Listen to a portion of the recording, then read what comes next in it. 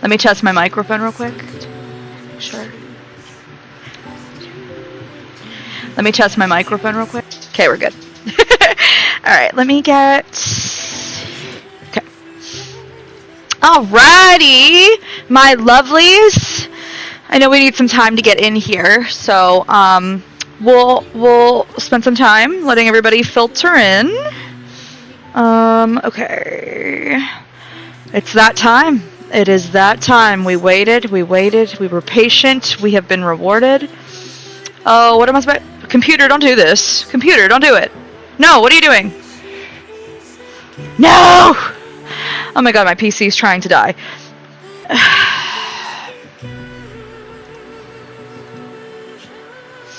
My Google Chrome just ate shit.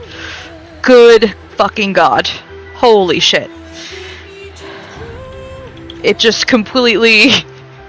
Thankfully OBS is still going. Oh my god.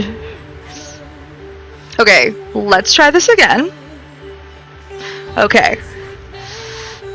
Hi, Lord of Pandemonium! I will? Thank you! I'm a Sylus's girly. Well, I mean, I'm a harem girly, but I do have a favorite, and it is Sylus's. So, I've been waiting for a long time. No! Don't freeze! No! My computer! What is my PC doing right now? Oh my gosh.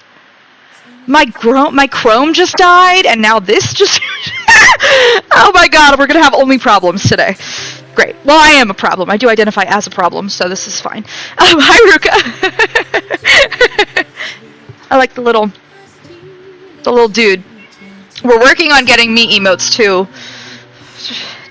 My cat is also here. She's very excited, I think, for Sylus's. So, okay, let's see. Come on. Chrome, you can do it. Mew Mew emulator, you can do it. Y'all can do this. I promise. I so promise. Oy, oy, oy. Okay. Alright, now, I did already pull today because I infamously have atrocious luck whenever I pull. The same was true today. So, I figured I would get it out of the way, because I always think it's boring for you guys, especially because I always have to move my thingy off screen so nobody sees my payment details, and then you're just looking at a blank screen while I just, every pull I go, infold! So like, can't stay because I'm actively dying, but I'll catch a VOD as soon as I can. Oh my god, no, sweet cat, take care of yourself. Please, no, that's so much more important. Well, I'll put the VOD up, you can watch and enjoy as much as you want. Feel better. That is priority number one. I care about you, I hope you feel better, and I hope you're okay. I'm so sorry. That is so much more important. Oh my gosh. The cat is here. She's over here. Tip-tap, tip-tap. Tip-tapping me.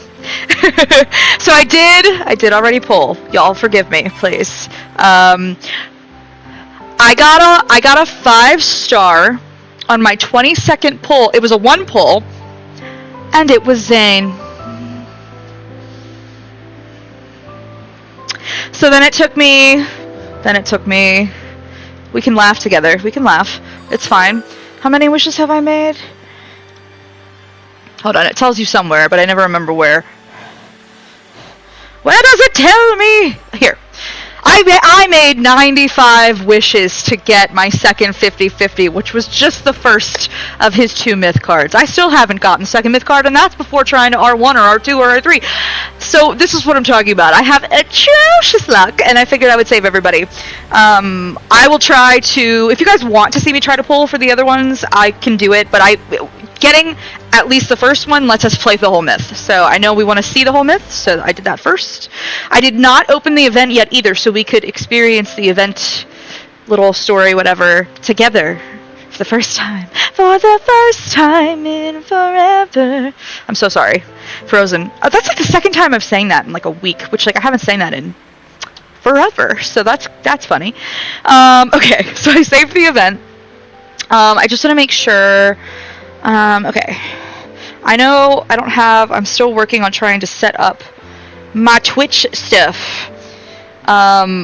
So I don't have it to like auto alert everybody when I'm live. So let me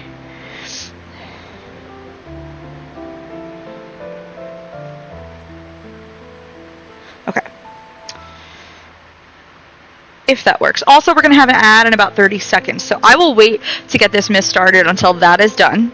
For anybody who may not be subbed or have turbo or, you know, all that good stuff. I will not rush ahead without you.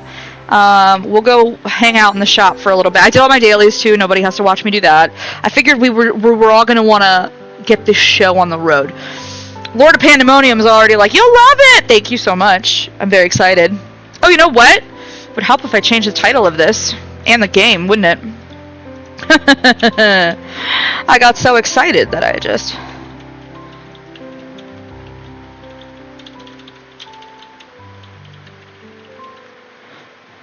Okay, let's do... What? No, okay. Bye! Alright, so I changed the title. I haven't even opened the game today. No, I'm sorry. Well, they're going to drop, they haven't yet in the North American server, they're going to drop 20 free pulls because it reached #1 in China again. Thank you, Chinese girlies. So those should hopefully be waiting for you. They're not available yet, but I think it's sometime in the evening that those will pop up for us. So, you'll get 20 free pulls. My works Wi-Fi blocks LAD somehow. Oh, that's interesting. What kind of cool-ass Wi-Fi blocking thing do they have? It's advanced. It feels advanced to me, but also I'm not good at tech. Charlie! Hey, I'm just about to try to watch something with my husband. He's been gone all day. Enjoy! Don't even worry about it. Hope I can join after a bit. I'll keep my fingers crossed that you have better luck. Thank you. I appreciate it. Don't you worry. Go have fun, Charlie. Go enjoy. No, I'm not even pulling. It don't matter. Yeah, well, I mean, if you wanted to pull, just to see what else you could get, you know, if you got any battle, because they're going to expire. I would be like, oh yeah, save them for an event that you do want to pull for, but I think the 20 free ones they give us aren't the ones that are general. I think they give us the ones specific to the event. Otherwise, I'd be like, yeah, no, hoard that shit. The Queen of Pirates has arrived! Oh, thank God. We're in the middle of an ad right now. Got another minute and 30 seconds, but then we'll get into things. It's gonna be great. It's gonna be fine. It's gonna be fun. Y'all can watch me crash out in real time, which is great. Everybody loves that. Okay. Alright. Perfect. I have successfully changed the game in the title. Thank God. Oh, but I'm sad I haven't opened the game because I miss Davey's cute face. I know, and you deserve to see him. So, I'm gonna need your works Wi-Fi to get it together, and stop being a brat. Sylus'S, Jimmy, your wallet. I knew you were like Kimmy, but it was too funny. Hi, Jerry. Have you played yet? Also, how are you? How is everybody? Everybody good? Everybody having a good day? I hope you are. I was saying earlier, I pulled already, because I always have atrocious luck. It's just a thing, and nobody wants to have to sit through me pulling. It's just boring. And also, I've been doing the sleep quality time with Raph for like 15 hours now. Oh, hell yeah! Did you get some good speed up cubes and stuff from that? Why Raph? Not that I'm like, you can't sleep. I just didn't know, like, were you trying to reach some sort of achievement with him? Trying to get resources or anything? Because I know you're a Xavi girl, right? I know you're a Xavi girl. Do you also like Raph? I can't remember. God, my memory. Darn ads. I'm sorry, Cherry. I'm so sorry, Cherry. You should be out now. You should be free from ad jail now. I'm so sorry. Cherry, were you able to pull and play yet? Have you been able to obtain the myths and things?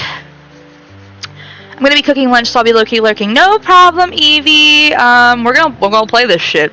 I'm gonna start with the event first. I haven't opened it. That's why it still looks like this, where it says new. I haven't touched it. I was like, I will watch it for the first time. Oh, you're gonna pull tomorrow during our Yap session. Hell yeah, love it. I love it. Perfect. Yes, I did already pull, and it did go atrociously, but that's okay. It's fine. I expected it. I expect that now from Infold. Truly I do. Okay. So, I guess I'm gonna start with the event, if you guys are cool with that. I did already pull. I pull off stream because it's abysmal. I have to pull so much, and then every time I have to buy, because I don't save resources. Look, I have 440 diamonds left. I have not been able to save resources. I am not good at saving saving resources in this game. So I always have to buy a bunch of packs, and then I have to move this off the screen so nobody sees my payment information. And I'm like, it's just nobody wants to watch that. It's boring. And then every pull, I go, oh damn it, Infold. So like, so I usually do it off stream because I just feel like it's not engaging, and like nobody wants to have to sit through that. Who did I get? I did get the first. I got Crimson Departure. I still have to get Crimson Rapture. It took me 95 wishes to get one. I got a 5-star on my 22nd pull, which was a 1 pull, and it was fucking Zane. It was fucking 4-seer, and I R3'd 4-seer, which like, okay, great, thanks, but like, fucking really? Like, fucking really? But I'm so used to this. Infold does this to me every time. Truly, every time. So I just figured I would do it off stream. I can pull more when we're done, because I still have to get the second card, the companion, and try and rank it up. But I figured we were gonna want to start the myth right away, so I just was like, let me just get the card so we can do the myth. No, yeah, you should. I actually wait to pull, because we're gonna get 20 free pulls, because this topped the charts in China again. The Chinese girlies came through yet again, so we're gonna get 20 free pulls in our mail. It hasn't come through yet. I'm guessing it probably won't until like 7 or 8 p.m. ish. That's, I think, like when the servers reset. So maybe wait till then. Tomorrow. Oh, it's tomorrow. So tomorrow morning. Well then, yeah. Wait. You know. I went ahead and did it because I knew I needed to stream today.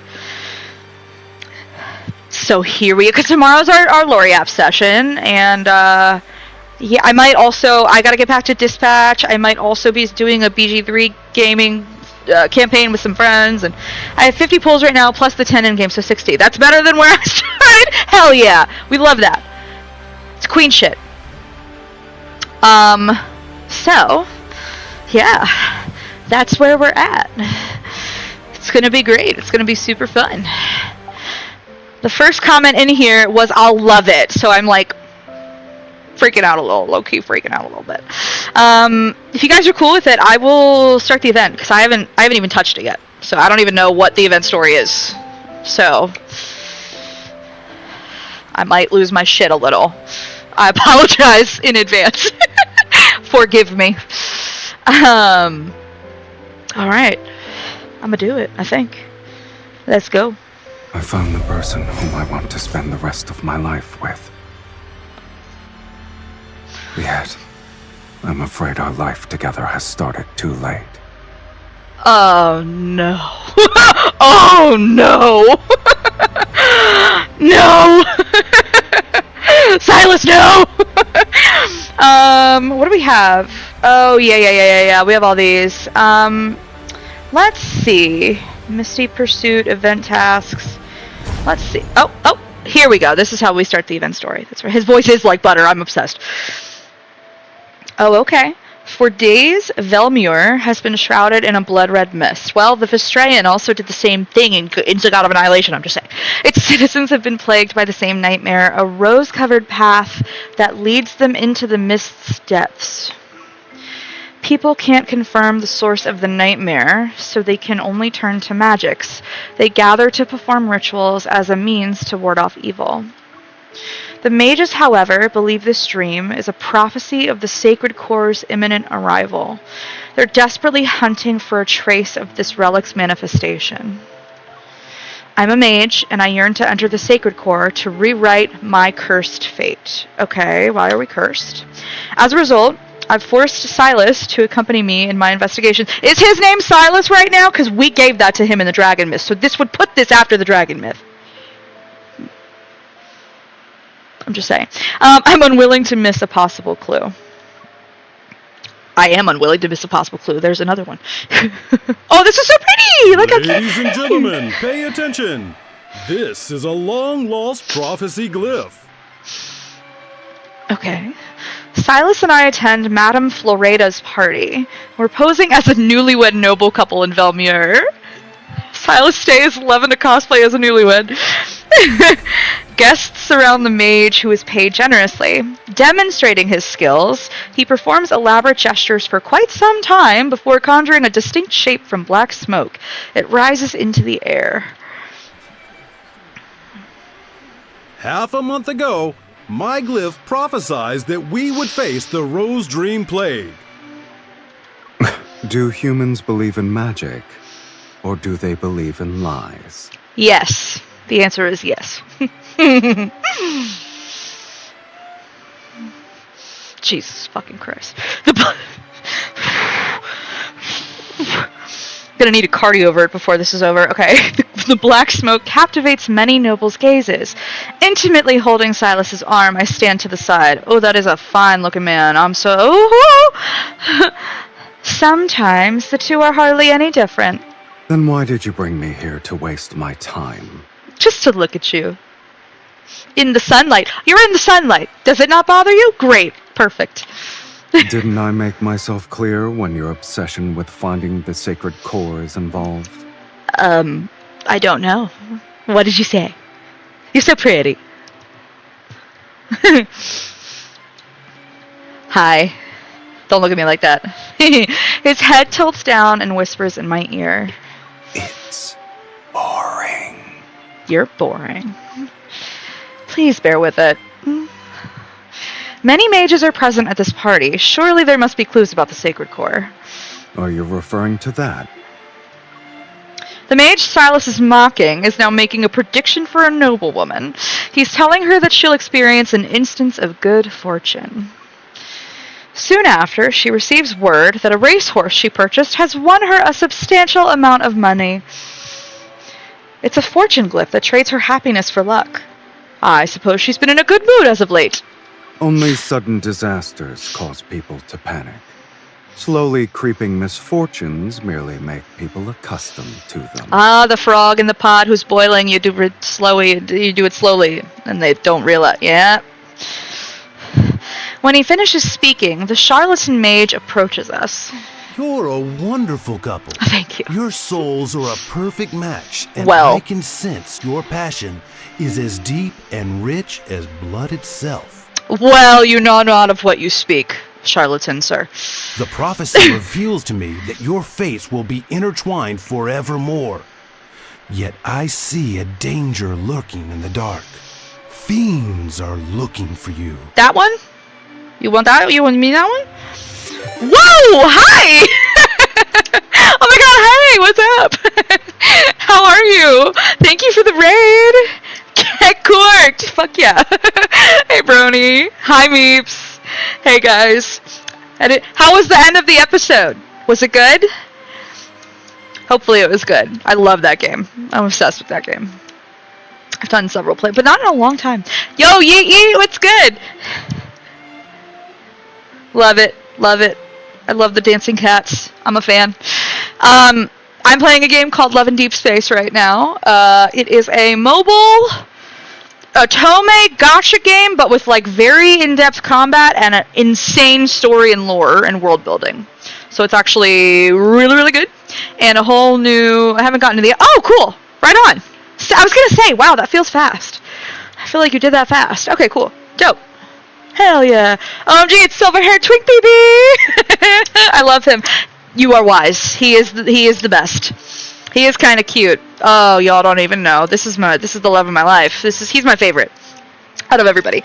They have these they call them myths, which is like backstory for the love interest, but like from alternate universes, because like there's a lot of quantum physics. It's a sci-fi game. There's like a lot of quantum physics, but it also involves like fantasy and shit. Anyway, but they dropped another myth for him today. So I haven't started it yet. This isn't even the myth yet. This is the event that goes with the banner that you pull for. It's a whole thing. No problem, Cork. Take your time. Go chill. Go relax. Go eat, nourish. Take care of yourself. That's far more important. I'm just gonna be gooning, so you're not missing much. Okay. All right. So he read this. All right. As he speaks, he produces a magic scroll, pinches his fingertips together, and somehow makes mysterious symbols fall onto me and Sylus's. The exorcism is complete. Those cruel, Exorcism? vicious fiends from the underworld won't find you. Oh, sure they will. He's the fiend, by the way. He's the archfiend. I haven't. So that's why this is funny. This mage sucks, basically.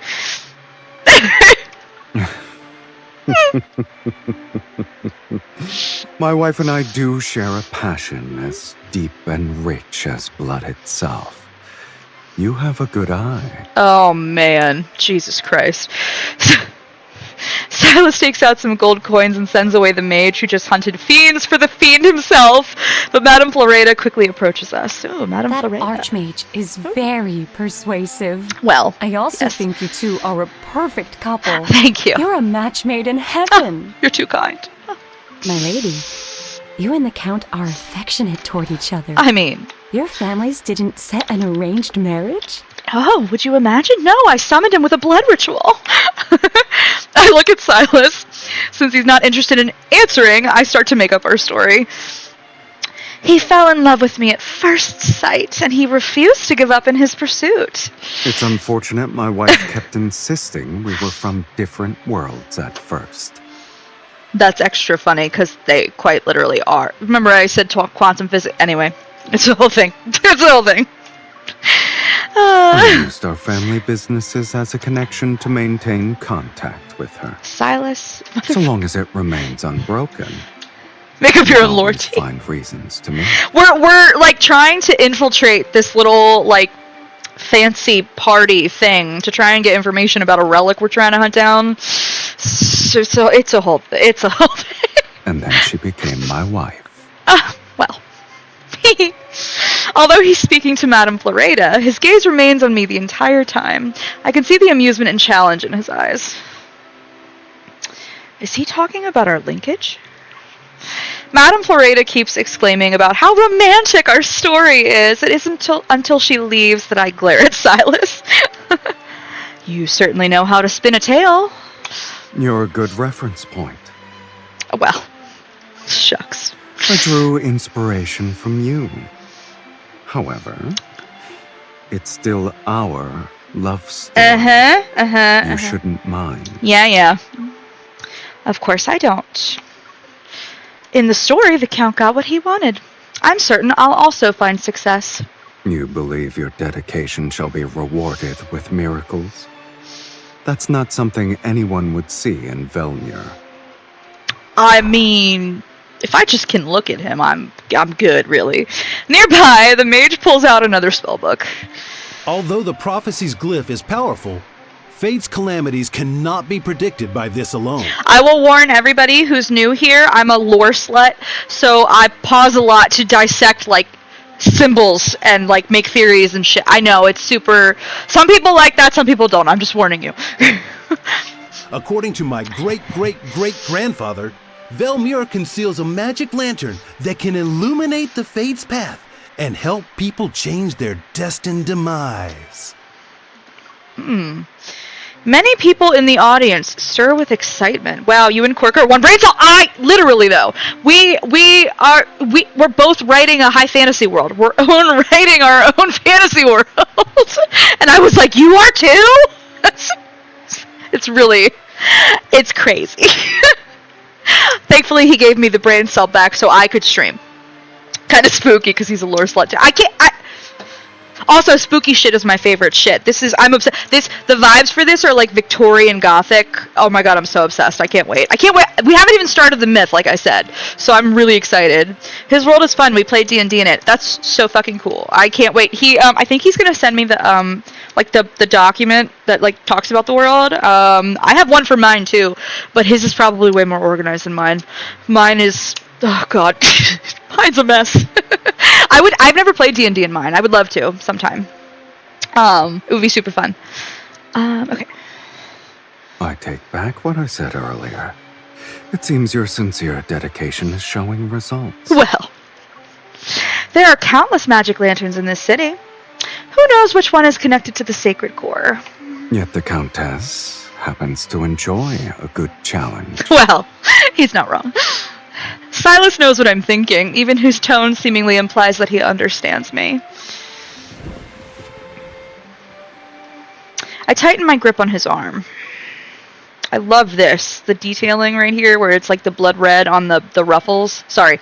It's really good. It's really good design. Let's go. When it comes to challenges, I'd rather face them with the Count. Oh.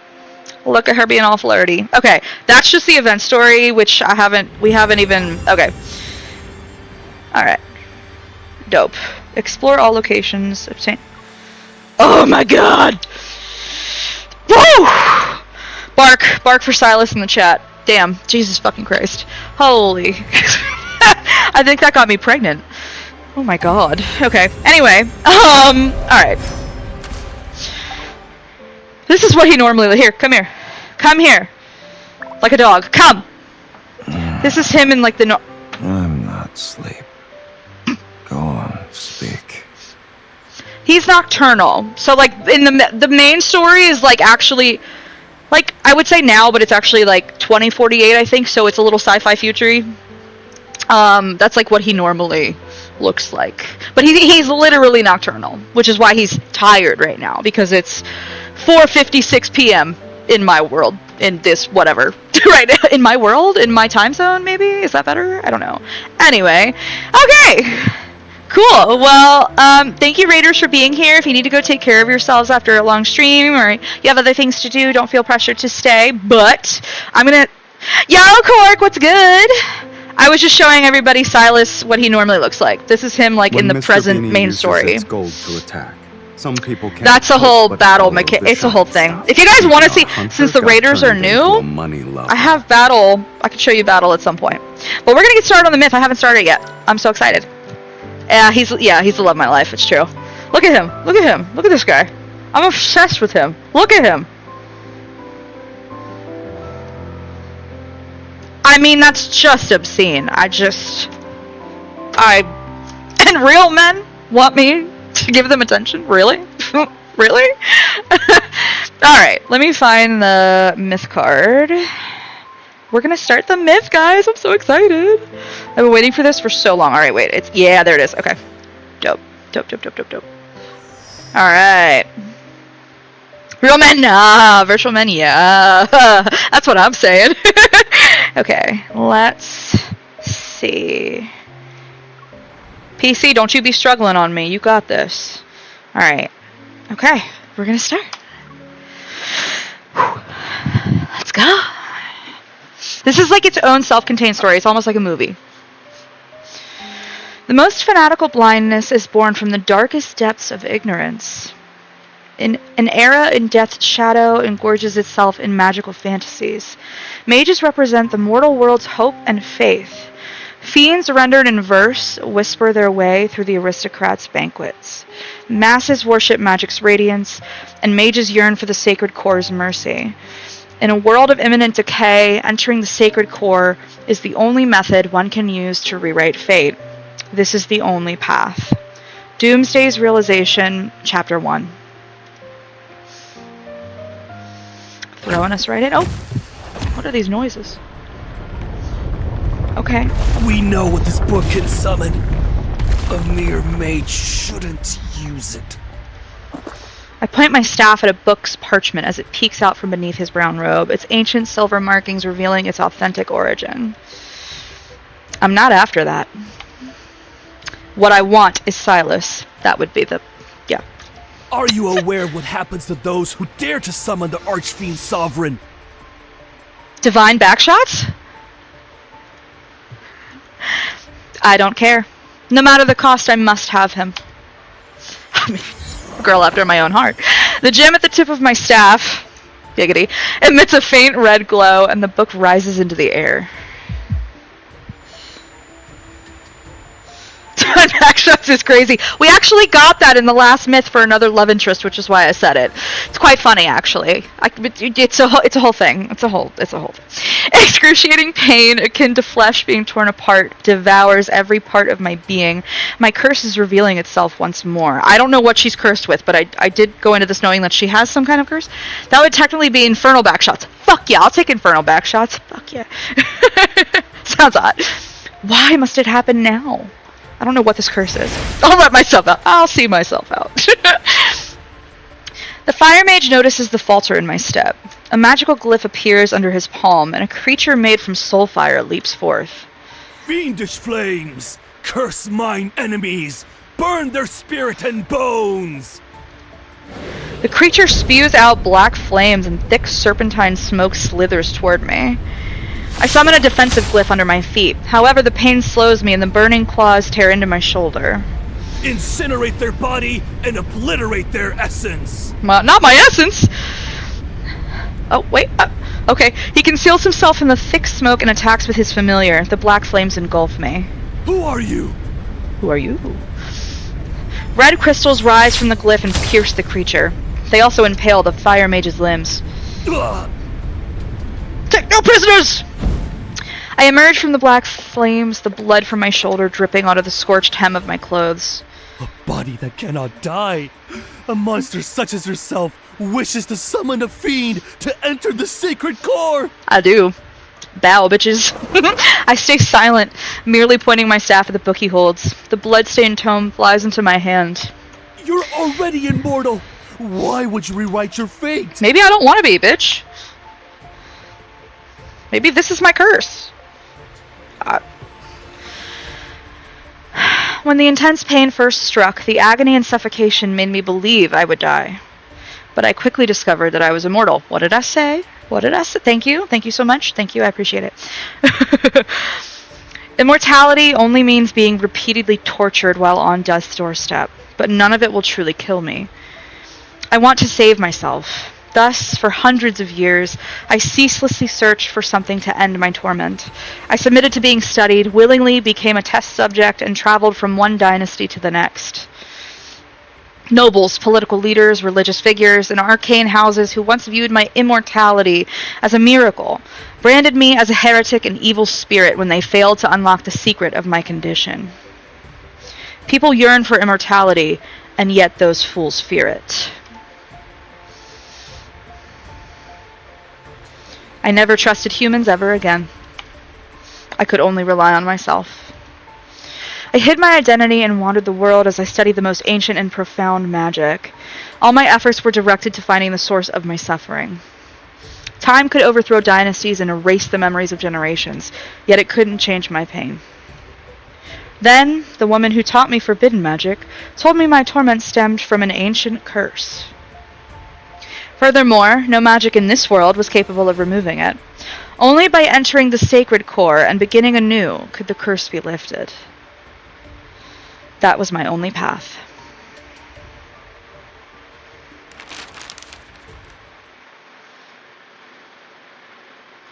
I exit the tower, the blood-red twilight illuminating the worn text on the parchment.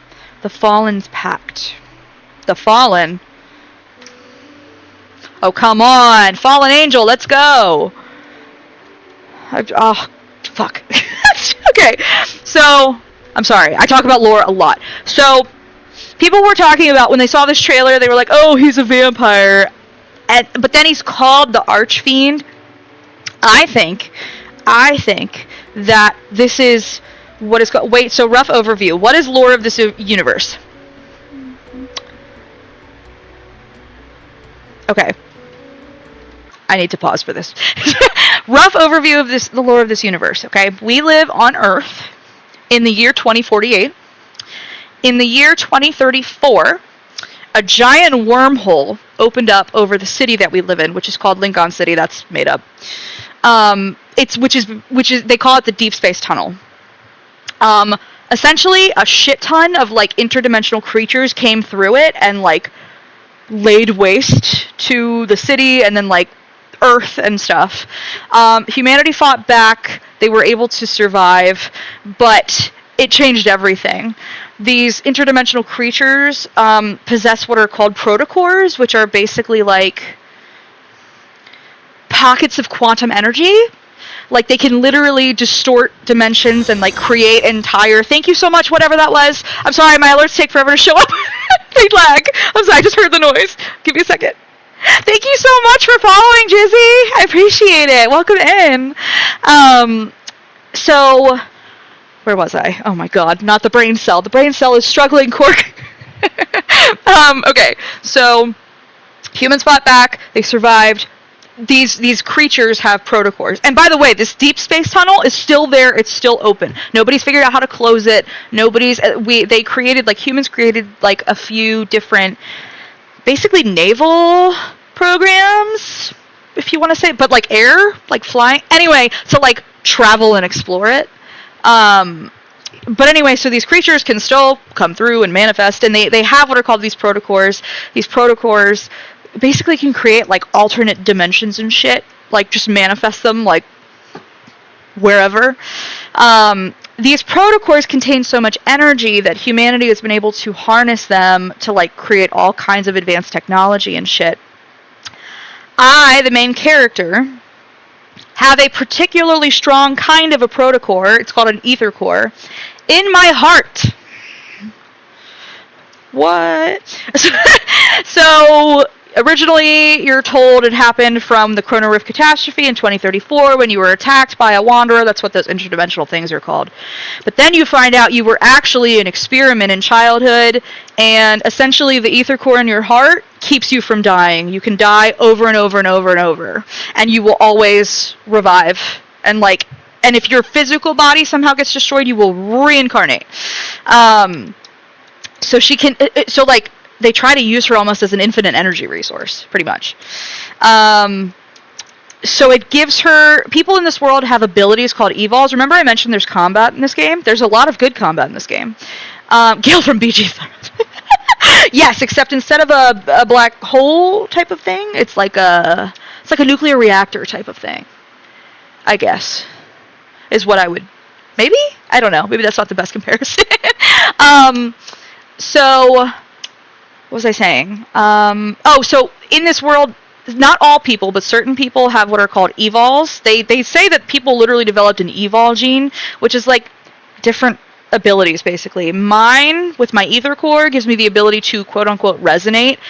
So I can match like the frequency of other people's evols or like protocores themselves, and I can basically harness the power from anything, basically. Our love interests all have evols, they all have abilities, blah, blah, blah. And our love interests there's a main story that's like a timeline where she doesn't romance anybody, but it's just things happening. She's figuring out who she is, because people start to like attack her for the ether core in her heart. She doesn't really know who she is. She was an experiment as a child, blah, blah. And all these love interests are connected to us in different ways. So remember I mentioned quantum physics. We are intimately connected with these love interests, like through time and space. So these myths are part of what gives us that information and that lore. So they explain time in this game instead of being like linear, it's like a web. So there's like different timelines happening parallel, and like alternate universes that exist like next to each other and shit. So these myths give us more information on each of the love interests in a different universe or timeline, what have you. They're unveiled, like this is a mobile game, so they just keep releasing stuff, right? So it's not done yet. So I do a lot of theorizing on this stream, this channel, whatever, because I am constantly like trying to put stuff together. My current theory is that the main character and her love interests, and an unreleased 6th love interest, but that's a whole other thing, are actually like 7 gods of a pantheon. And when I say gods, I almost mean like fabrics of the universe. Like I think that they embody different aspects of the cosmos, basically. But that's a whole, I don't want to confuse anybody. But that is a very rough overview, I think. This is your name, but done well. Damn, holy shit, you're not joking. It is deep lore. I love it. Some good world building. It's amazing. It's my favorite sci-fi world since Mass Effect, which is a big deal, because I am obsessed with Mass Effect, and I have been since I was like, 14. Huge fan. I love this sci-fi world. I'm obsessed with it. And we are constantly getting lore tidbits about it and how it works and everything. Like, genuinely, it makes sense and it's believable. Yeah, no, for sure. You might really enjoy this game, not from like a ooh goon romance perspective. See, this is what I like, is that it's told, like, the writers and developers are, I think they said like 70% female. And like, you can tell, because like, I don't want a romance that has no plot or no depth. Like, the most interesting kind of a romance to me is in a world that feels lived in, does involve characters with lots of layers and nuance. Like, I don't, and maybe other people are different and that's fine, but like, that's not what I want. So I love this game. It's actually done by competent people. Amazing, right? So that's, we are just starting this myth. I've never seen this before. Trust women to make games. Yes, fuck yeah, hell yeah. So this is a brand new myth. I know nothing about this. I will tell you there are probably a bazillion connections from the main story and from his previous myth where he was a dragon. That sounds really weird when I say it that way. I would have to explain the whole dragon thing. But it's a whole thing. What I will say is, in his dragon myth, which is phenomenal, it's my favorite myth in the entire game. It's devastating. It's beautiful. I'm obsessed with it. It has a ton of Hades and Persephone imagery. So I was predicting for months that his next myth would be him with like a king of the underworld kind of a story, which is pretty much what he is. He's an archfiend. So pretty stoked about that. I enjoy this story, and I'm a lesbian who's mildly repulsed by men. So if that tells you anything about how well written it is, fuck yeah. So, yeah. Honestly, real as fuck, I can't with men 99% of the time. That makes 3 of us, guys. Women writing men is always done well. Thank you. I appreciate that. I hope so. I hope that I can follow in those footsteps. I think that's probably, a rough lore universe build for you. But if you have questions as we go, I'm happy to answer them. I don't want to just babble, because I will babble on. I will. So I have to stop myself at some point. It's that brain cell. It works overtime. Okay. Akin to a shadow that's always present, the searing pain tears through my body. Thank you for taking the time to do that. Yeah, no problem. No, for sure. I know you're super into world building like I am, and like high fantasy stuff. This is really cool too, because yeah, we're in a sci-fi world with quantum physics, but they've injected high fantasy directly. This is like Victorian Gothic, is this entire myth. I was so excited when I saw the trailer. I was like, oh my god, this is everything I love. This curse is beyond my memories, and yet at this very moment I sense a strange lightness. I've lost count of how long it's been and how many mages I confronted for this tome. For an immortal, time and memory are destined to fade. Sylus's. I turn the tattered pages with blood-stained fingertips and dark ink rises. That name seems to awaken from its slumber. So, like, here's another lore tidbit, Cork. In his dragon myth, I know you haven't seen it, but we, my main character, give him the name Sylus's. That was not his name before. He has kept it through millennia across time and space and blah blah blah. So the fact that his name is Sylus's in this myth tells me that it's not really linear, but like chronologically for Sylus's as he experiences time, this should be after that, the dragon myth. That's about as much as I can place timeline wise for now. It's a whole thing.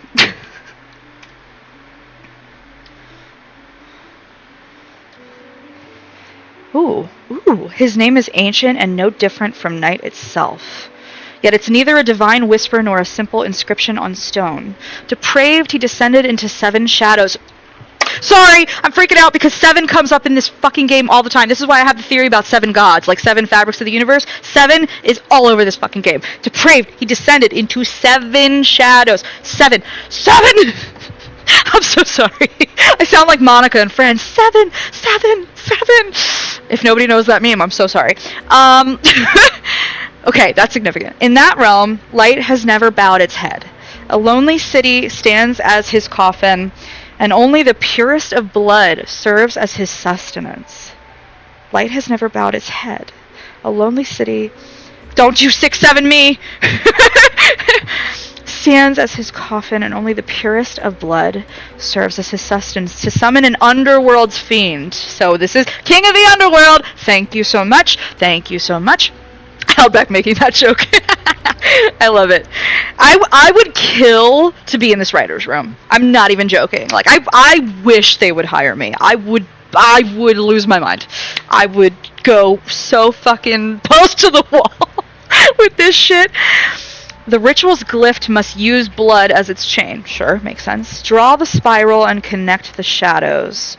Those who bind him will inevitably be bound themselves. Well, sure, that makes sense.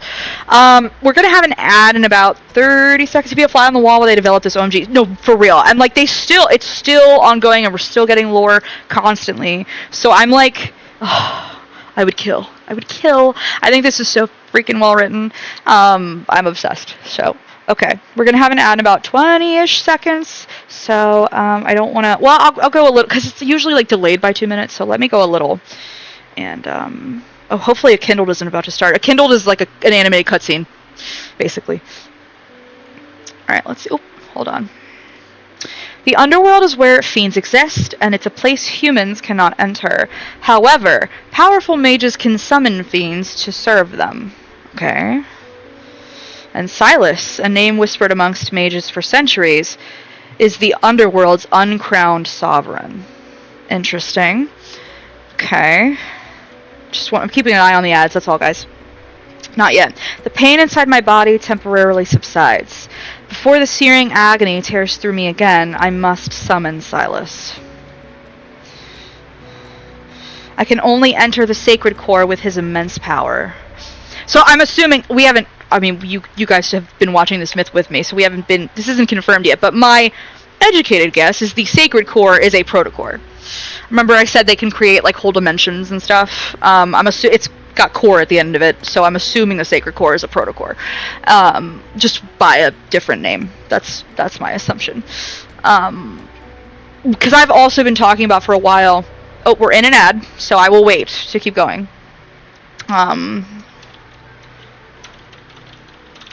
just want to write in the chat, so if people can't see me, I'll keep going until the ad is over. Okay, cool.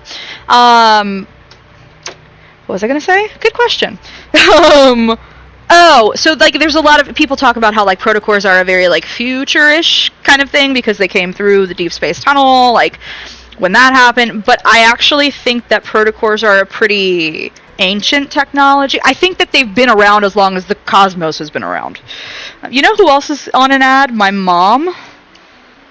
Is your mom watching? I'm so confused. Is your mom watching another stream or something else? I'm so confused. Is this your mom joke? But it's your mom, not my mom. I'm so confused. Help. What is happening? That one more minute on the ad for those who can hear/see me. What I like about the lore is how they use different names to describe the same thing. Me too. No, it's a reference. What is that from? Why does that sound familiar now that you say that, Evie? What's that from? That's realistic. Yes, for sure. They mix together. So here's something really interesting, Quirk. I had to do a workshop on Dracula when I was in school, and Dracul, at his regular show. God damn it! I should have known that. Son of a bitch. Dracul is an old Romanian word that means both dragon and devil, and then Dracula, of course, becomes the name of the most infamous vampire mythology. Dracula means son of the devil or son of a dragon.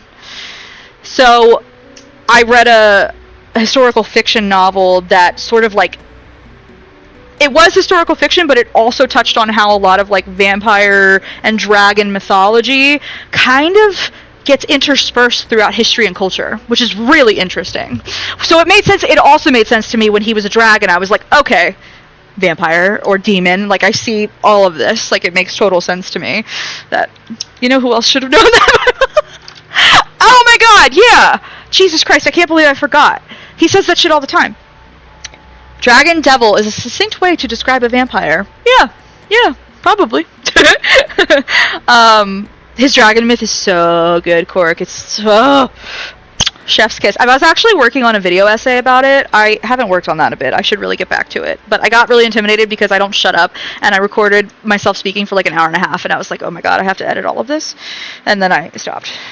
ADHD. It's so ADHD. Anyway, back from the ad, guys, so we will keep going. Okay. I find an abandoned sanctum. Following the book's instructions, I use my energy to draw the summoning glyph. The wind rises as gathering cloud. Girl, wait, you got video essays? Not yet! it was my first. I do edit videos. I think that's really fun. So I've edited some videos for this game, like pseudo music videos with like hardcore editing, like that kind of stuff. But in terms of like an actual video essay, no, this was gonna be my first one. Give the content when it drops. I will. Thank you. I'm a Christian text often describe the devil, a demon, as a dragon. See, this is what I'm talking about. Yeah, they do. So I knew immediately when he was... Look, there are dragons here. There are dragons right there in the sanctum, in this picture. Look at that. So when he was a dragon in his first myth, I was like, okay, that makes total sense. And then all the Hades and Persephone imagery in his dragon myth. Oh my god, I was like, all right, so underworld, king of the underworld. Yeah, clocked it. There be dragons. There do be two. The wind rises as gathering clouds slowly devour the full moon's light. Sylus's. Are we gonna get a Kindle now, or is it gonna... Okay. Oh yeah, we are. Okay, wait, hold on. Sorry, my computer's gotta figure itself out for a second, because it's running like a potato. You can do it! I believe in you! Yes, you can! This game is so massive. We've all been begging for them to put it on PC, and so like I'm using a phone emulator right now. It's enormous, and they just keep adding data and more data. This game is made for nerds, literally. It's so good, and that's why I hate when people are like, it's a gooner game, and I'm like, there is gooning, but it's only like maybe 5 to 10% of the game, maybe. Oh, I see. So they're using the Judeo-Christian myth to reinforce their lore. Shook in the club right now. They use a lot of Eastern myth too. Sylus's is probably the most Western character in the game. There are 4 other love interests so far. There are 5 total. Yeah, he's the most Western for sure. The one they use the most Western imagery and stuff with. All right, I'm going to try this and hopefully it plays. There we go. The outfit and my hair are determined by the myth, but my face I made. Because you get to design your main character. Oh, what the hell did she say? That went way too fast, Infold. What are you doing? Okay, I say, aside from my blood, I need an incantation to complete the summoning. Jesus Christ, that was fast, Infold. I can't read that fast. Type to chant, tap? Tap? Okay. Spiritus Amundi. That's like what they say in Supernatural, right? I don't remember the rest of it, but it's what they say when they're exorcising demons. Spiritus Amundi, something, something, more Latin, la la la la Latin. Look, I did it! I would realistically say that the dragon and demon thing is fairly universal. Yeah, for sure. For sure. Oh. Hi. You used your blood as bait. Hi. I hope you're prepared to become my feast. Boy, I've been ready since I started playing this game. I mean, what? What are we even talking about? Oh, there I go. What's happening? However... Yes? Answering these summons... Mm-hmm. It's a first for me. Hmm? You're the one who awakened me. Just grab my face. I don't hate it. Is this like when you kiss a demon in Supernatural and it's like making a pact? That's the more of the vibe I'm getting than like actual lust or romance. Oh wait, hold on! Don't you dare go too fast, Infold. Don't you dare. He actually wants to drain me of all my blood. Shall I give you a chance to resist? Well, that's sensual. Excuse me. Form linkage. Okay. Once this linkage is formed between us, you're mine. By the way, they have this linkage in the main story, and like neither of them really understands it very well, so this is interesting. This is the origin of that. Kind of given Sesshomaru and Yoko vibes. There are so many things that I feel like it gives for sure, Meeps. But it's really good, and it's really well written, and these characters are good, and the world building is awesome. So whenever I'm like trying to tell, and insane combat, insane. So I'm always trying to tell people about this game, like particularly my guy friends. I'm like, yo, I swear, I'm not lying to you. This game's pretty dope. Fair enough, dragons are the one bit of mythology I haven't brushed up on, so it checks out. It would be international for sure. The really cool thing about dragon lore is that a lot of dragon like mythology formed like later. It all started to intertwine, but like a lot of it like formed independently, parallel. And it's like, why do all these different societies that had absolutely no contact with one another, pre like travel and writing and shit, like have very similar depictions of like reptilian winged beasts and shit. Like, it's very interesting. Makes you think, makes you wonder. Exorcizamus te omnis immunda spiritus omnis satanica potestas. Thank you, Evie. That's so funny. I should have actually read it. I wasn't in time. Oh, there we go. In the air. Amateur's trick. Oh, I like the little circus music. It's not really circus music, but I like it. This is how you should do it. Oh, he just yeeted me into a building.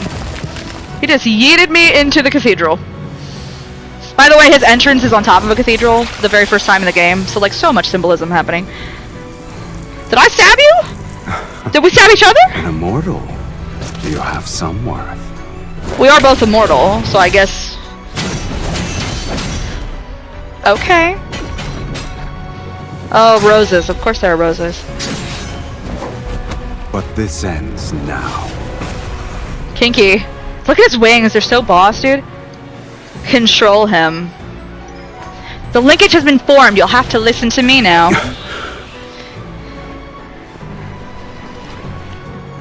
Look, I like to put my boyfriend on a leash. Sorry. I like the dichotomy between Eastern and Western dragon myths. Me too. I love it too. Kinky. Indeed. Is it a waltz? I can't hear it super clearly. It does sound very waltzy.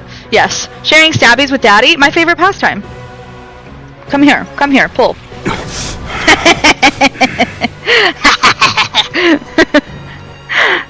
Kiss? Okay. You may only have the blood that I give willingly. Also, that's a huge thing with this character is he's a consent king. Like, even when he was a dragon, he could consume souls, but he can't do it unless the party consents. Right now, he can't do it unless I consent. And the actual character in the main story is, like, the king of all consenty things, which, like, men, if you're listening, that's really hot. Thank you so much. This better not awaken something in me. Well, I apologize in advance, maybe? I don't know. I regret nothing? I don't know. Consent is my kink. Fuck yeah! Haven't discovered my knife play kink yet. Oh, but maybe. Maybe we'll get there. Huh.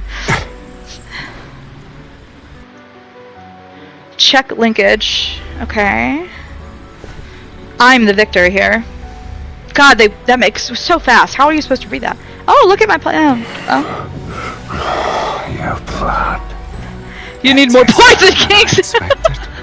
All right, you can command. Your sat meeps? I love it. Until your blood and power fulfill my desire. All right. Interesting. Very interesting. Okay. I love the music. It's so extra. I love it. It's very Bloodborne-y too. My favorite of all the Souls games. Clouds disperse and the blood red moon returns to a soft yellow. His shadow looms over me. Speak. What do you want me to do for you? His fit is actually wild. I should show you the bottom of it. I love the it's got like a cape and it like tapers off into like blood red on the I love it. It's so cool. You haven't seen his dragon fit. I don't know if anything is hotter than the dragon fit. Also, he has a tail, and yes, I do find the tail very hot. I am a monster fucker. I pretend to be nothing else. I'll be honest. Shall I capture 10,000 magical beasts and extract their energy? Or perhaps you need my aid to overthrow a kingdom. Well, you see, the thing is... What that tail do? So much. So much for me, anyway. Before I can open my mouth, a subtle, strange ripple materializes in the air. They were quick to find me. This place is so desolate that even ghosts would avoid it. But it seems you have visitors. World of Warcraft has ruined my perception, so I'm a big tail bitch myself. Fuck yeah. This is crazy. As much as I've been a gamer my entire life, since I was about 4 years old, but I have never once played WoW. I don't know if that's good or bad. It has sort of been my understanding that it's probably good so I don't get addicted. But yeah, that's kind of the consensus I get from most people I say that to. They're like, don't. They're like, don't do it. I love Tails OMG. Have I showed you his dragon tail, Evie? I don't remember. I'm obsessed with the dragon tail. Oh my god. What'd that tail do? Are you famous? I miss your tail a little bit. Why are you talking about ghosts? Aren't you one yourself? It's not even amusing in the slightest. No, I don't think so. Oh, I'll change your world later. Later, my friend. Several shadows materialize in the air before surrounding me and Sylus. Wearing a robe, the man acting as their leader points at me. Oh, not the dragon music! This is the dragon music! I knew someone back in high school that legitimately had to go to rehab for WoW. I believe that. People could get addicted to all kinds of, pretty much anything, really. We are going to play FF14, though, right? Yeah, I got to add it to my ever-growing list. That's a whole other world I got to get invested in. MMOs are dangerous like that. That's true. You're the one who killed the fire mage? Moi? I'm innocent. I don't know what you're talking about. Oh, did I read that? I turned to Sylus's, my bad. I think I read that in my head. Kill them, Sylus's. Are you insane? Apparently I want you to do my bidding now, so... Sneering, he taps his staff on the ground. You put on a spectacle to summon me. Also, you could order me to crush some insects. How ridiculous. So extra. You said I could command you. Yes, I did. Please allow me to finish that sentence. Okay. You can command me. Though, whether or not I obey depends on my mood. I mean, fine. We like consent here, that's fine. He leans against a stone pillar and idly twirls his staff to amuse himself. I expected Sylus's to be more impressive. I guess the Fallen's Pact is nothing more than a nonsensical legend. Oh, so what I was going to say is I do think that this is also rooted in, like, a fallen angel type thing. Because there's some mythology, like, if you study demonology, that says, like, the first vampires were actually fallen angels that were revived through blood and ashes. And those were Morlock, Belial, and Baal. So they're, right, like, demons, right? So I do wonder also if they could be weaving in some fallen angel stuff type in here. Anyway. Still mind boggles me, lol. Never played it, don't have the patience. Yeah, it's a huge time sink and investment. Oh. Flames erupt from the attacker's sleeve and transform into dozens of serpentine whips that lash out. Sylus's, you're making me look like a poorly executed joke. The summoner determines one's reputation. You are nothing but a nameless mage. Well... You don't know the saying, then? What a person uses reveals their taste, ability, and status. The linkage materializes around my wrist as I pull Sylus's arm. He said, Forced to shield me, he stands between me and the attack. Before the whips reach us, a black-red mist stops them. In the blink of an eye, they turn and strike the figures surrounding us. Boom. Okay. Alright. I dismiss the linkage and dust off my sleeves in Sylus's direction. It doesn't matter if I'm a renowned mage or not. You're Sylus's. Since I'm your summoner, you should be the one to validate my reputation. Your logic is sound. Clever, even. The stars have shifted, and the most powerful mages across Sylus's have gathered in Velmir. They're waiting for the sacred core to manifest. Okay. Accompanied by a fiend, you shall be a target everyone will fight against. And you still hope to enter the sacred core to rewrite fate? Your dreams are... I love when he snaps.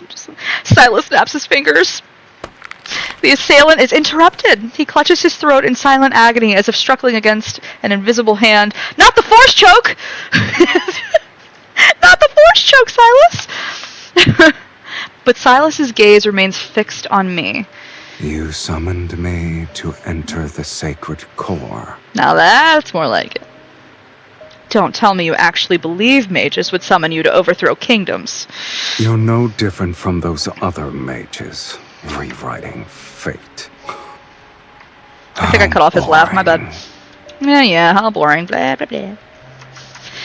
I love this dynamic, this relationship. It's very... They're constantly back and forth, which I love. If you help me enter the sacred core, you'll be able to break the linkage between us sooner. Yeah, then I'll die. It'll be great. This is really funny because in my high fantasy world, my main character is also immortal and doesn't want to be and is trying to break that curse, which is very funny that this is also a thing that's happening right here. I perform an insincere curtsy. Welcome to Sylus'S, Archfiend Sovereign. It's the epitome of boring. Okay, we are on Sylus'S. For anybody who's new here, Sylus'S is a planet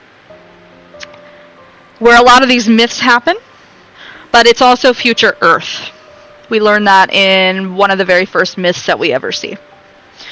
There's a whole bunch of timey-wimey hijinks with this, but good to have confirmation that we're on Sylus'S in this myth. We were on Sylus'S in his dragon myth too, but I think it was in the past. Honestly, valid. Okay, got it. So we are on Sylus'S. Good to know. By the way, I'm a BRB. You just need to lay down for a second. Go. Take care of yourself, please. Please take care of yourself. Okay. I'm gonna keep going. We're playing the whole myth tonight, so that's what we're doing. Okay. I don't know where this myth is gonna take us. We're still some distance away from Velmir. I'm impatient, but this fiend is unhurried. He looks unhurried. Yeah. He's giving Sephiroth. I need to rest. With, like, Alucard and Nuvalet. Just got together to have a baby. I look at the red and gold crystal chandeliers, the carpet with blue-silver patterns, and the polished oak staircase. You led me to various places to find the most luxurious inn in the city. We have the most expensive room. Don't tell me you actually think the underworld's fiends have miserable, wretched lives. Only humans tolerate suffering. Fiends don't have the appetite for it. Sure. I need him. He's useful to me. You're wearing your thoughts on your face, my lady.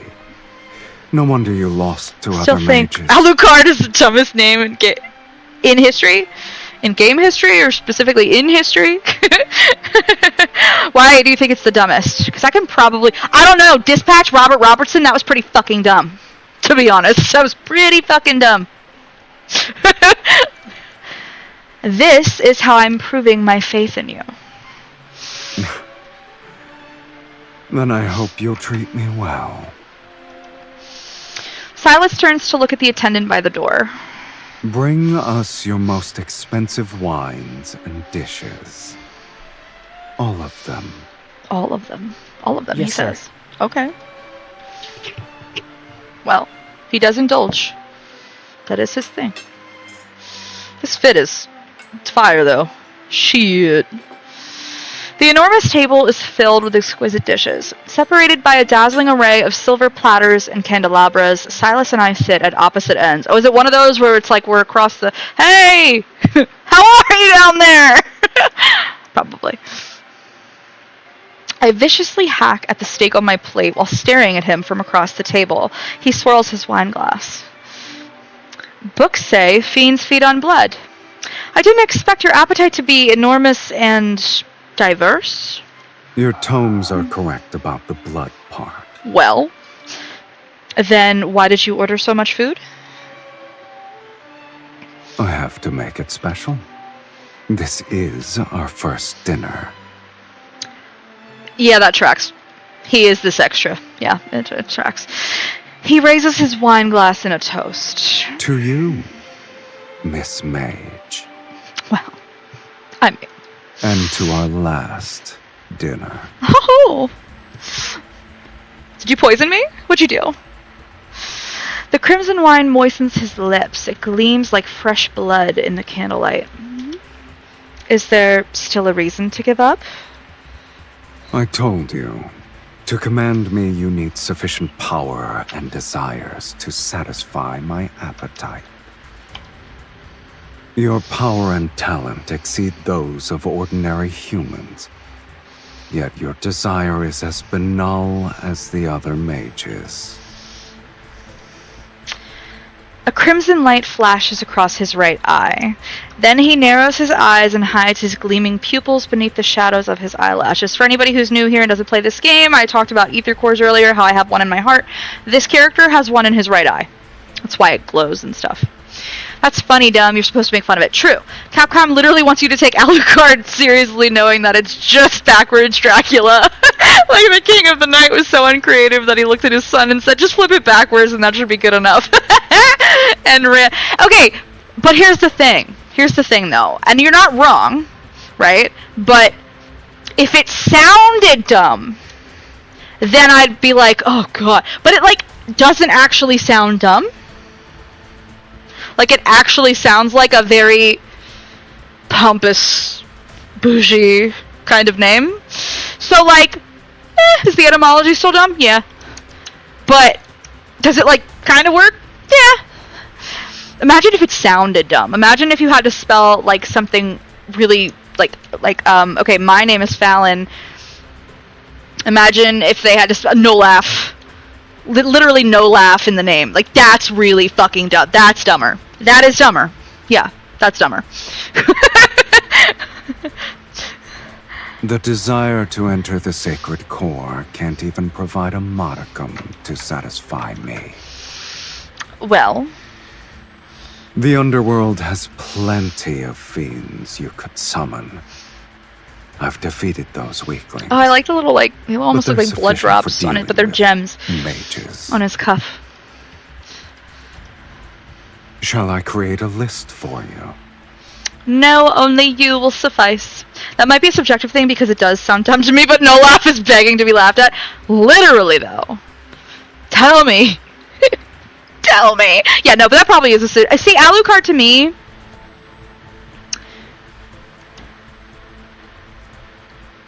Excuse me. Feels like it could have some sort of root in, like, a romance language, at least. What the fuck is no laugh? This is ridiculous. It's just dumb. It's just dumb. I pulled a knife from my steak and pointed at Sylus's. You only took one sip, and yet your words are akin to a drunkard's. Do you need me to use our linkage to pull you here so I can kiss you again? You might become sober. Go ahead. Let us see who's the hooligan here. I love his laugh, and there's a joke in the fandom about how Sylus's has a very rich laugh. Not rich, like, well, it is rich that way, but like a very, like, wealthy person laugh. So whenever people type his laugh, they always do ha dollars, like an actual dollar emoji, like a bundle of dollars emoji. Ha dollars. That's all I can picture every time he laughs.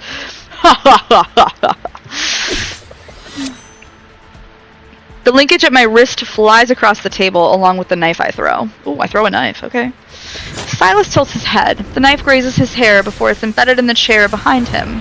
Black-red mist emerges between his palms. Traveling along our linkage, it spreads and approaches me.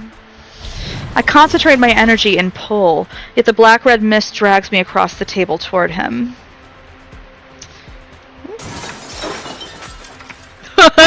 Sorry, I love all of the shit breaking in the background. His staff is pressed against my throat. I'm pinned down on the table amidst the chaotic mess of dishes. Didn't you want me to be sober? One kiss isn't enough. I grab a wine bottle from the table and swing it at him, but he swiftly blocks it. Only wine spills out. He carelessly tosses the bottle aside. Then he touches my face to wipe away the liquid.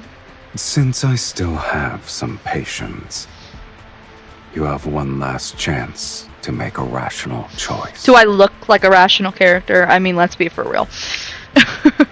When his fingers move to my lips, I bite them. This is very fitting with their dynamic. Yes.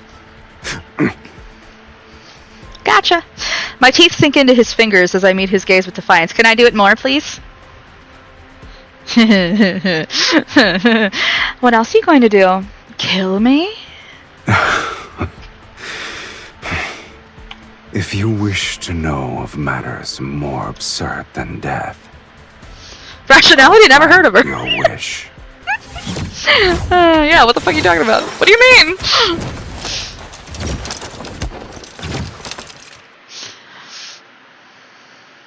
There's a lot of noise. Sir, miss, it's getting late. Other guests need to rest. Of course. We'll finish this quickly. Oh, hello. The chaos in the room moves from the dining table to the bedroom. Yeah? It does? Do I get my infernal backshots? Do I get them? Shut up. I barely dodge the energy blade from his swinging staff. Before I can launch a counterattack, I'm pinned to the headboard. Yeah, I am. Shh. I'm certain there are quite a few mages staying here. I'm sad. I wouldn't be surprised if their destination is Velmure. More, please. Unless you want to expose yourself at this very moment. To you? Let's go. Perfect. They could help me defeat a fiend such as yourself. If you kill a few in the process, I'll have fewer enemies. What a shame. I've already gotten my fill of entertainment. This is entertainment. Did you honestly believe this meager linkage magic could restrain me? I wonder why you didn't think about the fate of that tome's author. Oh boy. They got a whole thing with fate in like all of their... It's a thing. They got a whole thing. Black red mist swirls around the bed's curtain tie back. It binds my hands to the headboard. Alright. Yeah? Yeah? Forcibly breaking our linkage will harm us. Do I look like I care? I think you should take your clothes off, for one. You won't perish before my eyes. And why not? On the last page, the Fallen's Pact states that when the linkage is forcibly broken, the party with weaker energy suffers a more severe adverse reaction.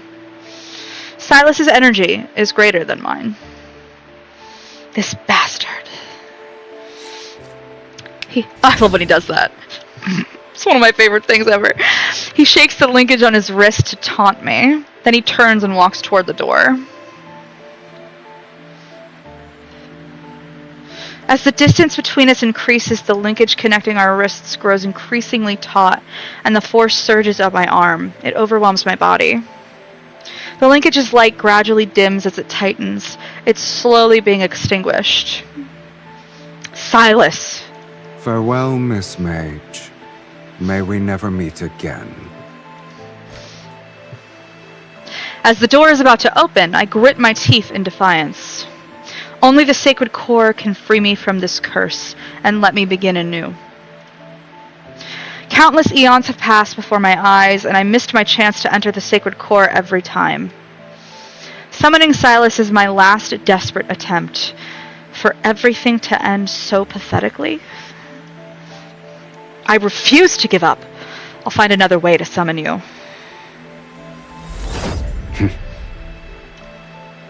A strange yet familiar energy surges from my chest. It roars and travels down my right arm. Not the... Nuh-uh. A powerful, invisible force pulls an even greater energy toward me. I open my eyes. He stepped outside the room a moment ago, but he's been pulled back to stand in front of me. He falls into the bed with me in his arms. The linkage between our wrists has reformed and emits a radiance I've never seen before. I know what this is. Impossible. Well,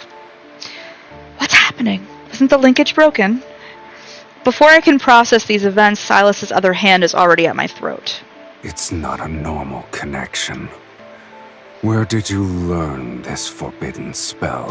Well, you see, the thing is, I shouldn't actually remember this as the main character, because every time she dies, she loses all her memories. The other characters don't, though, which is the whole point of contention, but anyway. You were a dragon in your past life, and I was a sorceress, and we did this thing where we exchanged one half of each other's souls with one another on purpose. It was a choice, and, there's a whole thing. It's behaving differently from what's described in the book. Never mind, I'll just bluff him for now. I put on a mysterious, knowing smile and look into his eyes. Anger and curiosity flicker in his gaze. I'm not an ordinary mage. After all, I've been graced with immortality. I didn't expect to see you again so soon, Archfiend Sovereign. Isn't this more absurd than death? He doesn't immediately contradict me, so I seize this chance. Since you can't kill me or break the linkage, I guess you can only honor our agreement. You look pleased with yourself. That delivery was great. Hold on, that delivery was really funny. You look pleased with yourself. I can hear the sneer in it. It's impossible for you to negotiate, Sylus's. Once I accomplish my goal, you'll regain your freedom. I meet his scrutinizing gaze without flinching. His gem-like eyes seem capable of capturing my soul. I bet they do. I shall temporarily withdraw my previous statement. Which one? Being summoned by you might not be that boring. That needs to be a sound alert. You look pleased. You look pleased with yourself. Oh, you're right. That's a good one. That would be really good. That would be really, really good. I saved it, so, oh my god, that's funny. He pulls his hand back, and I secretly let out a sigh of relief. Then I'm aware of the lingering warmth his fingers left on my neck. Yes, that. And the heat that's enveloping my entire body. Oh, hey, hey-oh. Untie these ropes first. Also, I'm sleeping on the bed. You may have the couch. He's so much bigger than her. That's ridiculous. This man is enormous. This man is fucking huge. And little her, she's like, I get the giant comforter and shit. Thank you very much. This is for me. He unhurriedly helps me undo the restraints on my hands. That's a shame. However, he shows no intention of standing. I'm hungry. Oh. You ordered all those dishes earlier. That doesn't give him sustenance, MC. That's not where he... Okay. Only then do I realize that he needs blood. I haven't been fed since I was summoned, and the energy I've expended is astronomical. Well, I don't know if I have enough blood for you. I'm kind of anemic. I planned to go out to feed. Alas, I can't leave. That's so funny, actually. Sorry. The restraints are gone, but his warm hand remains where it is. His thumb caresses the inside of my wrist. Oof. Oh, I did not mean that. So sorry. Nope, I did not mean that. I just dropped my pen. I got a little overwhelmed. My apologies. I doubt you want to command a weakened fiend. You have no idea the obscene things that I want. He's manipulative. It's already midnight. Letting him feast outside will attract the attention of other mages at the inn. Of course, he knows my concerns. He's simply negotiating. Sylus's also... I'll respect your decision, Miss Mage. Oof. Steal? Yoink! Thank you so much. First of all, still a consent king. Second of all, what was I gonna say? Where did it go? My brain is a dangerous place, y'all. What was I thinking? She said he's simply negotiating. Sylus's other thing is that he always makes deals. He made deals as a demon. He makes deals as a fiend. He makes deals even as in the main story. He's like always making deals. So that's another thing. Okay, we're gonna have an ad break in about 45 seconds, but probably 2 minutes 45 seconds because it likes to be delayed. So that's fun. I take a deep breath and offer him my wrist. Yeah, you do. Hurry up and drink. I need to rest. I love that. Sorry. Just so you're aware, I like the taste of your blood. Pardon? Jesus fucking Christ, dude. Holy God. Fingertips brush over my veins. Under flickering candlelight, sharp fangs pierce my skin. They're neither brutal nor gentle. I'm gonna combust from that voice. Holy fuck shit. The scent of blood fills the air, and I watch him. His eyelashes slightly tremble, and his Adam's apple bobs. A crimson hue stains his lips. Sound effect.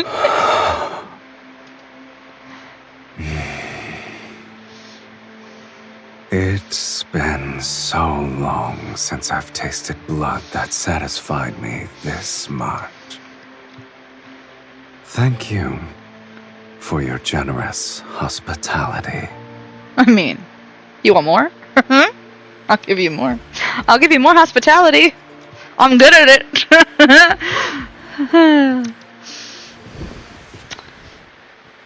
After his meal, Sylus's lies down on the sofa. He had his fill. I just want to make sure I don't want to keep going while the ad's happening, so I'm just watching. The night is quiet. Moonlight pours in through the gaps between the curtains and shines on my wounded wrist. The blood has... we're in an ad. So I will read this right after we are done with the ad. So sorry. I just don't want to leave anybody out. Okay.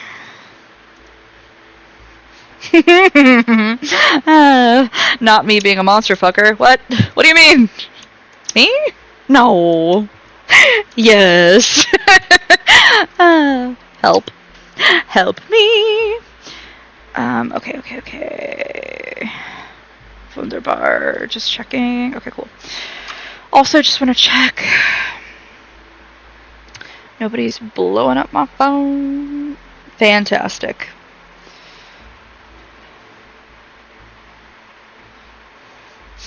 Okie dokie. About 1 more minute for those who can still see and hear me. Alright. I am very excited to keep going farther in this myth. Very, very excited. That man looks fine as hell with long hair. God damn. I'll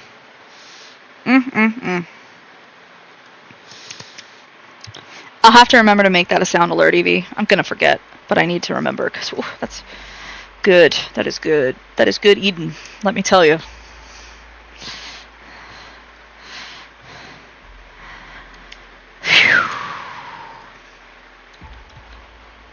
Everybody's playing Love in Deep Space right now. Or at least, I mean, who I follow. It's really funny. Hell yeah, we were all excited for this shit. What do you mean? Alright, 15 seconds, guys, and then we'll be back to it. So sorry for the delay. Okay. 4, 3, 2, 1. Yes! Okay. We're back from the ad, so I'm going to read this card now. Thank you for your patience, guys.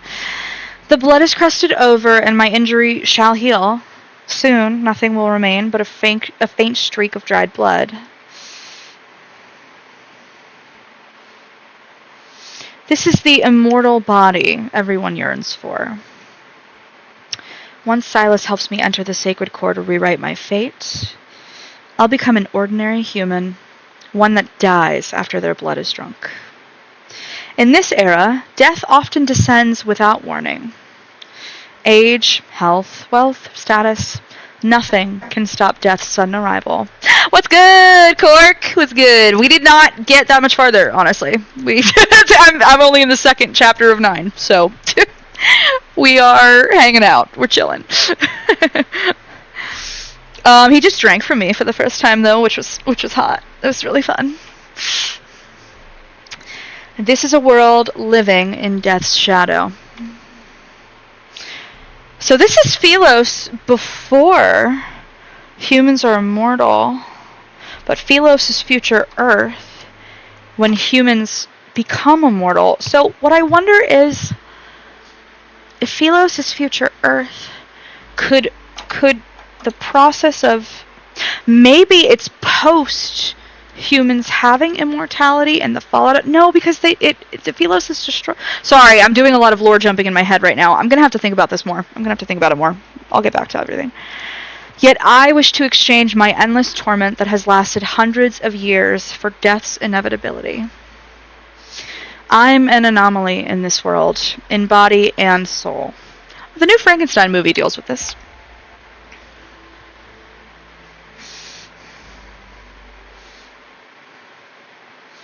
Oh, that's pretty. After that night, Sylus's and I agree to a temporary truce.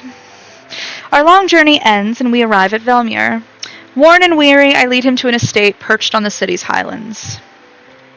At last, I have the honor of meeting you. Welcome home, Countess. Oh, thank you. Oh, I'm a countess. Oh, amazing. Before departing for Velmir, I hired a reputable housekeeper to prepare the manor for my arrival. As per the instructions in your letter, I hired servants to clean the premises and buy the necessary provisions. I didn't have them already. I don't know how this works. It's a shame this magnificent manor was empty for a long time.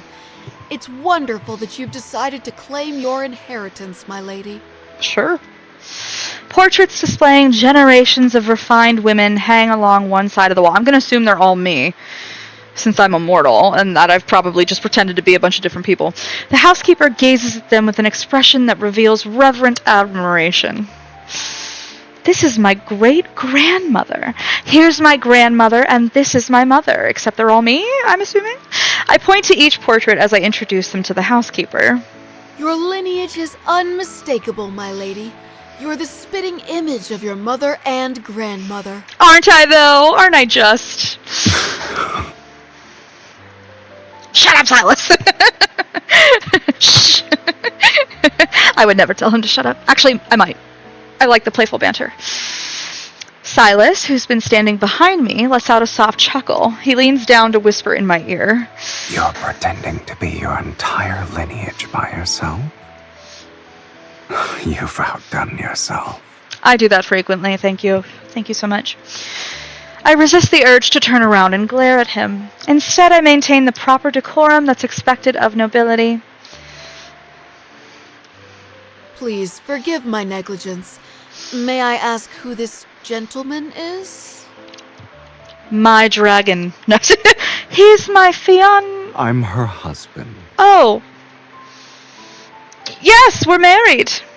You may address me as Count Cyrus. Shut the fuck up. That's so funny. My apologies, my lady. You didn't mention your marriage in your letter. I thought...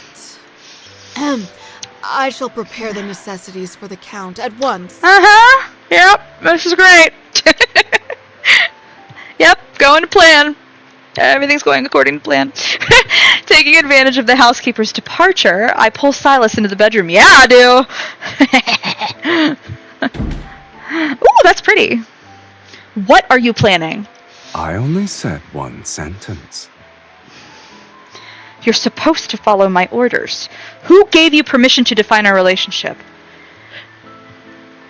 You were going to say that I was your fiancé, yes?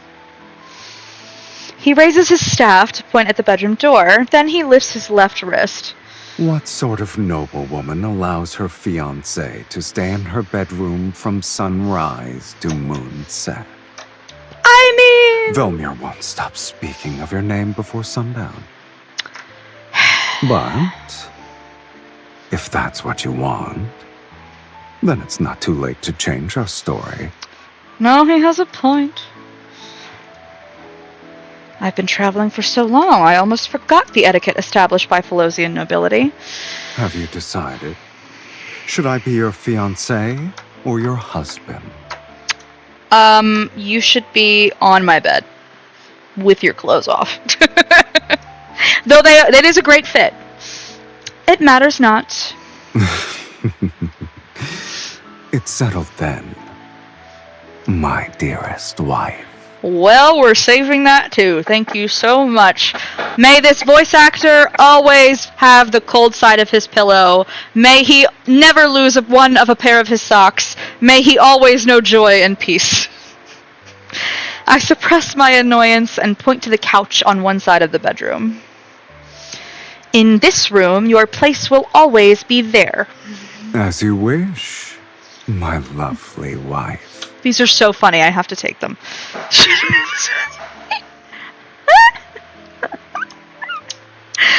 Oh my god, these are funny. Onwards we go. Onwards. Okay. Oh, this was in the Dragon Myth too, I think. This background.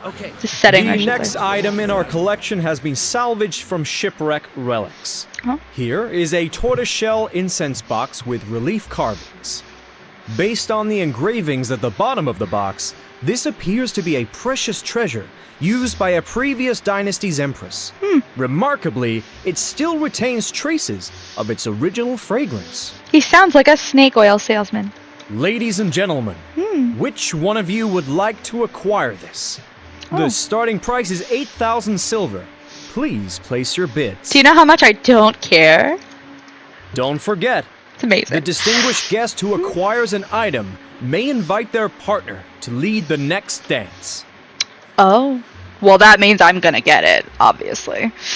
For Daria, my beautiful daughter, I'm willing to offer 10,000 silver. What is this, a dowry?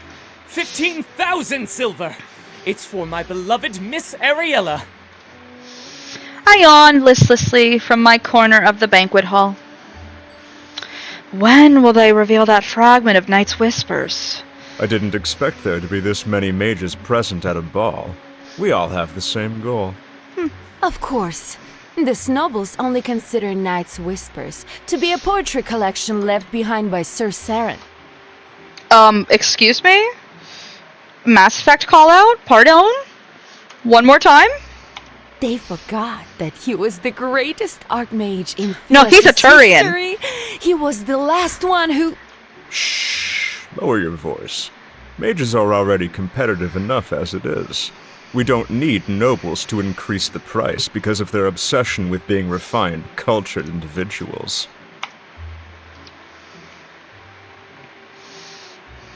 So, that's why you're enduring a boring social gathering. What does the poetry collection say about the sacred core? I don't know, that's why I'm trying to get it. You should learn the virtue of silence. It's a shame I'm not a fiend you summoned to blindly follow orders. If you won't tell me, I'll find out through socializing. I'll yank you right back with my thingy. Call me Spider-Man. Silas glances meaningfully at the group of nobles whispering around us. Perfect. The nobles here believe a count and countess who have returned from foreign lands are intriguing. Oh no. Bastard. One must be evil to know another villain. Well. Under the curious glances of those around us, I pretend to affectionately take Silas's arm. Then I lean toward his ear. Saren was the last mage to enter the sacred core, but that was decades ago. Oh? I'm assuming you met him then. Did you lose to him? Is that why you missed your chance to enter the sacred core? A ... I never know what to do when there's a ... Oh, hi! You're so pretty. Unhurriedly caressing my cheek, he savors my silence. I guess the mages believe he wrote a prophecy that tells of the sacred core's next appearance. That would be a logical assumption, yes. This arrogant fiend must have an exceptionally brilliant mind. Your goals are all so banal. Second time you said that. But my curiosity is piqued, I admit.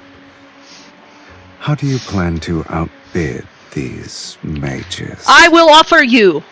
You must be worth quite a lot. I don't know. A noble repeatedly bidding against them would raise suspicion. I'm not that foolish. Besides, who says I have to bid? I see. I've underestimated your intelligence, Countess. Indeed. I'm just kidding.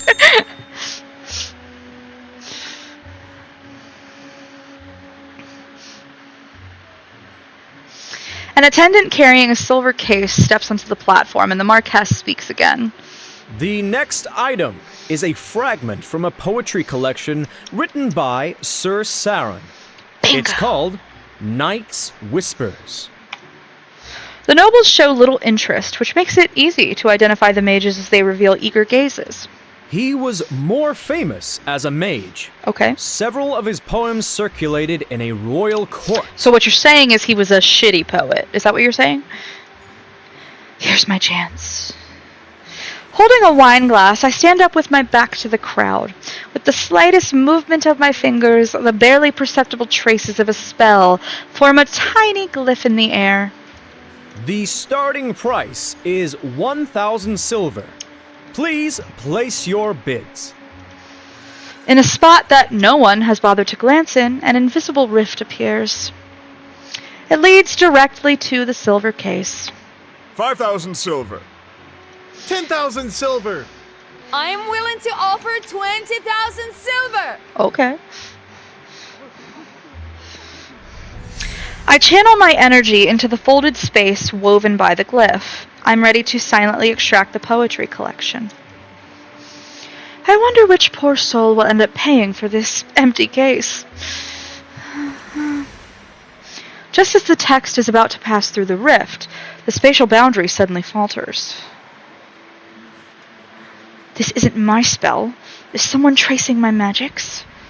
I hold my breath and add a barrier to the glyph so I can accelerate the flow of energy. If I can complete the transfer before they track me, the rhythmic chorus of competing bids comes to an abrupt halt. Suspicious gazes discreetly fall. Some are directed at me, while others observe the subtle ripples in the air. I didn't expect so many to have a great interest in a poetry collection. Well, The latest bid was 60,000 silver. Would anyone like to place a higher bid? a stream of magical power from the center of the hall surges through the rift. It's attempting to clamp down on my energy. It's suffocating. I can hardly breathe. I pretend to be a delicate noblewoman. I press my hand against my forehead as if I'm about to faint. Then I strategically wave the feather fan in my hand. Oh, she's got a fan! Sorry. This is... okay. Everybody in here might not have any idea why I just freaked out about that. Sylus's had a card months ago called Passionate Appraisal. Was it Passionate Appraisal or was it Shared? No, it was Passionate Appraisal because it had an event. Okay, it's called Passionate Appraisal. It's not even the card, but the event story dealt with him welding his own weapons, and he teaches you how. And he shows you things that he's already made, like in his collection, and he shows you a fan with a hidden blade that you can use to try to gouge out someone's eyes. Sylus's, if you haven't seen it, it's very small, has a scar on the inside of his right eye that the fandom has noticed for, like, I don't know, a year and a half, and we still don't know where it's from. And I posited, I bet she tries to stab out his eye with a fan at some point. Sorry. I'm waiting for it. I theorize about all sorts of shit. A few feathers silently detach themselves and transform into semi-transparent threads that dance through the air. They trace an invisible glyph. Beams of light begin to warp. Ripples appear on wine. The edges of the carpet undulate like water, and curtains gently billow. Did someone open a window? Where is this breeze coming from? You're not very bright, are you, Noble C? The tracking glyph has been destroyed? I I continue my performance as a dizzy noblewoman and slightly sway. Someone steadies me from behind. My lady, why don't you tell me when something catches your fancy? You wouldn't need to be so stressed. This motherfucker's gonna fucking bid for it, I know it. Glaring at him, I lower my voice. Since you know what I'm doing, you should help instead of mocking me. Here's a hint for all of you. The next dance is called Moonshadow Waltz. That feels intentional. For those of you who are interested in being the lead dancer with their partner, this is your final opportunity. Oh no, not the enemies to lovers 60,000 falling in love silver. over a dance trope. I love this trope. Oh no! I'm cooked! Not again! Another wave of stronger energy attacks from a different direction. I try to create another glyph. Since you earnestly made a request for my services. Oh no. Oh no. Silas snaps his fingers behind me. On one side of the banquet hall, an elderly man suddenly collapses. Sir, what's wrong? What's happening? Someone has fainted? Is that the mage who was fucking with me? I shall abide by your wishes. The music. You're causing trouble. Do we need to draw more attention? You asked for my assistance, yet you're unhappy with my methods. I didn't kill him. That's already being discreet. I have to save that. That's really funny. Sir Saren's poetry collection for 60,000 silver. 60,000 silver going once. He's gonna bid. Going twice. 100,000 silver. Yep. Mm-hmm. And we're gonna waltz. Oh no. 100,000 silver. Sir... I'm Count Cyrus, and I am willing to pay 100,000 silver. Oh no. After speaking calmly, he looks at me with an enigmatic smile. Since you've been compromised, I might as well buy it legitimately. Where will you get the silver? I thought you were the wealthy one here. As your husband, I need to prove myself worthy. Oh no. This is trouble. 100,000 silver! Sold! Congratulations to Count Cyrus on acquiring Night's Whispers. Damn it, Silas. Silas unhurriedly steps. That's like the third or fourth time he's done something unhurriedly in this myth. Which is like, I just noticed when like words get used repeatedly because I try to look for it in my own writing. So I've just noticed that that's been used a few times already. Unhurriedly steps forward and a dazzling gemstone gleams in his hand. Oh. This little stone should be sufficient.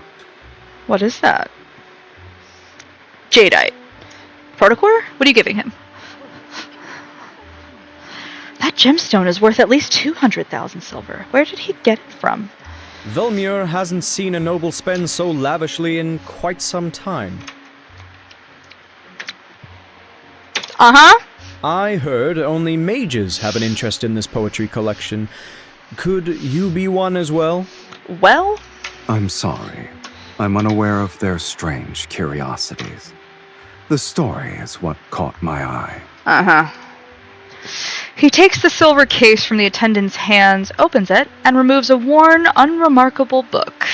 Supposedly, this archmage witnessed the death of his lover in his youth, and she was a poet. Before she died, she left behind a blank page in her manuscript and asked him to complete it for her. Motherfucker, if you write me a goddamn poem, I swear to God. If this motherfucker writes me a goddamn poem before I die in this myth, I swear to God.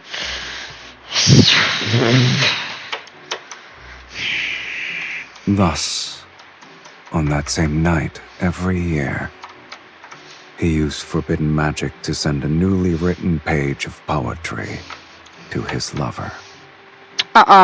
This is illegal, Infold. I don't, nope. Until they formed a complete collection.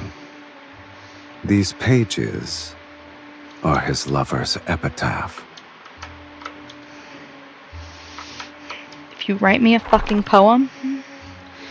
Sylus opens the poetry collection to a random page and begins to read out loud. Beneath frozen tears' firmament, the rose in the mist eternally sleeps. Her petals bloom with the illusion's blood. She guides those marked by destiny to a place where none dare to venture. A rose in the mist? I inexplicably react to these words, and in the depths of my heart, something trembles. Ooh. I didn't know the poetry collection concealed a beautiful tragedy. It's the first time I've heard of it. I was only made aware of the tale a few days ago, yet I knew I had to obtain it. This motherfucker. Regardless of the price I must pay, I needed to give it to my wife. This motherfucker. Can't. Fucking can't. In the room, all eyes are on us. He hands the old book to me. Oh, no. My lady, we have only tasted the beginning of marriage's joys. However, my commitment to spend my lifetime with you surpasses life itself. And men want me to settle in real life. You could be this!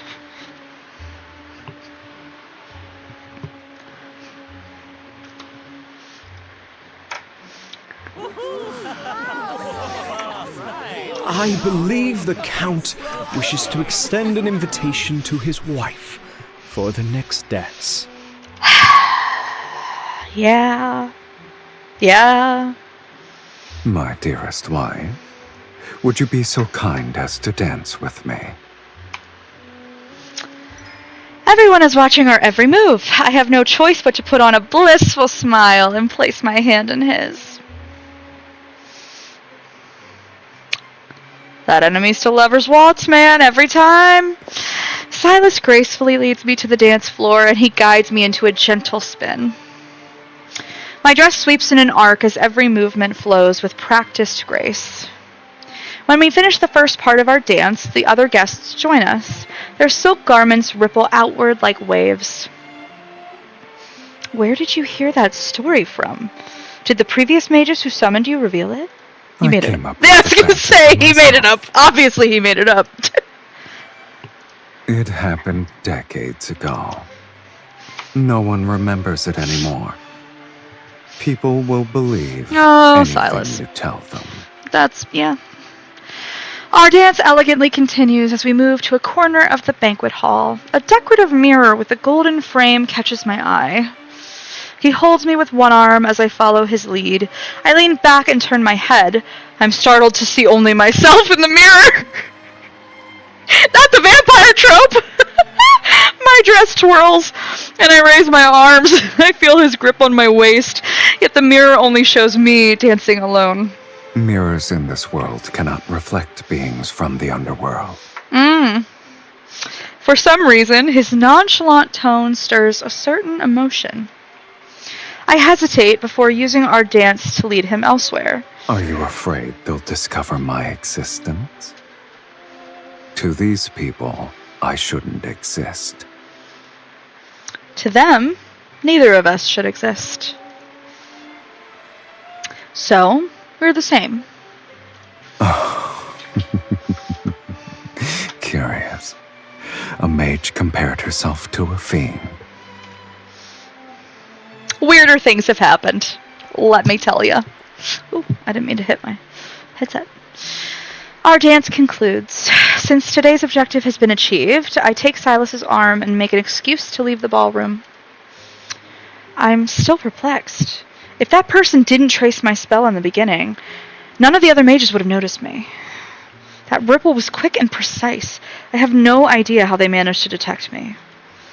As I speak, I'm recreating the scene in my mind. The first ripple didn't spread from where the mages were gathered. It was within 3 meters of me.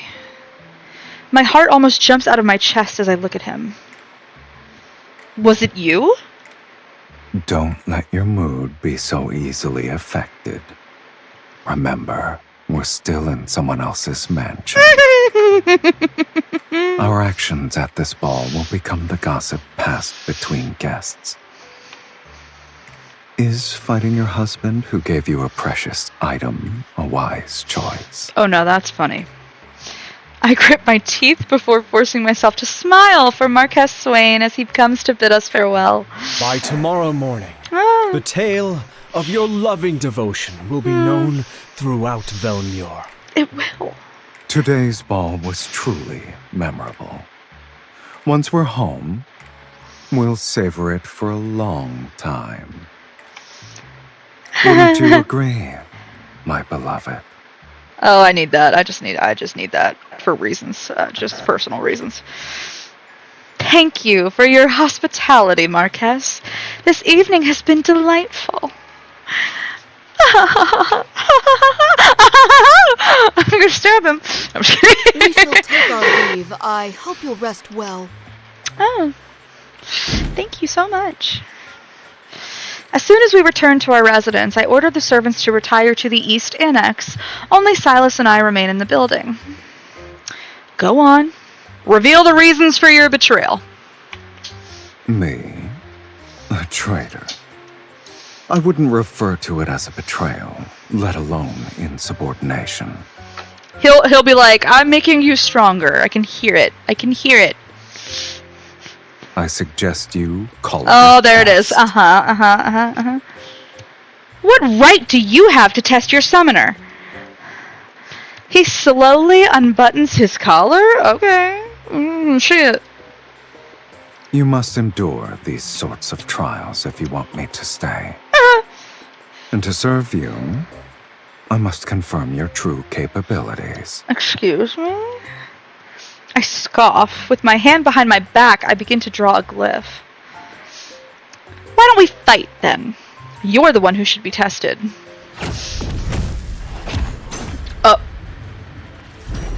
We attack almost simultaneously and energy warps the air. Currents clash as rumbling shakes the entire building. Don't aim your attacks to the right. You'll hit my 300-year-old portrait. You're so cautious for a simple duel. And you desire to enter the sacred core. Let's assume you break those antique vases. Who will provide an explanation to the housekeeper tomorrow? I could destroy all those portraits in that case. We can say your ancestors' spirits appeared at midnight for a family reunion. Oh no, that's funny, and it reminds me of a Gilbert and Sullivan operetta. Oh my god, I have to tell my dad. He laughs as he speaks. His staff sends out a stream of black-red energy orbs. Even if they did appear, they'll only remind you of your place. I steady the teetering crystal glass with one hand while releasing a glyph with another. I deflect his attack and force him to retreat to the staircase. Our battle moves beyond the Great Hall as we fight our way upstairs. Please tell me this goes from a fight to sex. Please. Please! Please, Infold! God damn it! Hold on, I clicked off accidentally, okay.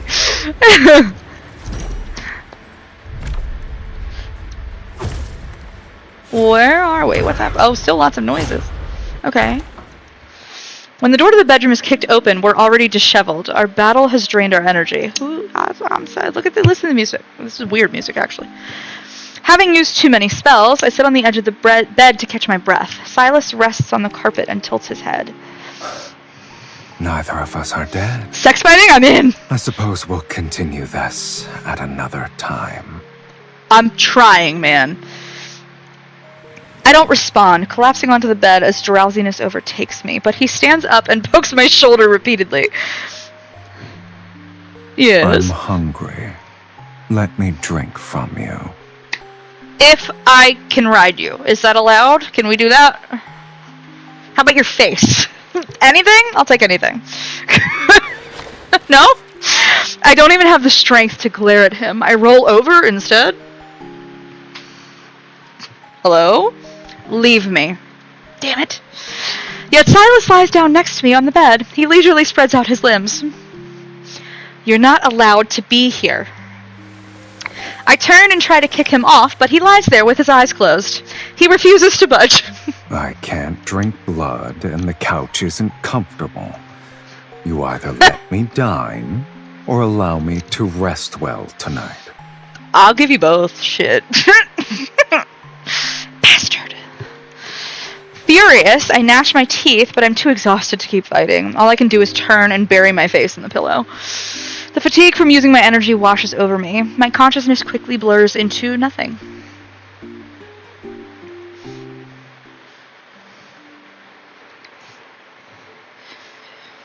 I had a dream.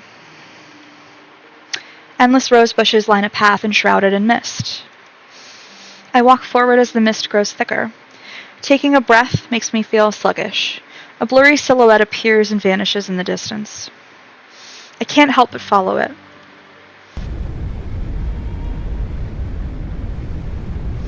I don't know how long I've been walking until I reach the end of the path. What is this noise? Oh, intense flames and blood-red mist swirl to create a sight befitting of hell. I see myself. Running between the blood-red mist and raging fire, I run as thick smoke erupts violently from the ground. It pursues me from every direction. Don't look back. A voice that's familiar yet strange falls near my ear, yet it's seemingly from a distant place. I turn my head back. He said don't look back. Oh! Sorry, more Greek myth. Orpheus and Eurydice. Hello? A pair of crimson eyes stares at me. They're so familiar that it makes my heart race with dread. But the face in the mist is akin to sunlight shattered by rippling water. It's impossible to focus on. The edges of the dream are burning.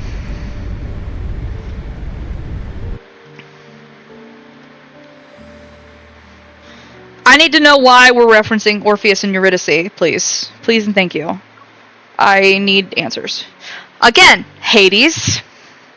Always Hades.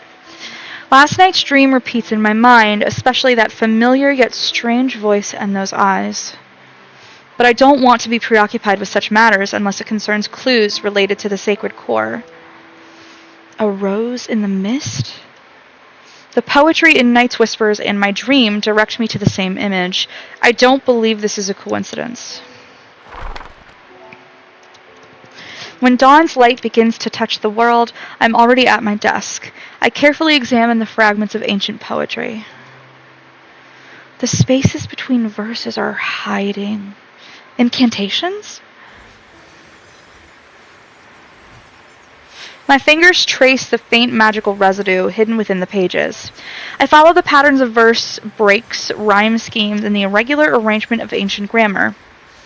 The fragments and incantations are pieced together to form a map. Saren lived decades ago. This map must be from that era.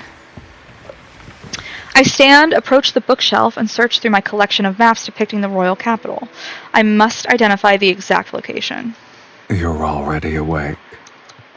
I guess yesterday didn't leave you that exhausted. What you want? Sex? Watch your tongue. More sarcasm means I'm likely to let you starve. My lady, may I come in to clean? Hold, please. What kind of threat is that? You're not the only one with flesh and blood. You won't target innocent humans. I warn him with a look as I tell the maid to come in. My lady, when I was arranging the bed before, I was worried you and the Count... I glance at the messy bed. Then I force myself to smile as I link arms with Sylus's and lead him out of the bedroom. Weird. My lady, my lord, this is a painter who specializes in aristocratic portraits. Okay. The central part of the Great Hall. Oh, you want to draw us? Empty. I know this is a tradition for Velmir's noble families. Refusing would only arouse suspicion, so I have no choice but to follow the painter's directions. My lady, please send a loving gaze to the Count. Oh. My lord, you may hold the Countess more closely. No, just kidding. My lady, you have my permission to lean on me if you're tired. I look at his teasing gaze and force myself to speak with a stiff smile. We should have asked the painter to use a gladiatorial arena as our background. Which is funny because that's a different myth for them. In such funny. a landscape, it's kill or be killed. I don't believe it suits our marriage. Don't you even fucking. We're gonna have an ad in about 40 seconds, so, which will probably be closer to like 2 minutes. So once that ad starts, I will pause. I won't keep going. I'll wait for the ad to be done, and then we'll keep going. But I'll keep going until it starts. After all, not even death can sever our bond. This man. I can feel the passion in your gaze alone. It's rare to paint a lively couple. I will ensure your portrait captures your essence perfectly. I'm sure you will.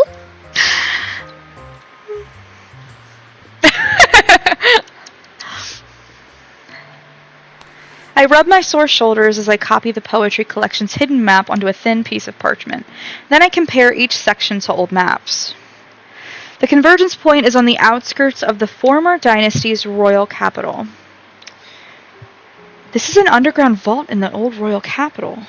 We're leaving tonight. You're well acquainted with it.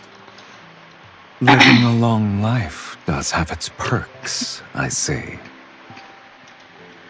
No amount of sarcasm will change the fact that you must obey me. I lift my wrist and wave it threateningly. Save your strength for when we enter the vault. Remember that your freedom and hunger are in my hands. Oh, your arrogance is second to none. I love his rich laugh. I just love his wealthy person laugh. It's so funny. I'm gonna pause here because I think the ad's probably about to start.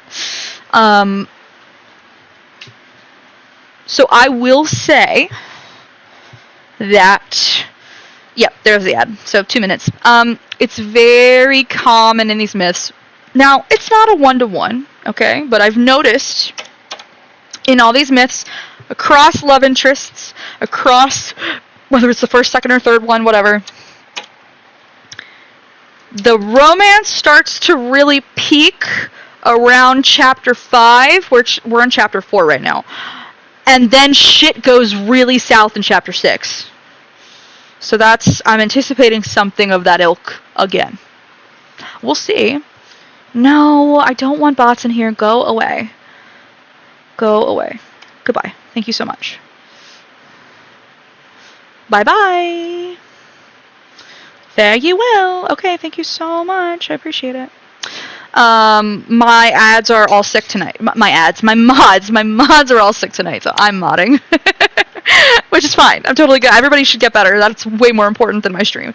But that's why I'm locked in. I'm locked in over there. I see y'all. Alright, so we are going to about another 45 seconds. And then we'll get back to it. Because I am finishing this shit tonight. I've got to know what's happening.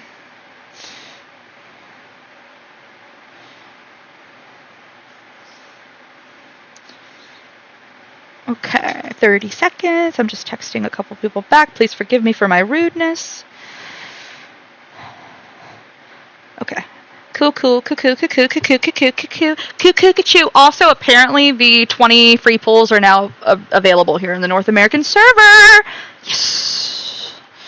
We're gonna get those after this because I still have to get the other card, and that will let me get the battle companion. Yes. And then I want to try to R1, R2 your ass. I think R2 is how I get your alternate fit. I would like to get your alternate fit. Okay, we should be back from ad jail, so we'll keep going. He pulls me to my feet. Let's go. Between freedom and hunger, you'll have to satisfy at least one. Can I satisfy all of you? Please, just give me a chance. Just let me try. The dogs are barking for Sylus'S. I still don't... Oh, what is those noises? Hello? What's happening? My dogs are barking. There's fighting. What's happening? The entrance to the ancient royal capital's vault has been sealed. Its wards are stacked upon one another to serve as an impenetrable barrier. Hey, do we have to... Oh my gosh! It is 6:39 p.m. and the mail is here.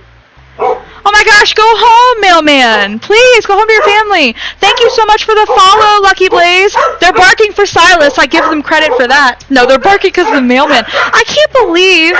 Ah, yes, a game of culture. Welcome in, Lucky Maso! How are you? I think I saw you in Cork Stream earlier. Please forgive my barking dogs. My mailman is here at almost 7 o'clock at night. Oh my god, please go home to your family and, like, eat dinner and, like, take care of yourself. Why are you delivering mail at 7 o'clock? Please. I beg of you. Sorry, I'm just waiting until my dogs chill out, and then we will keep going. Lucky, do you play this game?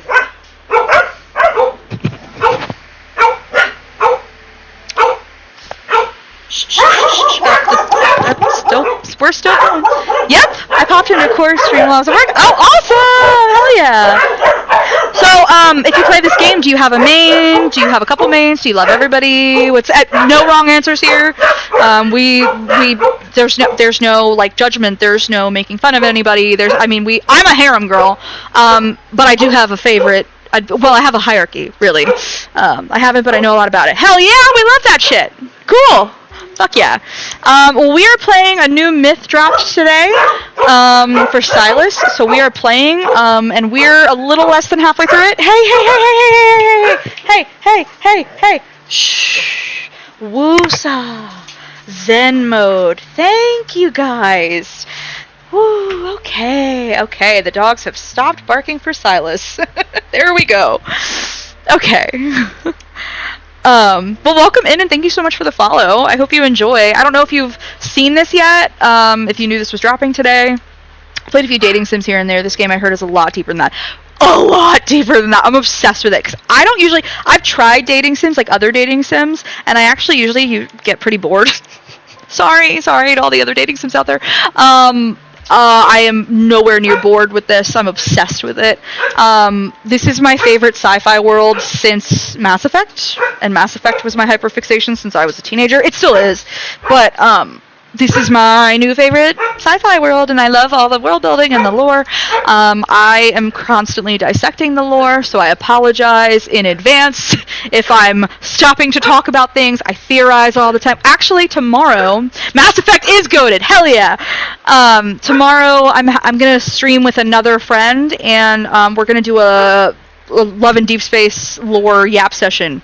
And anybody who's in my Discord is welcome to join, like, just through voice, because we want it to be an open discussion for anybody who's interested. I'm about to do my third playthrough of Mass Effect. Hell yeah!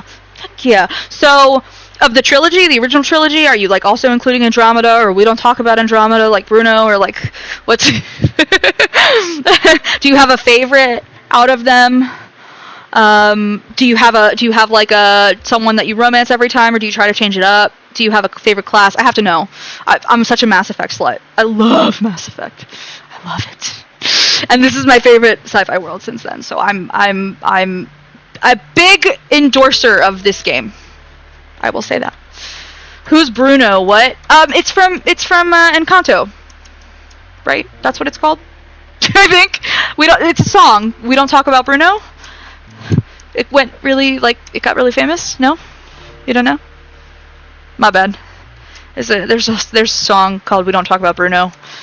So I was that was the joke it didn't hit, but, you know. It's okay. I tried. We don't talk about it. I'm a Tally person. Tally! But Garrus is my G, besto friendo for sure. Fuck yeah. I do a really good Tally impersonation. One of my mods, Cypher, he's not here right now. Actually, none of my mods are here right now, which is fine. Totally fine. But, he is obsessed with my Tally impersonation, and he told me not to do it yet because he wants me to make it like a redeem on here, but I haven't set that up yet. He'd forgive me. He would forgive me if I did it now. I think he would be fine. He'll live. I'll do one quick one. So So, whenever we used to play Mass Effect 3 multiplayer, I used to do it, like, on voice, and people would, like, lose their mind. Anyway, Garrus, by the way, is the love of my life, and I romance him every time. I always tell myself I'm going to do something different, and then I never do. So, anyway. Okay, so I always do, what's one of my lines that I always do? I usually do, emergency induction port. And then she's always like, go for the eyes, Chick-tika! And I'm trying to think of, like, other... God, it's been so long since I've played Mass Effect that I'm trying to think of other Tally lines that I used to always say. Well, there's Keyless Alive, but, like, that everybody says Keyless Alive, not just Tally. I'm trying to think of other good Tally Zora lines. She's... Oh, of Chi, you unlock memories! Yay! It's been a long time since I've done that impersonation too. Like a long time. That's when she was drunk. Yes, it is. That is totally when she was drunk. In the. Hold on. Which side of the ship? Starboard? One of the rooms on the ship. She gets super drunk. It's a great time. I love Tally. I love Mass Effect. I love that whole universe and the lore, and I could gush forever. I have never streamed a playthrough of Mass Effect, and I've been thinking that maybe I should. So that might also have to happen. I don't know. I'm obsessed with it. So, I really hope BioWare doesn't fuck it up, because they really fucked up Veilguard. So, I mean, the shitty thing is that Veilguard had interesting ideas at way behind all the bullshit. And it was like, oh, this is lore that I've been wanting to learn for like 4 games. But there was just too much fuckery with other shit. Mass Effect companions were the best. Yes, they were. You should. That'd be dope. You should too, if you stream. And if you don't stream, that's totally cool. I think they're making a new Mass Effect, right? Yes, they are. Which I'm very nervous about, because they just made a new Dragon Age that was something. It was something. See, Dragon Age was also one of my sessions, and, well, I liked the old Dragon Age games, but I loved the sci-fi opera thing. Oh my god! Space opera is like one of my favorite genres. I love it. I totally get it. So yes, for sure, absolutely. I do diss me. I love it. Hell yeah, Lucky! Welcome. Good to have you. We see eye to eye on many things. The vibes are immaculate. I can already tell. Hell yeah. I'll have to check out your stream sometime. When do you usually stream? Like, what's your schedule like? I mean, I could go look on your page, but not during stream. Not because I just always have too many things open, and then my PC freaks out. It crashed my Chrome when I first started the stream, and my whole game almost crashed too. Thankfully, it's been alright so far. So those are literally you. See, I don't know how to make. It's kind of sporadic because work is unpredictable right now, sadly. That is totally valid. That's life. I get it. I so get it. Please excuse my dogs. This is Dova. You don't even know. Okay. Now you're licking your butt. Okay, great. Well, dogs, right? And yes, my dog is named Dovahkiin from Skyrim. Yes, she is. I also have a Vex from Skyrim. So, that's the thing.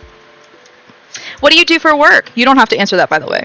You can keep your private... I'm not trying to, pry, but if you should so like to discuss, work is, we gotta do what we gotta do. I love your emotes. I'm a baby streamer, so I'm still trying to, I don't even know how to make, regular emotes, as opposed, then there's, actual, oh, me, I could take a clip of me and make an emote. I don't know how to do that. I'm a FedEx driver, so, oh my god, so this is super busy for you. Oh my god, I can only imagine. Yeah, no, this is your crazy season. Oh my god, what hours do you even have to work when it's Christmas time? I can only imagine. Please, I hope, for the love of God, that you are allowed to take, rest breaks, and, feed yourselves. Because I'm sure that's nuts. I'm gonna start keeping going, but I'm watching the chat. All my emails are just screen grabs from stream. Haha. Which is, no, but that's great, but like, I don't even know how to do that because I'm stupid. I don't even know how to, like, do that. But I love it. I can see you. You're crashing out. I love it. That's dope. That's super cool. What do you usually like to play? What are your kinds of games? Hey, that's enough, Nebula. I also have a Nebula from Marvel, yes. Billy. Hi, Cherry! How are you? I want to pull. Well, apparently they just, the 20 free pulls just dropped. I saw somebody, where the hell did I see? I saw it it's out in the Discord. Red Mage Roxy said that they just, dropped. So. Or are you trying to, I'm fine, I'm doing squats. Oh, not squats! I would die. I would quite literally die. Do you not want spoilers? Do you not want me to play this? We're on chapter 4 right now. I can hold off though. I don't want to spoil for you unless you're fine. It's totally up to you. My dogs won't stop with anything really. I've also done cooking streams and Gundam building. That's cool as shit. Horror games, dating sims, really anything. Fuck yeah. I'm obsessed. Okay, I love horror games, but I also just love horror anything. I'm a huge horror fan. I actually just had to do a critical thesis last year, and I did it on horror. I'm obsessed. I have a horror channel in my Discord, and I'm the only one that talks in there. I talk to myself pretty much. But okay, I'm gonna do a grind while doing squats. No, you're good. Okay. I just want to make sure I'm not gonna spoil anything for you. I don't want to ruin the newness, the freshness, the experience. I'm so sorry that's not set up. Lucky, I'll put it in the chat.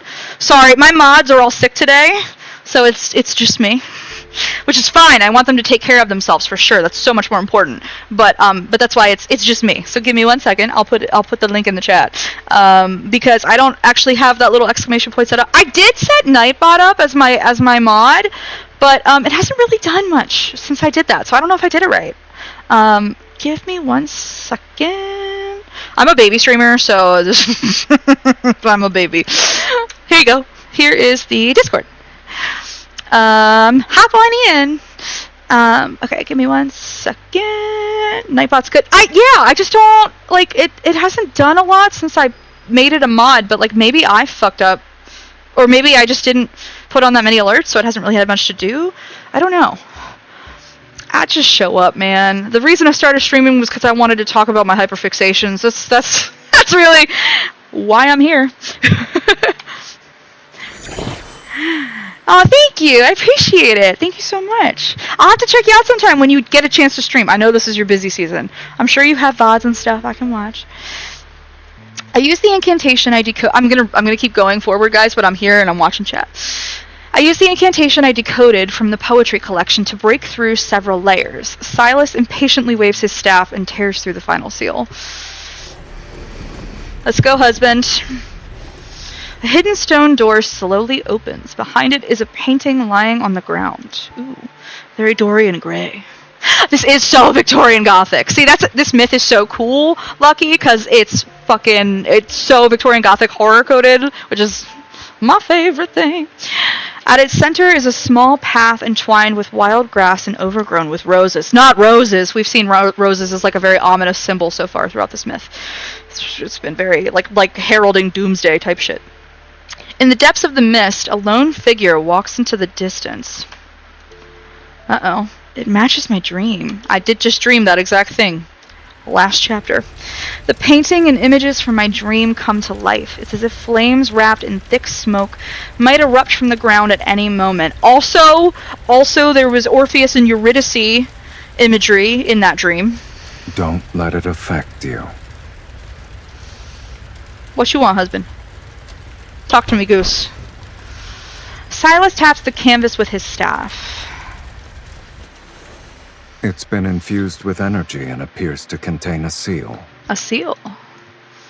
If it's a glyph, we should be able to decode it.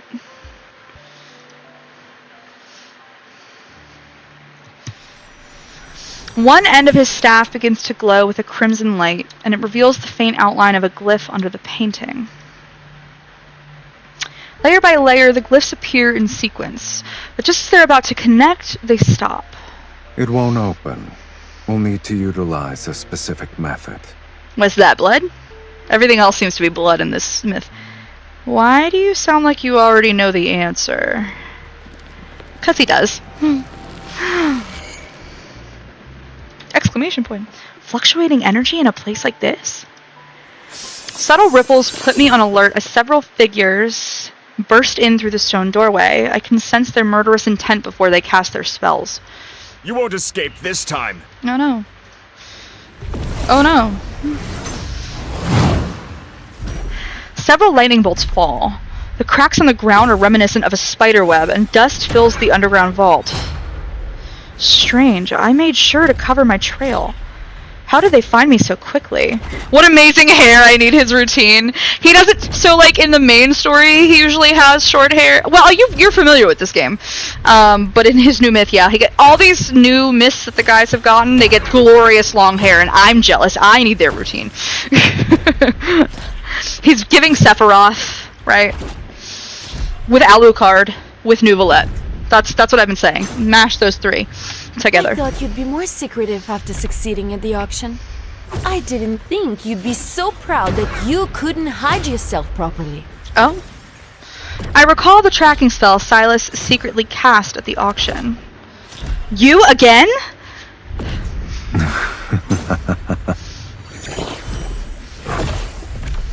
Just needs the wings. Have you seen his wings yet? Have you seen his wings yet? Because he does have wings. He has his own wings. I'm just saying. Woohoo! Another mage raises his hand and releases black threads from his fingertips. I'm forced to set aside my anger to focus on the fight. Are you going to stand there and watch? I can't help myself, my lady. Your fight with them was too captivating. This motherfucker. I love him, actually. He twirls his staff to effortlessly block a lightning bolt, but he shows no intention of striking back. Draining my energy here won't break our linkage. We won't know until we try. Intricate glyphs rise with incantations to conjure silver rings in the air that close in. They threaten to strangle us where we stand. Sylus'S, you're a useless fiend in the underworld. He cleaves through one of the rings. Why don't you go down there with me? And see which of us is truly useless then. Can we though? I'm a lore slut. Let's go see the underworld. I'm fucking in, dude. I don't have time to argue with you at the moment. Ah. So we were arguing. I dodge the rapidly spinning rings, retreat to his side, and grab his hand. We in! If you don't help me now, don't ever think about drinking my blood again. Is that a threat or an invitation? Both. It's an order. Eliminate them. As you wish, my dearest wife. The shadow beneath his feet begins to stretch and twist. A crimson light shines from the depths of his gaze as black-red mist surges from his staff. Amongst the mages, his movements are graceful yet ruthless. Our opponents can't cry out in surprise before they collapse between flashes of blood-red light. Oh, do you mean you're in the Discord? I'm sorry, I haven't had a chance to actually look. That just clicked. I am super ADHD, if you couldn't tell. So that just clicked for me. I am so sorry. Good, I'm glad. Jesus Christ. Come on, brain! Me and Cork were joking today that we share one brain cell. And I lent him the brain cell for his stream, and he needed to give it back to me for my stream. Maybe I didn't get it back or something. Maybe it just didn't come back. Come back! I need you! As the last mage falls to... God, look at his beautiful hair. Look at his beautiful hair. You good. I've got the attention span of a squirrel also. Yeah, and it goes either way. Like, either I'm super highly distractible, or you can't get me off of the same thing for, like, 12 hours. And I'll forget to go to the bathroom, I'll forget to eat, I'll forget to sleep. Like, there's no in-between. Sorry, his hair is so beautiful. I just had to notice it. He also has sort of a... I think it's just the cape through the hair, but it does give the illusion of, like, gold... Like, what do you call it? Tinsel in his hair. As the last mage falls to his knees, Sylus'S suddenly bends down and bites the man's neck. He hungry. He thirsty.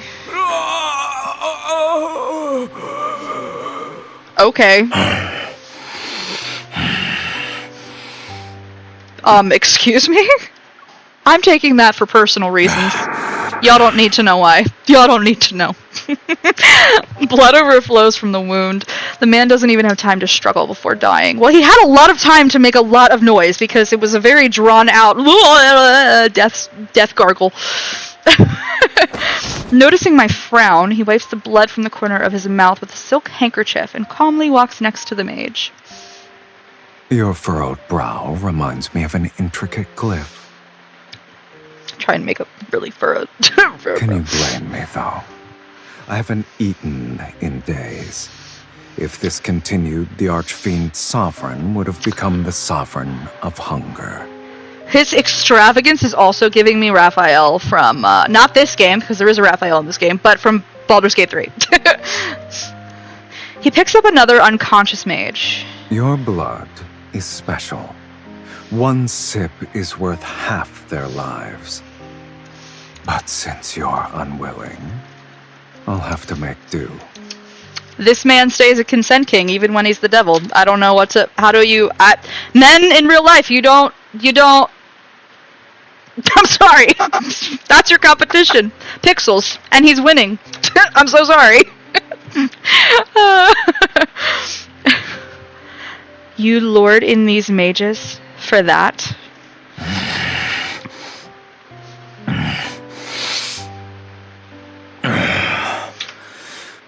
Excuse me? Am I getting like sex ASMR right now? Calm down. Hold on. I'm just gonna take that too. Don't worry about it. Don't worry about it. It's fine, chat. It's fine. This is fine. He bites the man's throat, and after taking 2 gulps, a subtle change appears in his eyes. Not necessarily. Blood spurts out and splashes onto the bottom of the painting. As it seeps into the edge, the glyphs flare with an intense red light. What did I say? Blood would break the seal! God, I clocked it. God. Son of a bitch. Good, I'm good at this game. Damn. I'm good at this guessing game. A thick blood-red mist surges upward from the glyph and spreads out. I guessed it, Nebula. I know, I'm really good at this game. In the mist, the stone doors slowly close. Damn, I'm good. Sorry. Don't mind me. Sylus, run! I guess. Why are we running? Where are they closing? Is it locking us in? Is that what's happening? What's happening? I dash toward the exit, but a whisper reaches my ear. You're too slow.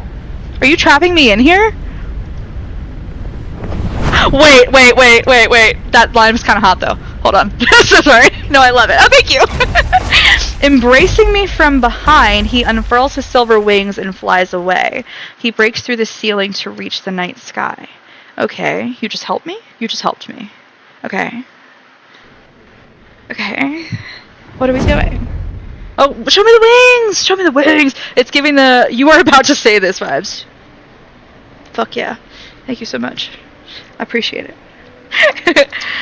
At night, Velmir sits under a cold silver, its tiled rooftops reflecting the waning moon's light. I want to see his wings. They're so cool. Blood-red mist silently encroaches through the streets and alleys and rises toward the sky. The cold moonlight is slowly stained. What will this blood mist do to Velmir's people?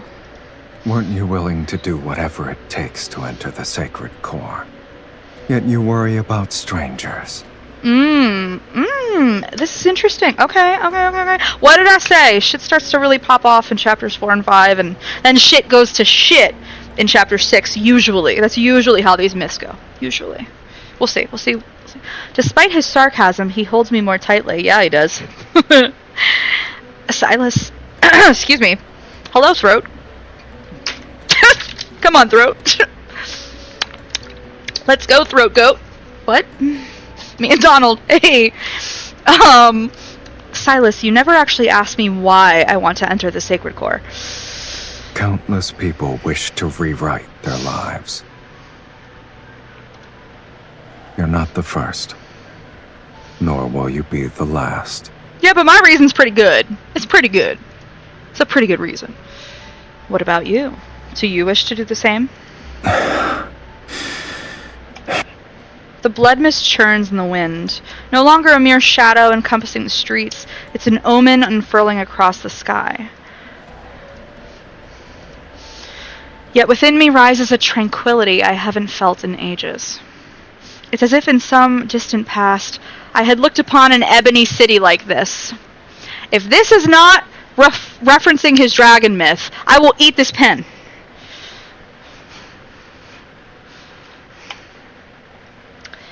In the future, I'll give you blood.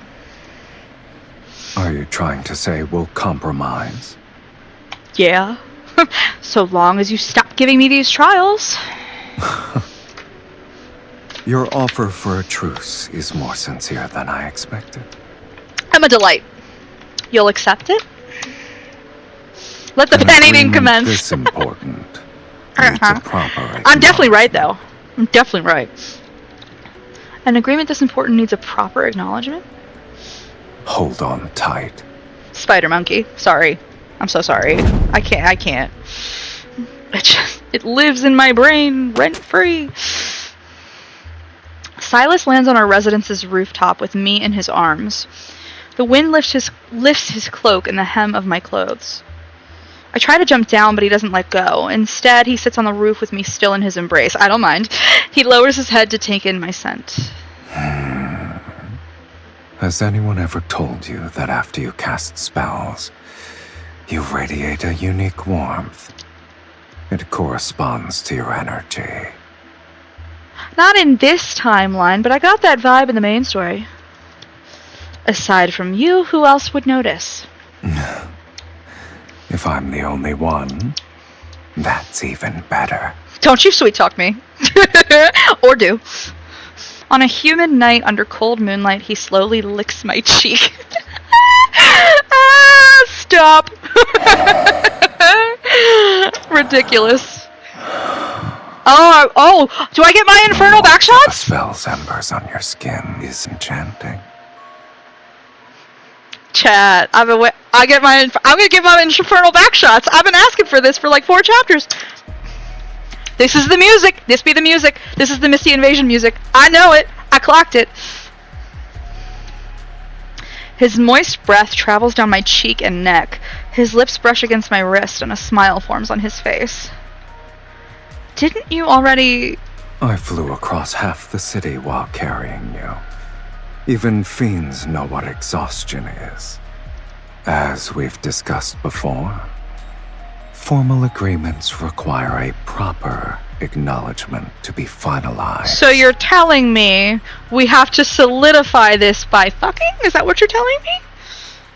Because when I summoned him and we made the pact, we kissed. He said, this is very Raphael from Baldur's Gate 3 coded. What kind of acknowledgement is this supposed to be? Don't question it, MC. Please, for the love of God. Fantastic solution. Chef's kiss. 10 out of 10. Despite my internal skepticism, I don't pull away. Help me help you, girl. Agreed. Let's sign it. With my power, you shall tear open fate's gates. And with your blood, I'll maintain my invincible form. Okay, that's cool. Can I also get my infernal backshots? What else have you streamed? So I do stream this game a lot because this is what got me, like, my audience growth the most. This is when I became a Twitch affiliate, was when I streamed this. But like, I just started last night. I just started Dispatch. I did the first 3 episodes, which was super fun. I'm excited to get back to that. I've yada yada backshots, baby. I know what I want at least. Hold on, let me think. I was streaming Borderlands 4 for a little while. Me and my friend haven't played that in a hot minute, and I think a new DLC character just dropped. I play Marvel Rivals a lot. I streamed Monster Prom 4 like a couple weeks ago, maybe a week or 2 ago. The hell else have I just got, so like, I have been a gamer like all my life, but most of it has been console gaming. My PC is only a couple months old. That's when I started streaming. So I just got an Elgato capture card, So I did set it up. I know how to use it. I just don't have another monitor. So I'm thinking I'm probably going to get another monitor for the Christmas season, maybe. And then I'm hoping I can stream like all kinds of other things because I play a shit ton of other stuff. I'm trying to think, what else have I played recently? Oh, Final Fantasy Tactics. I played that. Oh, Digimon Storytime Stranger. What the hell else have I played lately? I don't have that much on my PC is the problem. So, I'm working on it. I'm working on building my repertoire. This is what I stream most of the time because this is what most of my audience is interested in. But I'm trying to expand and grow. So that's what we're working on. Last night was really fun with Dispatch. I had a lot of fun. That's a good ass game. That is a fucking good game. It really gave me an I played Expedition 33. I didn't stream it. It was before I got my PC. Fucking phenomenal game. I want to stream it. I haven't done a new game yet. I've only played it once through. So I would love to do that. Lots of variety. All games I think sound dope. I funnily enough never played Final Fantasy besides 14. That's so funny because I've played like every Final Fantasy except 14. And I have a few viewers who play this who also love Final Fantasy 14. And they have been telling me that if I love this story and world building, then I should really play 14. So now 14 is on my list. I'm not a huge... So, like, I'm an only child, so I grew up playing mostly single-player stuff. I started getting into more multiplayer stuff when I got older, but I still tend to, like, veer towards single-player stuff. Which is why, like, I played so many Final Fantasy games, but, like, not 14. But, I'm gonna have to change that. So, that's also on my list.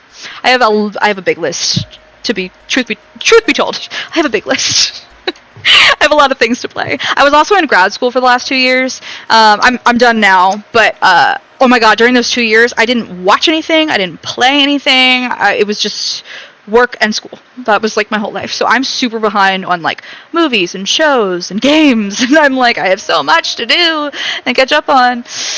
Yes, true streamer. The backlog always growing. Yes indeed, pro streamer shit. I'm not a pro streamer. I don't even know what I'm doing half the time. Okay. So, with my power... Hold on. This was a hot line. I'm going to play it again. Just excuse me. With my power, you shall tear open fate's gates. And with your blood, I'll maintain my invincible form. Okay. He charms me. How long have you been streaming for? I started... I think in like really early October because I got my PC like mid-September. So I'm pretty sure it was like the very beginning. It was either like the end of September or the beginning of October. And it's been a learn on the fly as you go kind of a thing. All good none of us do. It's just copying what the others are doing. Pretty much, yes. I have some amazing viewers and followers they have taught me so much, and they continue to teach me so much, and I would be nowhere without them. They're amazing, all of them. I love all of you. I could give shout outs to, okay, let's see, Cypher, Sweet Cat, Chaylee, Cherry, Powerberry, Cork, who else has showed me a lot? Those are the people who've probably showed me the most so far. I think. Oh my god, I'm gonna die if I forgot. She loves us. She really loves us. I so do. That's like why I wanted to be a streamer. It wasn't like, I mean, if I could make an extra income, that would be really nice because it's hard out here in this economy.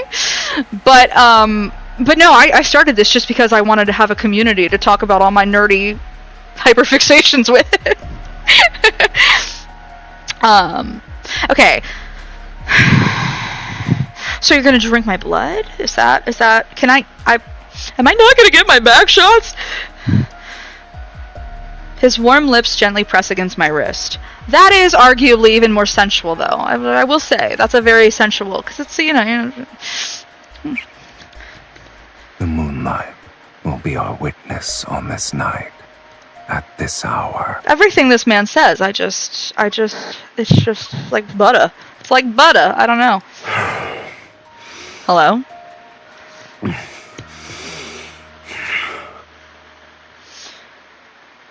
Pain courses through me as his sharp teeth pierce my skin. I shudder as a strange tingling sensation spreads from the wound to my fingertips. Oh shit! His fingers graze my palm. They move in tandem with his lips and teeth as he sucks my blood.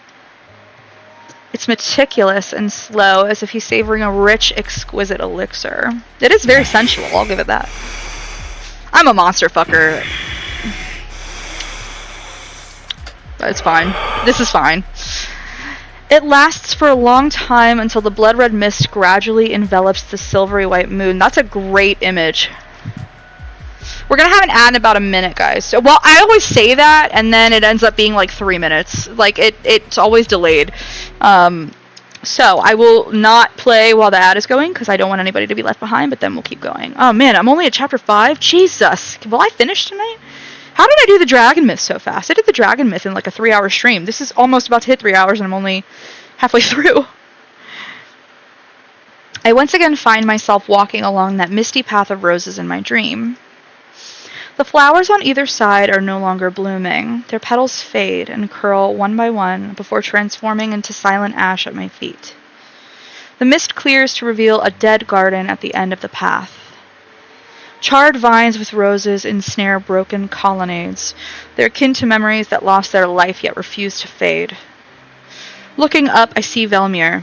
It's no different from a hanging scroll slowly peeling away, its colors fading layer by layer until everything dissolves into gray mist. When the roses bloom again, will you remember who I am now? So I'm getting the vibe that this isn't... before the whole, like, flying over the Ebony City was totally the Dragon Myth, because they literally fly over an Ebony City in the Dragon Myth. But these dreams, I'm getting a sense that I know this Sylus's from a different past, and my memories are trying to resurface. Is that what I'm understanding? I think I'm understanding that.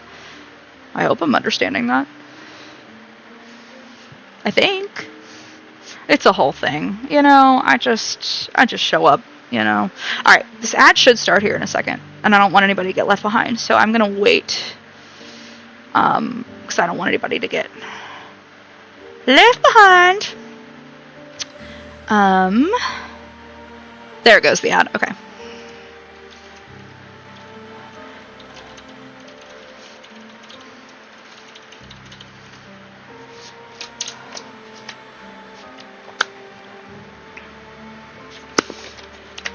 It's a little annoying hair right at the top. There we go. Better. Oh, this music is so pretty. Oh, I love it.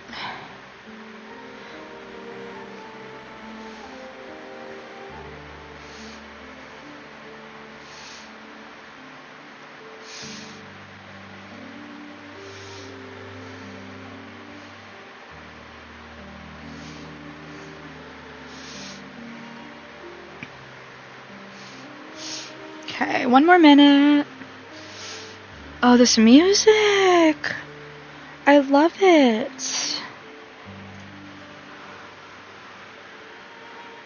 It's so nice. It's so serene, kind of sad.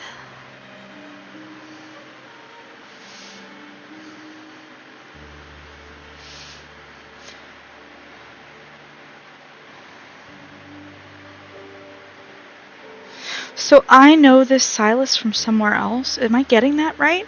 Is the story he told about the poet and the lover who died like real? That doesn't make sense. That happened quote unquote decades ago, but I've been alive for centuries. But maybe he just lied about when it happened. Maybe that was us a long time ago. I don't know. When the roses bloom again, will you remember who I am now? Who are you now? The first image I got was Orpheus. Orpheus was a poet. Orpheus was a bard. Sorry, I just had a realization. I'm so sorry. Welcome back from the ad, everybody. So I was sitting here like, well, okay, so do I recognize him from the... I think that maybe that story he told, which, lucky you weren't here when this happened, he told a story about a poet who had a lover, and he wrote her a book of poetry. There was one last blank page, and she died, and so he would send her a new page of poetry, like through, like to the underworld, like daily, and then the book of poetry that was, like, it became her epitaph. And he tells the main character, like, oh, I just made that up. But I'm wondering if, like, this was them, like, however long ago, right? And then he said, when the roses bloom again, will you remember who I am now? And I was like, okay, the stream before very much had Orpheus and Eurydice language from the Greek myth. That's the one where Eurydice is in the underworld and Orpheus goes to get her. Hades says you can take her back. You have to lead her out of here. You can't look back at her or she'll be trapped here forever. You have to lead her out of the cave successfully, and then you know, then you're free, but you can't look back. Well, in this dream that she's having, Sylus'S it's his voice. You know it's his voice. You don't know who it is in the dream, but you know his voice. And he says, don't look back. And she looks back. This was the first dream she just had, like a chapter or two ago. So I was like, okay, Orpheus and Eurydice. Well, Orpheus was a bard and a poet. I think I'm onto something here. I think I'm onto something. I generally remember this story. Yay! I love mythology and lore and culture. I'm a lore slut. That's my thing. That's what everybody usually comes here for, is me just waxing about mythology and lore and symbolism and stuff. I'm telling you, he was the poet and I was the one who died. Maybe he's the one who gave me immortality because I died and it was too painful. Maybe he bound me to his own immortality. He's immortal as a fiend, right? He's immortal as the devil. Ooh, I got so many ideas, y'all. I got so many fucking ideas. I want to remember you.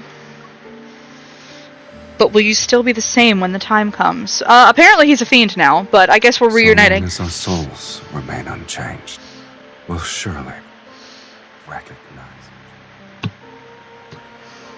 Oh, you're totally the poet, and I'm totally the lover, and we're totally Orpheus and Eurydice, and now you're the devil, and I'm immortal because you couldn't live without me. But to be fair, I cursed him to immortality at the end of the dragon myth, so this is just sort of the dance that we do around and around and around we go.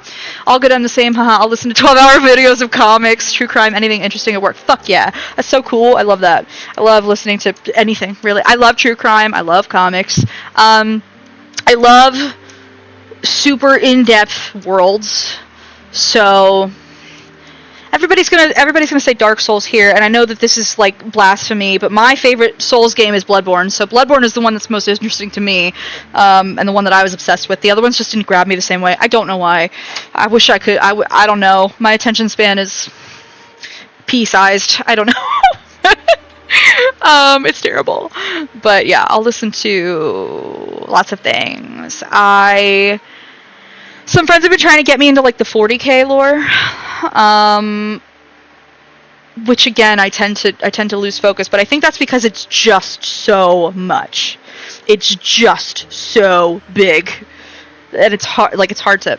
I've yet to play BB. I just can't get around to playing on the PS3. Oh no, that makes total sense. I totally get that. It's a phenomenal game, but like I feel like you could also, like, if you didn't want to have to deal with the PS3 and stuff, which actually I played it on either the PS4 or the PS5. You can get a version that I can't remember which though. I have all of these, so I don't remember. But I did it because my friend showed me how to do it. Shout out to Jeff. He's not here. He doesn't really watch my streams, but shout out Jeff. Thank you. Was it 4 or 5? Probably the 4. Probably the PS4. Anyway, but even if you didn't want to have to play it, I still think it might be really like worthwhile if you were the kind of person who enjoyed this kind of stuff to like learn about the world and the lore. To be honest, I love playing Elden Ring, but I just didn't want to read on stream, so 12-hour video essay it is. Fuck yeah, hell yeah. Elden Ring, I didn't. I tried, and I made it 5 minutes, and I got bored. I know, I'm terrible. I know. I hear it all the time. I know. I know. I don't know why Bloodborne grabbed me and the others didn't. I don't know. I have no explanation. I'm telling you, I have figured out who these two are. Fucking got it. I fucking got it, man. this shit. I got this shit on lock.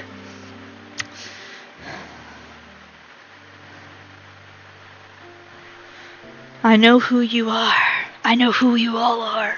I just straight boss rush, to be honest, though. Yeah, I know a lot of people enjoy, like, speedrunning Souls games.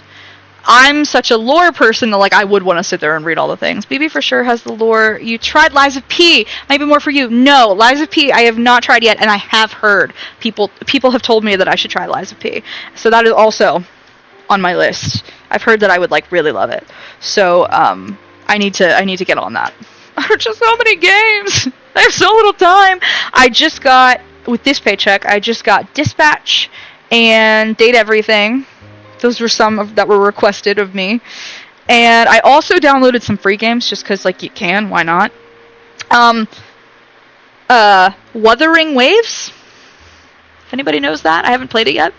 That was a free one that was recommended to me. Also Genshin, but I don't think you can get Genshin on PC. And I am completely out of room on my phone, so I'll probably have to do it on this emulator that I'm using right now, actually. But I haven't figured out all the, like, memory stuff yet. I have to still do that. Oh, and Honkai Star Rail is another one that I heard that was free. You can definitely on PC? Okay, so I guess just not through Steam then. Because I looked on Steam and I couldn't find it, but that doesn't mean that it's not on PC. I know it's our default in our heads, or in my head anyway. I opened my eyes to find blood red sunlight filtering through the gaps in the curtains. There's a thin layer of eerie mist in the bedroom. Was that a dream? You're awake? Hello. I know who you are, Orpheus. So you deep diving into the holy trinity of gashas. Apparently. Although, but that one's, they're not otome. Right? They're not. They're more like fighting games, right? This one's the otome, but with fighting. Woo. But yes, which is so funny because I hate gambling. Like, I really hate gambling, like in real life. I say in real life, this is gambling. That's why it's funny. I'm like, this is gambling. What am I doing? I don't know. I want all the things though. I try to sit up, but the arms around my waist tighten. I'm pulled back against a firm chest. If you two slept together and I got a fade to black, I'm gonna be so pissed. I'm gonna be so pissed, Infold. I swear to God. You fully animated Zane's back shots on the divine fucking clock thing or whatever. I'm gonna be mad. Sundial. It was a sundial. It was a holy sundial. You! Release me! Sorry, I could just hear her saying that. Who said you could sleep here? Probably me last night when I was, like, drunk on blood drinking or whatever. His annoying arms ignore me and make me face him. Yeah, okay. You slept so soundly last night that I couldn't wake you up. Oh, is that what that was? I mean... If I wasn't a kind gentleman who carried you back to your room, you'd be sunbathing on the roof. I mean... I'm not mad about it. Worry not. When I walked in, God damn that chat! Oh, you were exhausted from dancing. No one will suspect anything. Silas is pretty.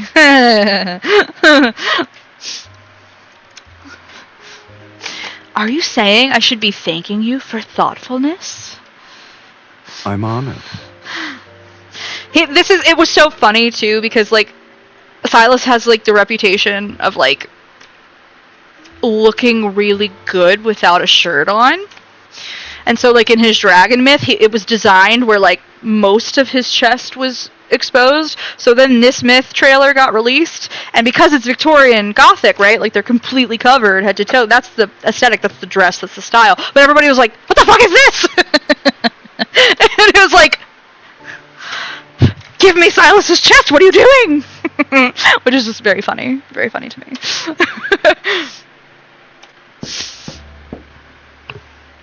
Knock knock. Who's there? Hello? Hello? Salutations! Who are you? Who goes there? A maid enters with a tray that has my breakfast. I mean, yeah, he has a physique of a Greek god. It's true. I argue not. Once she sets it down, she helps me bathe. Oh, that's fancy shit. That's real rich people shit. Okay.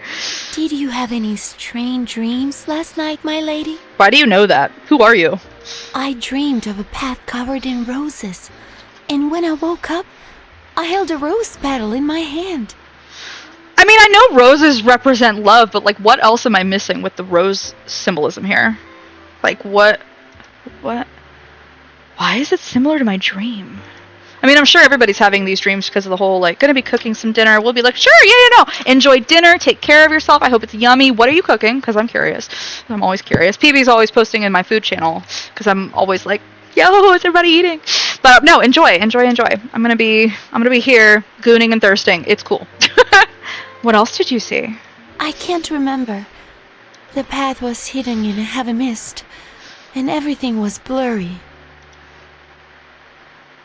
I'm telling you, this is Orpheus and Eurydice. God damn it, they're gonna kill me with this tragedy again. These... Infold! Actually, I love them so much. I love these writers. I want them to hire me. I want to be in their writing room really bad. Honestly, if we're being honest. I question all the servants, and they say they experience similar dreams. By evening, the entire city is talking about this strange dream. Ribs and ramen! Too late to make sides right now. That still sounds dope. Enjoy. Hell yeah. Ribs and ramen. Fuck yeah. I haven't eaten dinner yet. I'm gonna have to do that after the stream. I have no idea what I'm doing. I'll figure it out. This is how ADHD. I don't plan things. I'll figure it out. You know. In a world where death can strike at any moment, people believe this is an ill omen. Panic spreads.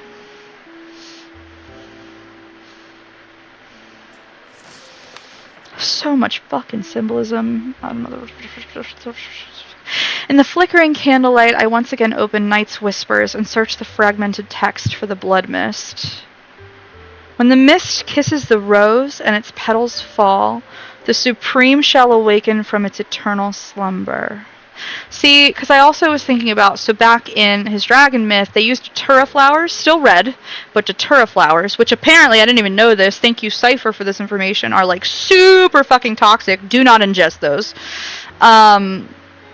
But they were very closely interlinked with the Hades and the Persephone imagery, with the whole, like, when Persephone goes, like, leaves the underworld, like, everything blooms again, and then when she goes back to the underworld, everything dies, and like, when he, spoiler alert for anybody who hasn't played the dragon myth, this is your time to click away, when he dies as a dragon, and he crashes into a field of flowers, and they all kind of, like, turn black and disintegrate, but then new flowers bloom where his skeleton is left. That's like a thing wherever a dragon dies in this world. New life blooms. He is also, even in the main story, he's got a whole thing about flowers. He, like, grows them. He's very, like, into flowers. So I'm trying to figure out specifically the rose imagery, but I'm not super good at, like, what specific flowers represent. I know that's a whole thing. I'm not very good at it. I could Google it. What does a rose represent? I mean, I know love. Okay, but like actual, like actually, not just AI bullshit. See, this is okay. No, this is gonna give me a whole bunch. Okay, I'll worry about it later. I'll figure it out. At some point, this is fine. Okay. Do you believe this refers to the sacred core? I don't know. I feel like you know, and you should tell me. I feel like you're a poet. You say you made up that little fantasy. I don't think so. I think that was us. Orpheus. And I'm Eurydice. Why did you look back at me? You doomed me. You cursed me. Maybe that's what cursed me to immortality. Ooh. You came to the underworld looking for me, and you did look back, and then you cursed me with immortality, and you cursed yourself to be a devil? A fiend? I have so many thoughts. So many thoughts. In a book I once read, there was a record of a powerful magic spell. Considered forbidden, it's called the Rose Dream Plague. Ooh, that's a cool name. It can force an entire city to witness the same dream. In other words, it's a disease that infects one's dreams. Only Saren would have the power to seal forbidden magics within a painting from decades ago. And who released them? Sylus'S. Is he truly kind-hearted to show later generations the path to the sacred core? This could be him mocking people like you.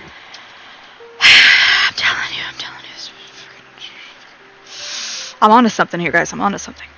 At least his insults toward me wouldn't be as frequent as yours. What about you, Count? Did you dream last night? Are your dreams the same as humans? As a humans? Whatever. Or do fiends have no dreams? He gives a non-committal smile, but his eyes show no traces of amusement. I'm telling you, he's the poet! Rather than concern yourself with whether or not I'm like you should focus on searching for the clues about the sacred core. He doesn't answer my question. For some reason, I'm certain his dream had something he didn't want to see.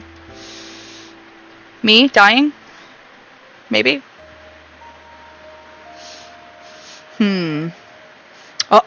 Oh! Do I get to know? The Dragon Myth did this too, where I got Sylus's perspective sometimes. It was my favorite part of the Dragon Myth. I said this. I was like, Infold barely ever does this where we get the love interest perspective, and I wish we got it more, but they did it in Sylus's Dragon Myth, and they're doing it here, and I'm so fucking pumped. Yes, let's go. That night, Sylus had a dream. In it, MC, mine happens to be named Skaya, died in blossoming roses. I knew it was going to be her dying. When he woke up, he thought it was ridiculous. Dreaming of an immortal's death was a cruel, ill-timed joke. But the lingering remnants of the dream prevented him from showing his usual mocking smile. He still remembered the complex emotions from the dream, chaotic, melancholic, and a pain tearing his soul apart. She is a mage who summoned him, and this is a game to pass the time in his long existence. How could your death cause me so much agony? Sylus realized that although he was no longer dreaming, he was still affected by the emotions from his dream. Did I lose my mind after drinking your blood? He laughed at himself, his knuckles gently brushing over the girl next to him. Her skin was smooth, warm. He held this bundle of warmth in his arms as if to dispel the vivid despair from his dream. He thought it was just a dream. Yes, it was just a dream.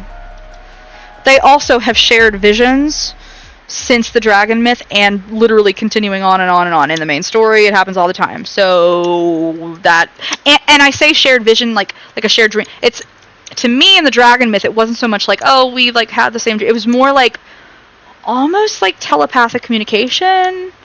Like they're actively choosing like what to say in the fantasy setting in their head. Whatever. I don't know how to... Or astral projection, maybe? I don't know how to articulate this better.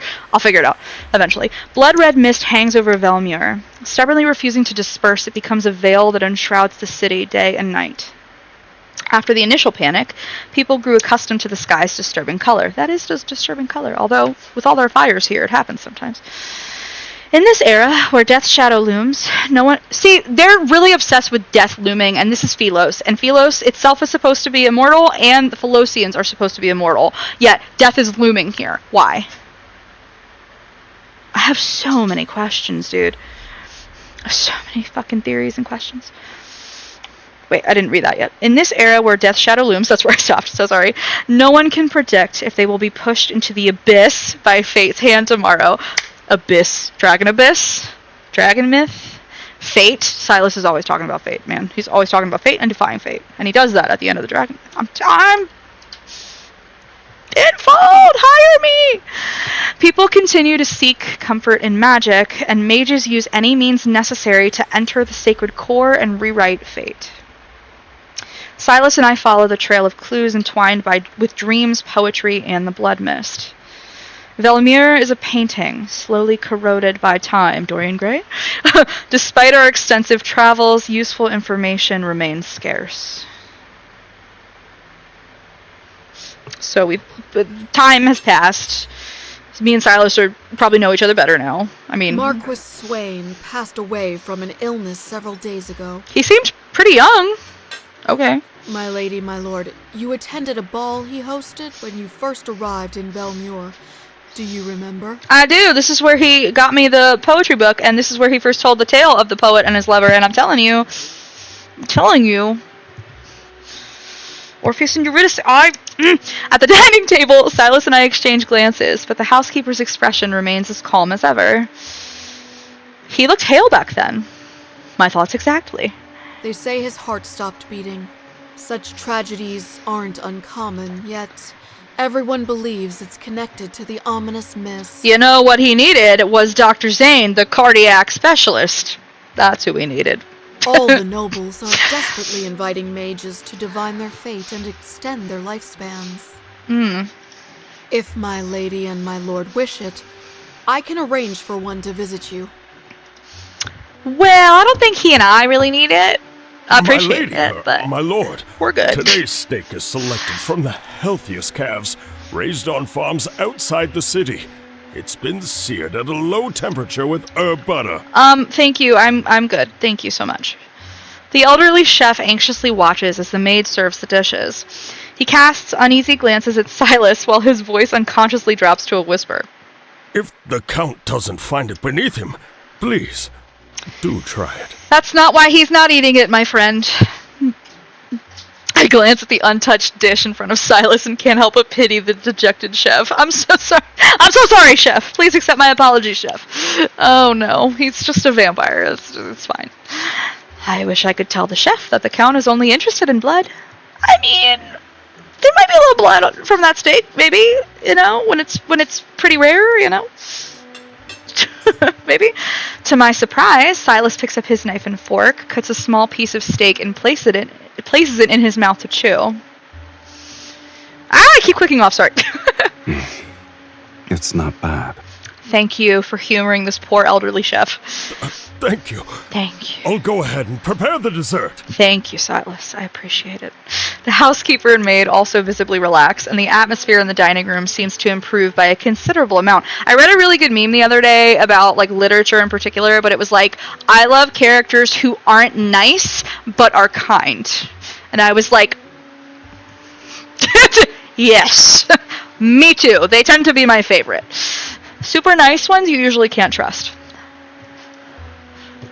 So Silas can be like this, too. What is it? It's nothing. I saw a hint of humanity in the Count, and I'm not used to it. Perhaps. I've been drinking too much of my wife's blood, and was infected with the consumption. I'm obsessed with your laugh in the beginning. I'm taking that for myself. Thank you so much. I glare at him as a servant delivers a letter to the housekeeper. It's from Duke Bass. His Grace has invited you to a hunt. Chuck Bass? What's happening? What? They still wish to hunt as the blood mist covers the sky. Do they not fear death anymore? My lady, you may not be aware, but ever since the blood mist descended, extremely rare animals have appeared in the royal hunting grounds outside the city. Are they wanderers or just really rare animals? Again, this reminds me of the Vistraean in the God of Annihilation myth. Again, I think it was his evil that I was seeing in the Vistraean. I have so many fucking theories, bro. We're doing a lore yap session tomorrow. Me and Cherry. I will add her. I'm gonna shout her out. Give me 1 second. If I can remember how to shout out. Hold on. Uno momento por flavor. Yep, okay. I just want to make sure I spelled it right. Yep. This is Cherry Garten, and she's amazing, and she's wonderful. She has helped me so much with learning how to stream and learning all the ins and outs of, like, different bots and, like, so many things. But anyway, she and I are doing a stream tomorrow where we're going to do a lore app session about this game. And we invite anybody who's interested to join us. I'm probably going to set it up so that, like, she and I are streaming, but then you guys can be, like, on a Discord voice chat if you want. And we're just going to fucking talk, man, because there is so much to unpack, and we both think it's so interesting. So we're going to do that tomorrow if you guys are interested. Feel free to join us. Okay. So anyway. Oh.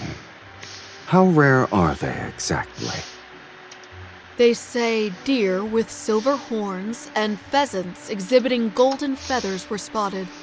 And they've only been depicted in books. So not wanderers? All the noble families are competing to hunt them. Deer with silver horns and pheasants exhibiting golden feathers. were spotted. That feels significant, but I can't exactly place where that would be from. Okay, I'm gonna keep going, but I'm noting that, though. Silas and I exchange a glance. We recognize the interest in each other's eyes. Unusual animals suddenly appearing. This might be connected to the sacred core. Since His Grace gave us an invitation, there's no reason for us to refuse. Besides, my lady should acquire new attire. Oh, well, thank you. A custom hunting outfit should do. I mean, if you insist. And she's a hunter in the main story. Cute. What in the...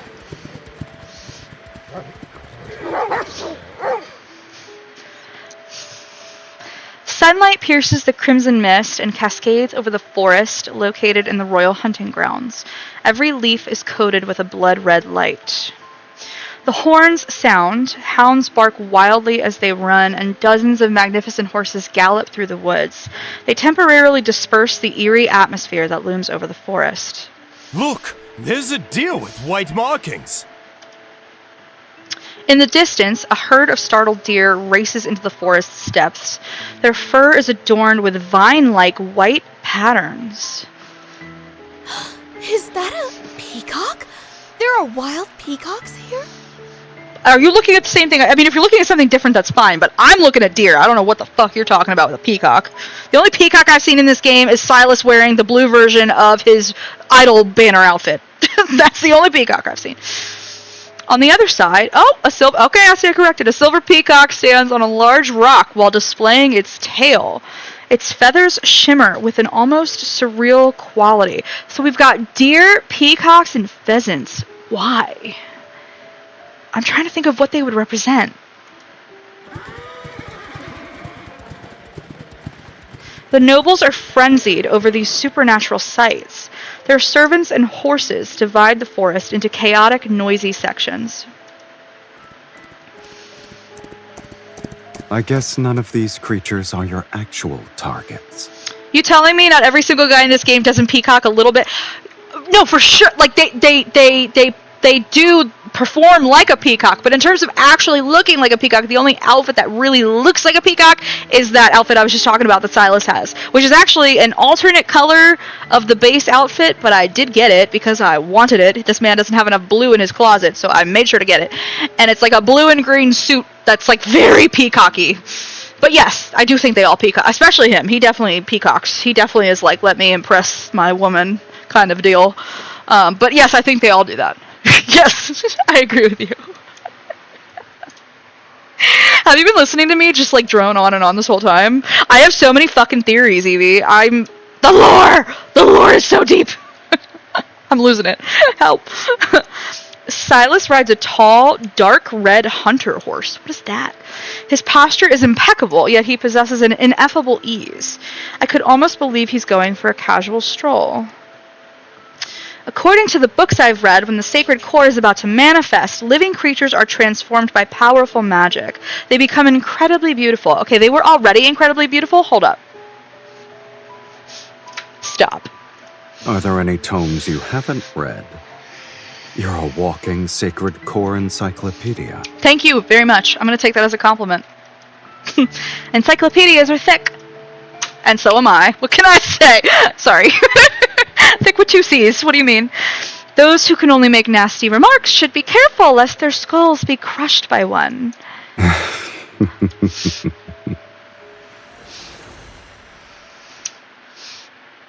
An unusual magical force slowly reaches out from the depths of the forest. It's akin to slender, cold tentacles. H.P. Lovecraft? What's good? Sylus. I sense it. Let's follow it. I was also getting H.P. Lovecraft short story vibes from that first painting. Pickman's Model is what the short story is called, I think. Love it. It's a great one. It might be my favorite short story of his, actually. They really butchered it in A Cabinet of Curiosities on Netflix. Please don't watch it. But if you do watch that show, the one episode you should watch is called The Autopsy. That's one of the best body horror stories I've seen ever. Literally ever. All the other episodes sucked, though. It was very weird. We avoid the groups and track that magical force We avoid the groups and track that magical force into the dense forest. That makes more sense. Thank you so much, brain. The blood red mist thickens. This music is beautiful, and a streak of disturbing white flashes. Oh no. Oh no!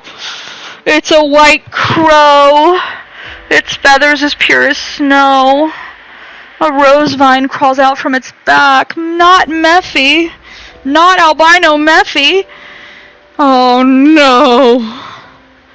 A semi-transparent bud grows on the vine and thin streams of blood are flowing with it. This also reminds me of the flowers MC grew during their wedding banner card when they resonated with their hands. It reminds me of the flowers that grew around their hands.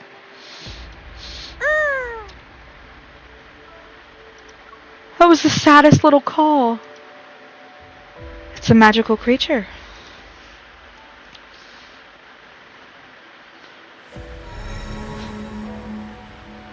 I dismount, my fingers moving rapidly as a glyph appears on the ground. The glyph wraps itself around it. Akin to a chain, it's about to tighten and trap the white crow. This music is beautiful, by the way. A dozen blurry figures appear in the mist. They transform it into sharp spikes and unleash a barrage of attacks. It's not yours! Before I can dodge, Sylus's is already in front of me. He twirls his staff to block the spikes. Very Final Fantasy coded music, by the way. You'll be unable to obtain anything with this speed. Leave the crow alone! Sylus's, these are illusions. I already knew that. The real spellcaster is hiding amongst them. Attack with me. I mean, sure. I swing my staff with him. Crystals expand into a glyph and pierce the illusions in the mist. These people severely underestimated the connection between a husband and wife. What do you say, my lady? Red Mage Roxy made a really good point last night where she said, last night or 2 nights ago? Last night, I think. Where she was talking about she loves the, like, battle couple trope. And she's right, I do love that. I do too. She was onto something. Get him, Goblin King! Hi, Phoebe! Go, Jareth! Go, David Bowie! Hey, Phoebe, how are you? It's good to see you. That's so funny. This music is so pretty. I suppose you refuse to miss any chance to flout our relationship, Count. We trade barbs as usual, yet our rapport in battle flows more smoothly than ever.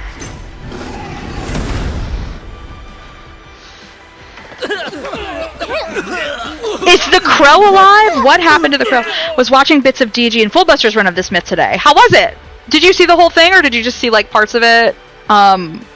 We are on chapter 5 right now, I think. I think we're on chapter 5. I'm amazed that this has already taken me 3.5 hours. I did the Dragon Myth in, like, 3.5 hours, and I'm only on chapter 5 here, and I'm 3.5 hours. Although I think I have more people chatting now than I did when I did the Dragon Myth, which is probably why. Parts because of work. That makes sense. That makes total sense. But... this music! I love it. Not since Tears of Ramiro. Like, have you done one? Is that what you mean? Like, played one yourself?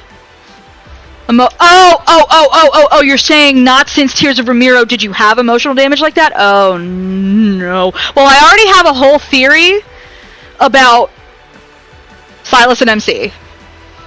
Rooted in Greek mythology, specifically Greek tragedy. The hint will be Hades Town. So, that is my theory right now. With curses of immortality and things thrown in there. But that's... yeah. I'm gonna cry, aren't I? Great. This is great. I'm already emotional over the fact that they're trying to kill this white crow, okay? The mages who want to take the white crow are forced to retreat. Powerless, they can't fight back. I turn to activate another glyph. I'll capture the white crow. Oh no! Oh, you'll get some payoff on that one. Fucking knew it! Thank you! Fucking knew it! He told a little story about a poet and a lover, and the lover died, and the poet was oh God, and he wrote her a poem every day and would like send the poem to the afterlife or the underworld to her. And I think, and then she had a dream that was very Orpheus Eurydice coded, where she's running and Silas' voice behind her and it says, don't look back, and then she looks back, and I was like, okay, well, that's Orpheus and Eurydice. And I was like, well, what if he goes to the underworld looking for her, and he looks back and then curses her to this immortality and curses himself to become a fiend? And then I also was thinking about how the story that he told about the poet and the lover, Orpheus was a fucking poet. He was a bard. So I'm like, that's who they were in a previous life. They both got cursed to immortality because of it, and now we're here. That's my guess. Thank you so much for playing. Meffy, my burb son. Is this Meffy? Is this Alpine? If I wrote you a poem every day, I cannot guarantee poem quality. Really, though. Truly. I saw the most heartbreaking thing earlier. Hold on. I'm so sorry. We're going on a brief tangent. Forgive me. I saw the most heartbreaking thing earlier that... Hold on. I'll find this. Oh, and we're going to have an ad in about 1 minute, guys, so this is a good little pause thing. Anyway, hold on. Oh! Yeah, no, it's this. Okay. It was just some post that got shared on Facebook. I don't even know. It was on Facebook, so I don't... who even knows if it's true, but, So... Some guy on Twitter posted, last wedding anniversary, my wife suggested we make a little box where we drop notes for each other throughout the year. She wrote often. I mostly slacked off, sometimes scribbling nonsense like, you're my chubby buddy, or, honey, your stew is impressively bad. I thought I was being funny. Today's our anniversary. I'm a fool. 216 notes from her full of love, 12 crappy ones from me. I'll never forgive myself for making her cry. The fuck did you think was gonna happen? Piece of shit? Sorry. So sorry. That just pissed me off earlier, and I read it like right before stream, and I was like, and I had to share it. I don't know why that reminded me of that. But probably the same quality as making up songs about my and other people's pets. Oh, but those would slap, dude. I always want those songs. I always sing my animal songs. I also talk to them and talk as them. They have their own voices. That was a thing my parents did when I was really little, and they still do it. Well, my mom passed away this year, but my dad still does it. So that's been in my family forever. And they say we're not neurospicy. We've been neurospicy this whole time, all of us. I don't know what they're talking about. They know nothing. All right, we're about to have an ad break, guys. So I'm going to not keep continuing until that ad plays.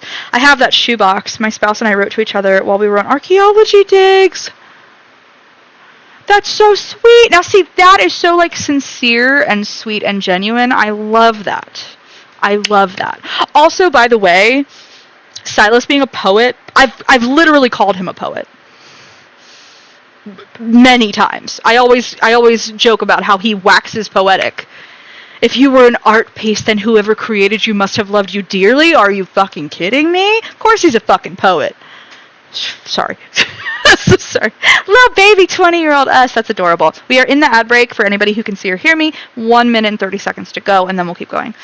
I do have to take my dogs. If I say the word, they'll freak out. But to the place that is not in my house in a little bit for their nightly jaunt about the yard. But other than that, I'm here. Go lay down, Nebby. I just want to see. Okay. That is very sweet, PB. I don't know if you can hear me or if you get stuck in ad jail too. So I'll have to say it again once I'm out. This is gonna kill me. Oh, I'm not ready. Of course I know Greek myth so well. I did take many Greek myth classes. I don't know if that's something you can major in, but I probably would have if I knew that it was something available. I took as many as I could possibly take. I was obsessed. Hello, Evie? Yes, you know Jahu? Ian? Ellen? Ad break's gonna be over in 30 seconds. We're almost there. I've never had a girlfriend who writes me poems. I've never had a boyfriend who's written me poems. I've had 4 boyfriends and they were all ass. So now I turn to pixels and it's much more fulfilling. I don't know what that says about me or them. So, hooray. Ad breaks over. PB, that's very sweet. That's super sweet. Little 20-year-old baby us. That's so precious. What was I talking about? Oh, I was talking about, like, of course, Sylus's is a poet. He waxes poetic all the time. I was talking about his line, you know, if you were an art piece, then whoever created you must have loved you dearly. Hello? Of course he's a fucking poet. He's always been a fucking poet. It's tragic, to be honest. Every woman deserves poems. Every person deserves poems. I think every person deserves poems. Honestly. Truly. I don't think it's unique to any gender. I think art itself is essential to human flourishing and the human condition. But we didn't do poems, but we put sketches in our letters. That's so sweet. I love that. A familiar nauseating agony explodes in my chest. My breath is almost cut off. I fall to my knees in the cold, damp mud, and the power of my glyph dissipates. So, I'm cursed to... Why is it even worse than before? Because of you and Sylus's connection with the Orpheus Eurydice thing, but I don't specifically know like why that makes it worse, but now you're closer. And he's literally right there. I don't know. My vision blurs. I can only see Sylus's rushing through the mist. He catches me before my face lands on the ground. Your body is cursed! I told you. Here's our chance. That's rude. Excuse you. The fuck do you think you are? The dozen or so mages surround us and raise their hands in unison. The ground erupts with blinding white light. How dare? Accompanied by a deafening roar, spiraling rings of light rise. I can't kill them all when the linkage is limiting me. They need to come closer. I would release you if I knew how. I don't know how. Also, I'm like on the verge of dying. I'm not gonna die because I'm immortal, but like I'm probably immobilized pretty good. 5 rings of light rotate in various positions and mesh together in a gear-like fashion as they close in. My energy and Sylus's are draining. Well, we can't die. But I want to save this crow. I've been trying to save this crow. Several impatient mages move, hoping to seize the opportunity to capture the white crow. At last. I love when he does that. That's one of the hottest things I've ever seen in my life. I love when he does his little disappear trick. Everything he does is hot, really. Let's be honest. Within range, Sylus's cuts through the group of mages. Akin to a blade, his staff repeatedly pierces their chests. I mean, respect for going ham on the death cries. You want to drain my energy. He's peak growly in this myth. So true. I've saved so many just growls. Like they're not even voice lines. They're just they're just growls. And I've saved many. I'm not gonna lie to you. And I'll take this one too. Thank you so much, Infold, for your... Thank you, voice actor, who shall not be named. You are amazing. You are lovely. I wish only good things for you. Fiend! It's a fiend who drinks blood! Yeah, and he's better than all of you! Nobles, drawn in by the commotion, hide. Keeping their distance, their faces turn ashen as they witness Sylus's furiously drink the mage's blood. Oh, this is awkward, because they all thought he was my count husband, and now they know he's a fiend. Well, I guess you'll have to kill them all! No witnesses! I don't know. I always said it's either chapter 5 or 6 that shit always goes to shit in these myths. Always. The spiral glyph... just Bob Ross chilling. The spiral glyph continues to move and my energy is almost gone. The excruciating pain shatters my body into countless pieces. Literally eat the rich. Right? I'm just saying. I tried. I don't know. That didn't sound very pained. He returns to my side, his eyes flashing with a savage intensity, yet they brim with a certain determination. He raises his wrist and pierces his skin with his fangs. Oh! Bright red blood winds down his arm. Drink. You saw nothing. Ask no questions. Thank you so much. I feel a fear in the depths of my subconscious and use my last ounce of strength to shake my head. I mean, I know, like, in typical vampire lore, like, that would turn me into a vampire, but, like, he's a fiend, not a vampire. I'm immortal. I don't really know what this would do for me.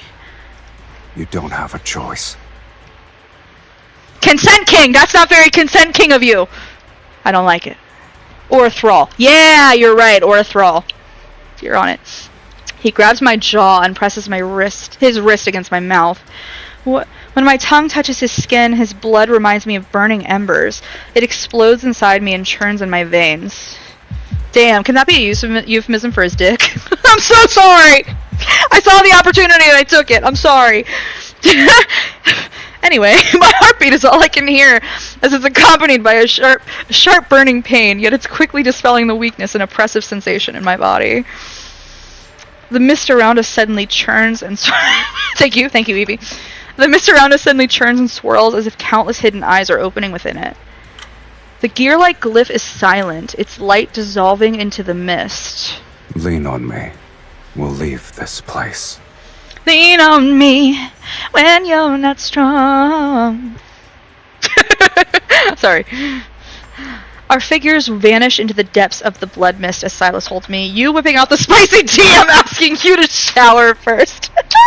For Sylus's, I would pretty much do anything, honestly. I'm not gonna lie to you. I'm just happy to be there. Truly, I'm just happy to show up.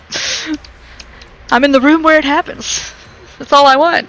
Okay, so I'm doing all this tonight. I'm doing all of this, but my canines very much need to use the restroom.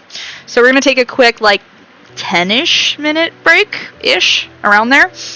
Oh, thank you. I won't apologize anymore. Yes, I'm glad that you approve.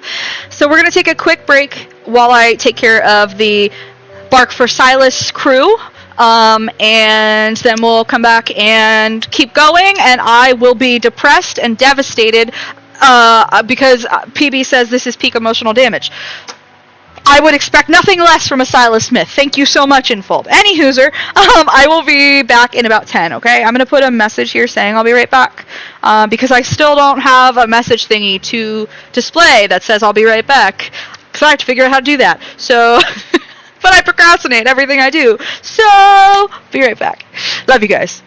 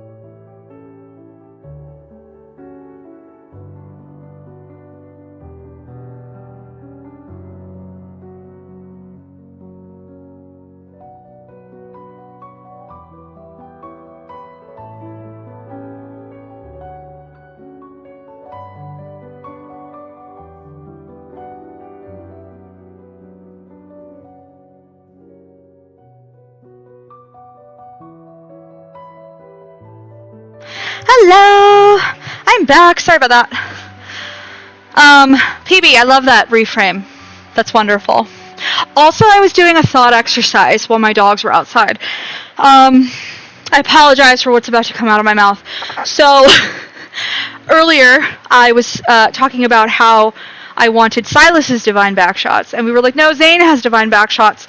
And then Evie said, infernal backshots? So I was like, yeah. And then I was like, what would everybody's be?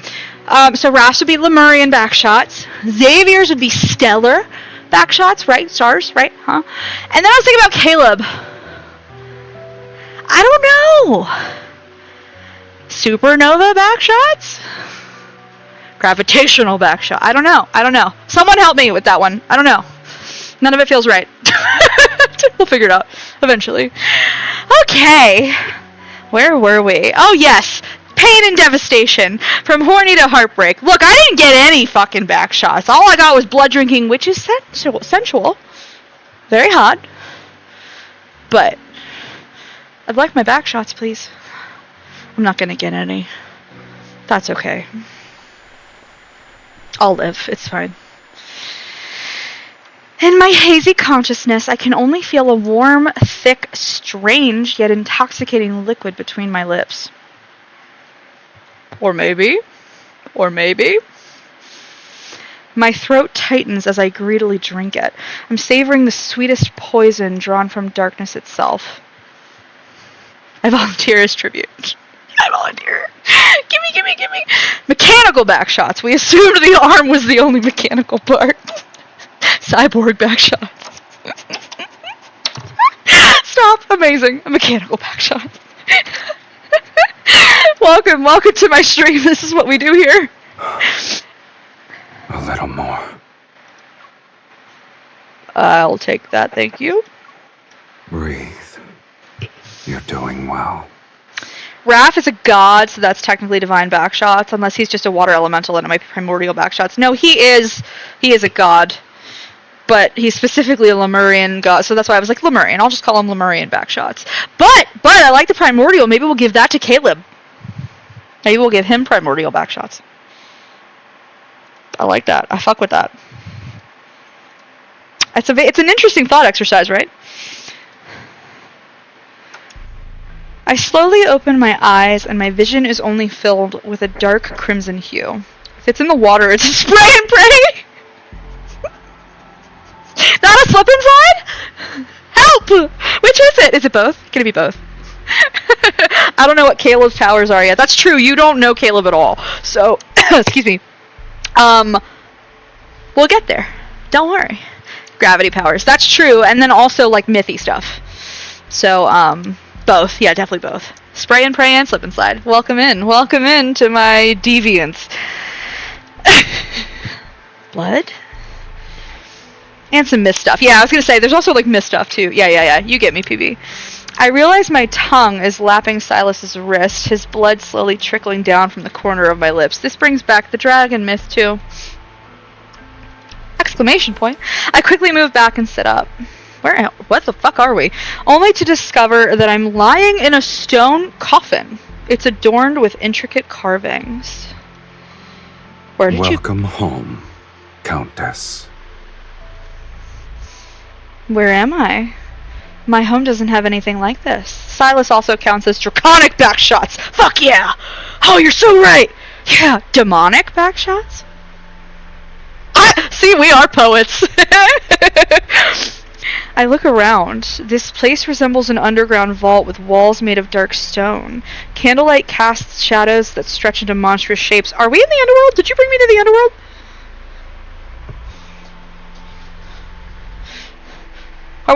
Did you bring me to the underworld? Or like astral? Caleb's gravity powers might be astral backshots. Yeah, maybe. I like it. Yeah. I think Xavier's is good with stellar because stars, and mind you, I'm going based on D&D classification systems, so it works. Hey, it works. If it works, it works, man. I think we're in the underworld. Of course. This is my home. Thank you. How many things have I called in this minute? I am clocking it. We are on it. I'm gonna dab. so sorry. He did Persephone illusions intensify. Right? Persephone illusions? But also the Orpheus Eurydice thing I'm really getting. But also Persephone and Hades. But I was getting Persephone and Hades from the dragon myth. Never apologize for dabbing, or should I always apologize for dabbing is the question. I could use another descriptor. Welcome to the underworld, Miss May. Look, I'm not mad about it, but MC might be. I don't know. The underworld? How could a human possibly enter this place? Well... They would have to drink my blood. Voila. Voila! Ta-da! The metallic taste of blood lingers in my mouth, but I'm not repulsed by it. How strange. The suffocating feeling from before has subsided without me noticing, but I guess my white crow died. Or got caught. I'm very upset. The blood is like a glove stamp. Ooh! We can use that with our Josephine Haters Club cards. Somehow, I don't know how. Put a crow on it, I don't know. Put a crow and an apple on it, because I feel like Josephine would have no bigger haters than Silas and Caleb. Quite frankly. Probably. But the pain inside my body still reminds me of everything that happened. The white crow? The clues to Sacred Core must be on it. Hater stamps. Yeah. Oopsie daisy. I keep clicking off. The emulator is really skinny because it's shaped like your phone, and so I keep clicking off of it by accident. I force myself to climb out of the stone coffin, but when my feet touch the ground, I collapse from excruciating agony. Ooh. Meffy! Meffy, is that you? I live that. Ah, it's a baby. It's my baby. It's a baby. I'm so sorry. A white, feathery figure flies across the underground chamber and lands gracefully on Silas's shoulder. Here's your clue. In your current pitiful state, you shouldn't be running around willy-nilly. This magical creature can enter the underworld too? Since it was prey that caught your interest, my lady, I naturally couldn't let it escape. I'll admit, it's peculiar.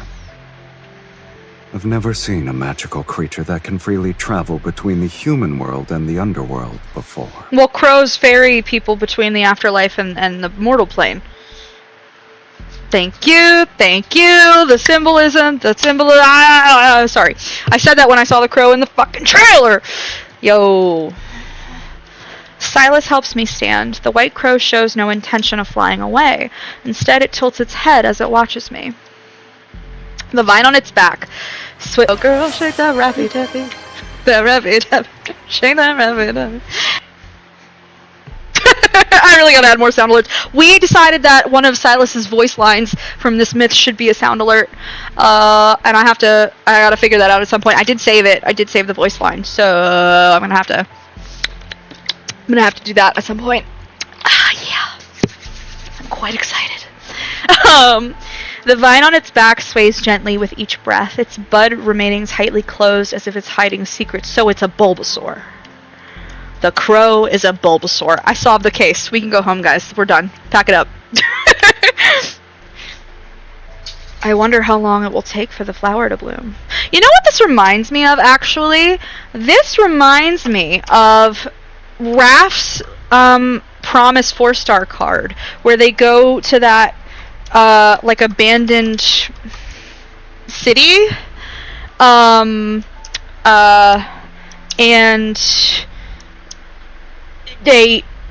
they're trying to figure out like why it's abandoned, like where did all the people go, because they have a guide from like 10 years before and it seemed to be like a popular tourist place. And I guess the wanderers that came through with the Chrono Rift catastrophe, they leave behind as like residue, I guess you could say, these like flowers that bloom like kind of crystally, weirdly, but they cause people to like hallucinate nightmares. And for whatever reason, that's like what I just thought of with this. And I feel like it's not a coincidence that those two things just got released fairly back to back-ish.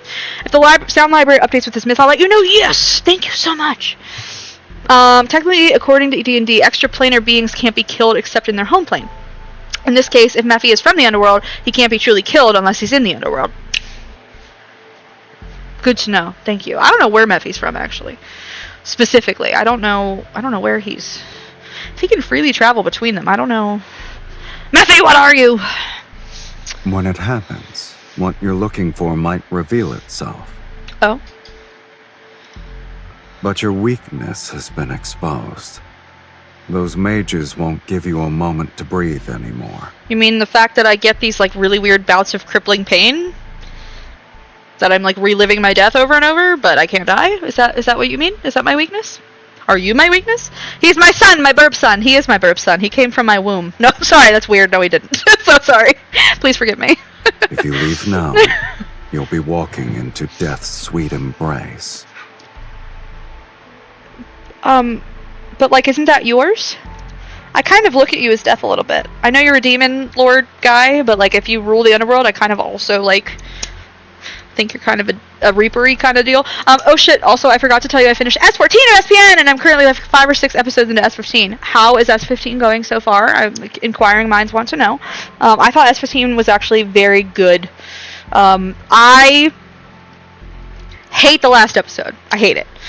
Not because, like, oh no, it's sad, or, like, whatever. I think it's gratuitous. I think it was totally unnecessary. I do appreciate the fact that it was COVID, and they had to completely change. Like, they had a whole plan, and I guess it got all fucked. A bunch of the actors that they wanted couldn't come back. They had to, like, totally change the plan or whatever. But I still, given that, I think they should have just been like, and no more episode, whatever it was, 20?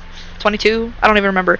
I think the penultimate episode is a phenomenal ending for the show. I think it ties up all the loose ends. I think it is a really, like, for a show that went 15 seasons, I think it was a pretty well done, like, tied up character arcs and, like, plot lines, and made sense with the world. And I was like, that's where it should have ended. So in my mind, that's where it ends. Is the penultimate episode. It just makes more sense in my brain. I have so many thoughts so far. I'll discuss with you after stream. Wunderbar! We shall. Yes, we shall. So anyway, Silas, you mean your embrace, or... His eyes reveal their typical mocking gleam, but there's a hint of genuine concern. Same with me in S5. Well, S5 for sure is, like... That's where I always would tell people when I would get them into the show, I'd be like, you know, the original creator only wrote a 5-season arc. He left after it. Eric Kripke is a genius, and, like, you can take that individually and it's its own thing. But also, you know, you can watch the rest. And I thought season 11 was really, really awesome. I loved season 11, honestly. I thought season 11 was really good. I remain silent for a moment. The intense anguish coursing through my body forces me to lean on him for support. It sounds like just a day of living with chronic illness. Sorry. If you don't mind me staying here, then I'll wait for the rose to bloom, Count. I have welcomed you from the very beginning. Oh boy. Oh boy. Oh. Suddenly, he picks me up. Carrying me, he climbs the stairs. Oh! I love this little stinker! Oh my god, I love it. Now that you're staying, let's help you become acquainted with our home, my lady. Son of a bitch. This man loves her so much. He just wants to share a home with her. And he stays asking her to move in with him in the main timeline. And I can't.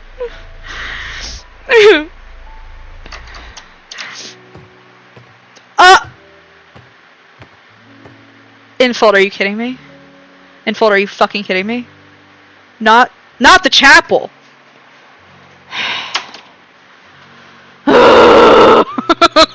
It's so good. Not the chapel. These fuckers, dude. Silas and I reach the top of the staircase. The scenery greeting my eyes is so breathtaking that I almost forget my pain. Son of a goddamn bitch. Inside the massive castle with its vaulted ceiling, bright candlelight reflects off countless treasures. Its radiance is dreamlike and dangerous. Massive beast skulls hang as decorations. Crystals taller than a person contain strange weapons and items that shimmer with an otherworldly glow. Oh yeah, my fan thing never happened. That's fine. I think it can still happen eventually. Is this how you live in the underworld? No wonder you hate being summoned. Out of all of them, he is the guy that takes you to the county fair and wears matching holiday PJs with you. Him and Zane. Him and Zane. I think both of them. I think both of them are like that. Yeah. Yeah. For sure. Yeah. They're nothing more than trophies. Opponents I've defeated here, mages who tried to summon me only to die. I always keep one item from each of them as a souvenir. Yeah, you did that as a dragon too. His nonchalance sends chills down my spine. Yeah, Sylus's is just more campy about it. Yes. Sylus's is campy with everything he does. He's so extra all the time. Zane is very understated as a person, and yet I find them to be pretty similar. I also find him to be very similar with Sylus's, but in different ways. But in terms of like the kind of husband they are, Zane, for sure. Zane, for sure. Zane's just more understated, but he's like totally just as sappy and domestic and yeah. Oh, what lovely music. So this place is actually a graveyard. Your sense of humor never fails to delight. It is the underworld, I mean. Even if this is a graveyard, it's been deathly quiet for a long time. Why are you the uncrowned sovereign of the underworld? What's the uncrowned? Why? I mean, that's intentional. Everything in Fold does is intentional. Why are you uncrowned? What does that mean? I've run out of rivals in the underworld. Yeah. There are no fiends who dare to challenge me. But why does that leave you uncrowned? What does that mean? And I can count the mages who survived long enough to complete the summoning ritual on one hand in the past century. So, I'm bored. Sylus's is always bored. Sylus's stays bored in every myth, main story, side story, and that's part of why he is enamored with MC so much. She's like the one person who can challenge him in many ways, and that's why he loves it. Well, he loves her for many reasons, but anyway. I'm also a mage who summoned you. Are you planning to take a souvenir from me? He glances at me. Just my heart. Duh. We'll discuss that after you're dead. Still does not explain why he is uncrowned. Oh, for sure. No, I have no idea why he's uncrowned. I don't know. I'm still waiting for that to come to fruition, if you will. So you also have a sense of humor. It's a pity that the underworld and the human world lack individuals like you who appreciate it. Sylus's, I've been appreciating you since February of this year. Don't play with me. It seems my sense of humor is destined to only entertain you. I accept. As he carries me around to brag about his keepsakes with great enthusiasm, I catch a glimpse of something within the castle. Is that a pipe organ? Of course it's a pipe organ! This man is so obsessed. Royalty is often a nepotism thing, and he's an earned via merit kind of person. That's an interesting conjecture, speculation. I don't know what the right word is there, but theory. That's interesting. Maybe, possibly. We'll have to see, because I feel like they'll address it. I mean, I feel like that term uncrowned is like so intentional, unless it's just a translation thing, which that happens. So, you know. In the midst of flickering, thank you, golden light stands a silent, imposing, dust-covered pipe organ. Evie, you don't know all of his lore yet, but this is like very central to who he is. Very. True localizing is rough, yeah. So I don't know, maybe that's what it is, but if it's not a localizing thing, then I would think it would be addressed. So if it doesn't get addressed, my guess is that it's a translation thing. Its wooden casing has lost its luster, as if it's been forgotten in the depths of time. Can you play it? Yeah. You okay? Stop it. He places me on the bench and I press a few keys. Oh, it sounds terrible! Unsurprisingly, some are out of tune. Others don't produce any sound. That's normal. No one has ever played it. And you consider it normal? A room of treasures arranged around a broken pipe organ? Is it special to you? That's such a loaded question. That's such a meta-loaded question. Oh. Sylus's doesn't answer. He picks me up again and carries me. I'm about to ask more questions, but the sight before me makes me forget my curiosity. Oh, no. Oh. On the balcony, the wind is as cold as a knife's edge. The underworld sky doesn't resemble daytime or nighttime. It remains an unchanging gray. The world before me is distorted and fragmented. Buildings of various architectural styles are present as far as the eye can see. It's as if they've been violently pieced together. In the distance, a barren mountain rises. Large rock chunks float around its edges. Okay, we're going to have an ad break in about a minute, which means probably like 2 or 3 minutes. So I will pause when that happens. But this is making me think about mirrors. I remember the artist who designed the poster talked a lot about mirroring, and I also remember, this is kind of, it was talking about, like, distorting images and stuff. I also remember my main story replay that I've been doing, I actually managed to pause on some, like, lore stuff that, like, is just in a cutscene, right? So, like, you know, a web page that she may have been looking at, right? But it was in a cutscene. And there's a whole thing about the wanderers who came through during the Chrono Rift catastrophe all used mirrors to pretty much teleport throughout Lincoln and attack people. Which felt very significant to me. I was like, oh, that feels really intentional. What's that about? I'm still putting together all the mirror things, but there's a lot of mirror imagery that's used in this game, so I'm still working through that myself. But I'm just noticing how this looks like a mirror image and like the whole distortion thing, and yeah, it feels significant. It feels very intentional, just like everything Infold does is intentional. So the usual. I think the ad's probably going to start here in a moment, so I'm just waiting my turn. We'll let the ad play. Everybody will get out of ad jail, and then we'll keep going. I could not believe I've been doing this for 4 hours. I'm only on chapter 6. How is that possible? How is that physically possible? All right. A crimson barren mountain rises. That one? Is it that? Large rock chunks float around its edges. All right, there's the ad. Ad jail, so sorry. Do I want food? Kind of do. We'll see. We'll see, we'll see. Goodbye, goodbye. Okay. Wait. Okie dokie. Alright, 1:30 left. We will get through this. This is very pretty music. It's very melancholic. The piano is beautiful.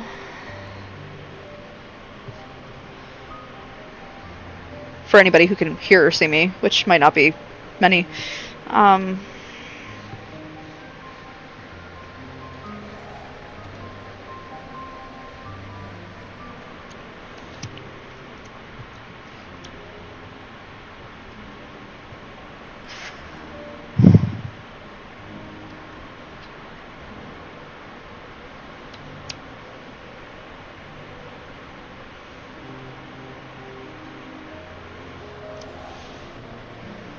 45 seconds.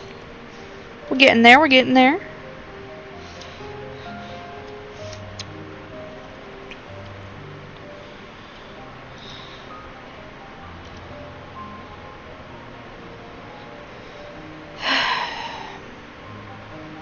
I feel very melancholic listening to this music right now. It's making me emotional. It definitely sets a mood. A tone, if you will. Damn, I can't believe I'm only on chapter 6 and I've been doing this for 4 hours. Why did the dragon myth not take me as long? I don't think I was just talking to as many people. Okay, Agile should be broken free from? Broken out of? Anywho, we'll keep going. I was noticing on break, this music is so melancholic. It's so pretty. But it was like making me feel melancholic listening to it. It was like making me emotional. Alright, we'll keep going. Beyond that lies a motionless sea. Akin to a glass sculpture, the waves are frozen as they break. Feels like this is outside of time. The underworld described in various books is nothing like this. You should read less nonsense. Well, these structures seem to be from different worlds. What exactly is this realm? A graveyard. Yeah. I feel like this is another, you know, the fractal library is like outside of any, like it's its own dimension. It's like outside of, this is kind of giving me the same vibe. And this feels like a graveyard for like where things end up that are in limbo. This feels like limbo. That's what I would say. This feels like limbo. That's a better way to say it. An indescribable shudder spreads from the depths of my heart. I don't understand. He slightly turns... Oop, I clicked off again. I keep doing that. I clicked off again. I'm so sorry. He slightly turns his head, his gaze passing me like the wind. You're not the only one who wants to rewrite fate. And there are other timelines with people such as yourself. Okay. Have you ever wondered where those discarded fates go? So limbo! Oh man, I am killing it, y'all. Established cause and effect cannot vanish into thin air. A place must receive these fragments erased from various timelines. When enough fragments accumulate, they form ruins. The underworld is a fate's graveyard. That's an interesting concept. Similar to a hunter searching for carrion above a graveyard, the white crow soars in the distant gray sky. I don't know if I'm stunned by Sylus'S words or affected by the countless energies surrounding me. A ringing noise floods my ears and my limbs weaken. The magnetic field here is too chaotic. Your body isn't strong enough to stay outside for too long. So, I mean, I think we already, like, this whole universe, I mean, like, the story universe, I don't mean, like, this, I don't mean, like, the underworld. This whole story universe, everything is, like, constructed through, I don't know if constructed is the right word, but, like, manifested through protocors. So, I mean, would it make sense to me that this is, like, another protofield? Yeah? Yeah, it would. We'll keep going. The magnetic field thing made me think of that. Without saying another word, Sylus's lifts me into his arms and carries me back. This man stays carrying us. Black-red mist flows out to seal the doors and windows behind us.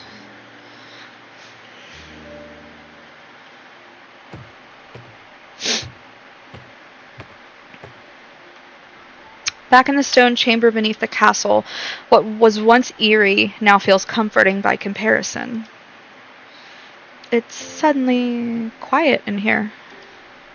The stone chamber shields me from the chaos outside, and even my breathing becomes steady again. Only being quiet isn't enough. He places me back into the ornate stone coffin. Noticing my look of protest, he pats my hand to reassure me. You'll recover faster here. Is it a magic coffin? Probably. No wonder you use this stone coffin as a bed. However, humans need plenty of food to recover. We can't just rest.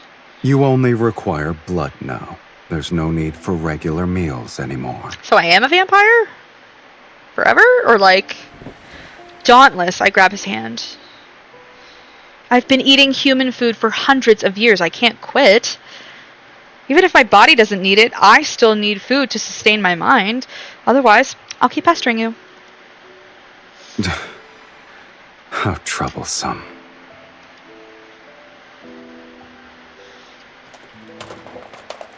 Feed me! All I can think of is a little shop of horrors. That was a pretty room. I hear rummaging. Then Silas quickly returns with several pouches in his hands. You're fortunate. In the underworld, my abode is the only one where human food can still be found. Okay.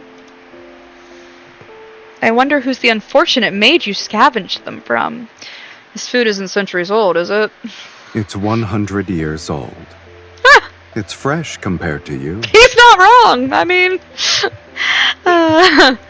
there are traces of magical seals on the pouches. Mages typically use this method to preserve food for extended periods. But no mage expects their food to last 100 years. Are you going to eat it or not? I'll try. Silas's face shows disdain, yet his movements look at his pretty hair, are swift and efficient as he opens the pouches and lights a fire in the stone chamber to heat the food.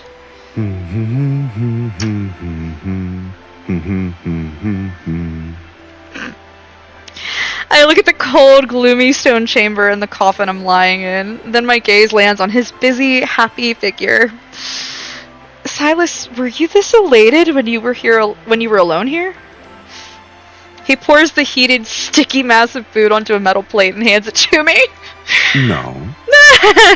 This man loves being a husband. This meat, so I can feast properly later. He loves being a husband so much. Then I must be the first dish that makes you happy. A gourmet delicacy.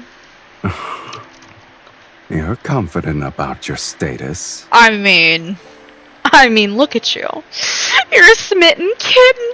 It's my turn to call you kitten. I taste the steaming substance. Although I'm not actually hungry, its aroma still brings me comfort and helps me relax. This isn't my first time lying in a coffin. I was suffocating, and the people around me thought I had died. They hastily buried me in a coffin. Once enough time had passed, I woke up to find myself buried alive. I stare absently at the thick liquid on my plate, but my voice remains steadfast. I struggled to crawl out of the coffin.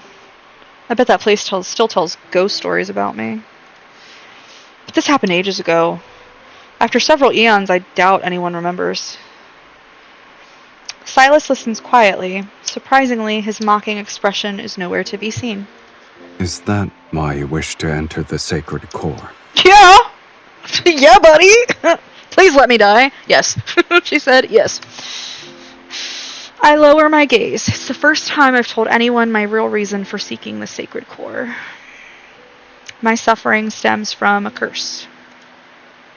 I lost my most crucial memories and only vaguely remember that because of this curse, only a certain person can grant me a true death. Guys, let's put our thinking caps on. Only a certain person can grant her a true death. I wonder who that could be.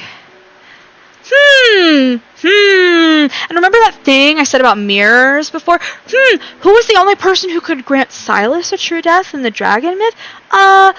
Who was that? This is really hard. I don't know. I'm racking my brain here. Sorry, I'm done. I'll stop. Okay. How do you remember that much? Okay. He quietly observes me as if he's looking at a reflection below a lake surface with the mirrors. I'm not going to get over the mirror images now. You want to rewrite your fate to escape eternal torment. Yeah. Correct. Eternity for me is a nightmare I can never wake from. The flickering candlelight in the stone chamber casts a gentle glow on his face. It encourages me to ask the question that has lingered in my heart for so long. I'm sorry, I'm also a little bit geeking out because this is exactly what my own main character is going through in my novel. She's immortal and she doesn't want to be because it's just eternal suffering. Wild. Okay. So sorry. Infold, hire me! Damn it! Do you remember why you're here? That's one more thing we share. For better or worse. Why did you forget? You don't forget anything. You remember everything. All the time. So why did you forget this time? I have so many questions. He sits down and leans against the stone coffin. I don't remember how I arrived here. I do. No, I postulated, but...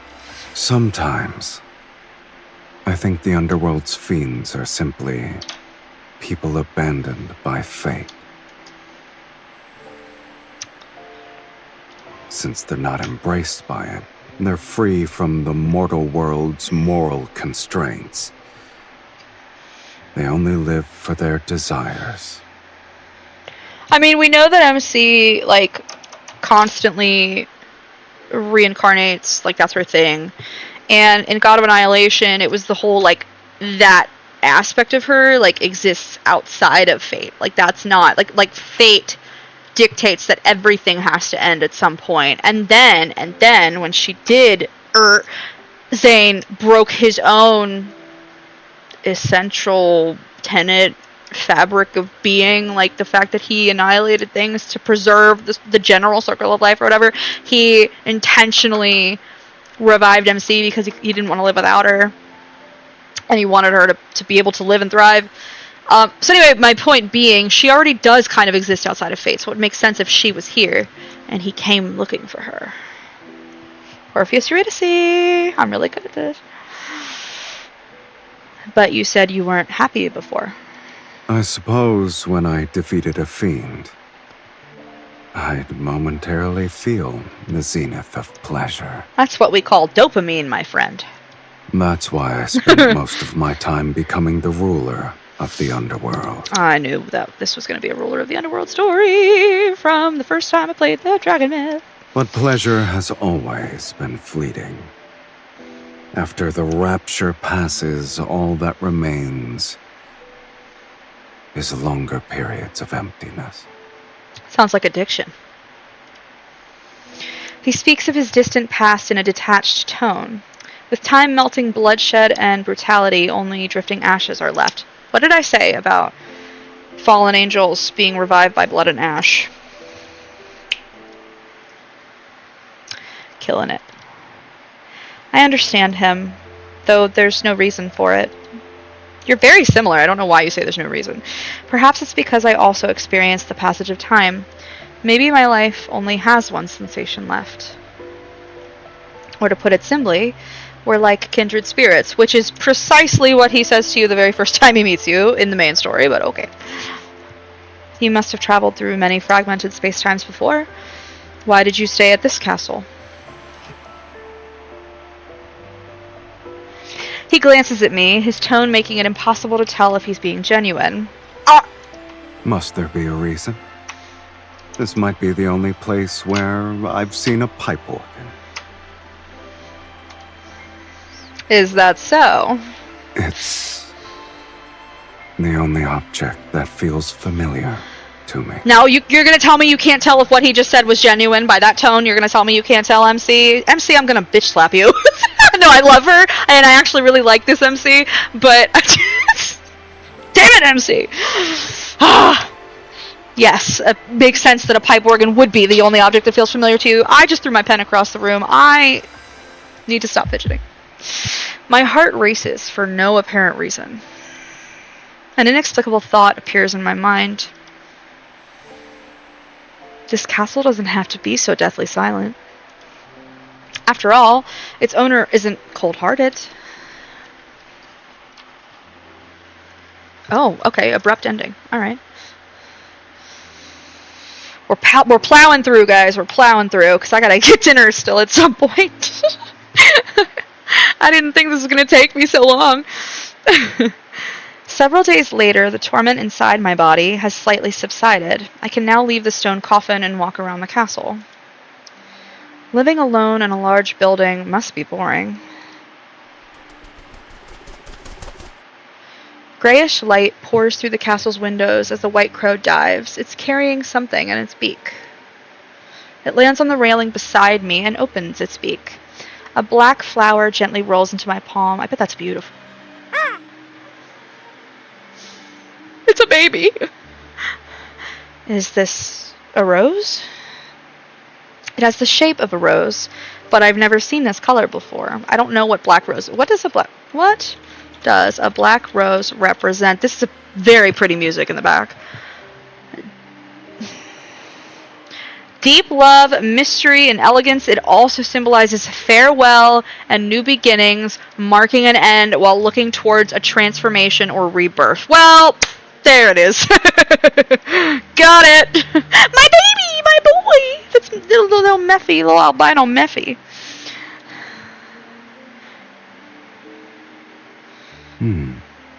When did it bloom?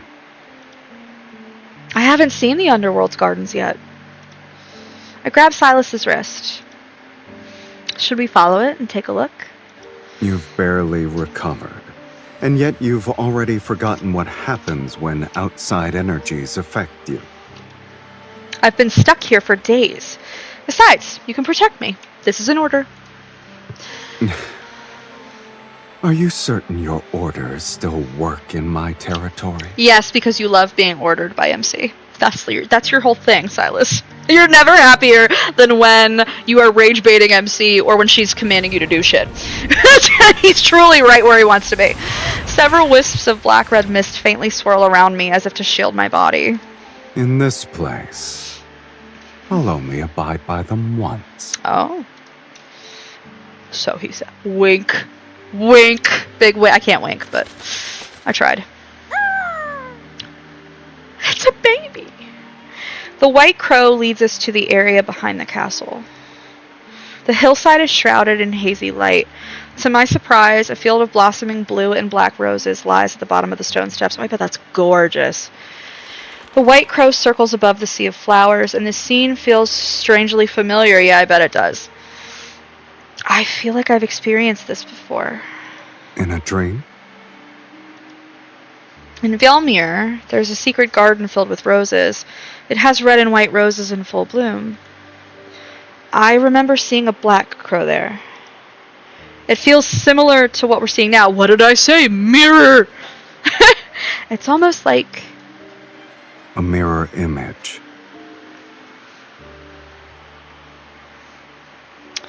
Infold, I would like you to watch this VOD, and I would like you to consider me for a writing position. Please. Thank you so much. Thank you for your consideration. I pick a few roses. Their rich fragrance is exactly like the scent one can find in the human world. It adds a touch of vitality to this cold realm. Perhaps the human world and the underworld aren't completely separated. How else could this white crow travel between them? And it carries clues about the sacred core. It can be considered a messenger. Mephisto is the devil's messenger. The sacred Lucifer's core's messenger is similar to an ominous sign. It deserves a fiend's name. Is this where we name Mephisto? Oh, this is gonna make me cry, actually. This is gonna make me cry. Huh? We'll call him Mephisto. Stop!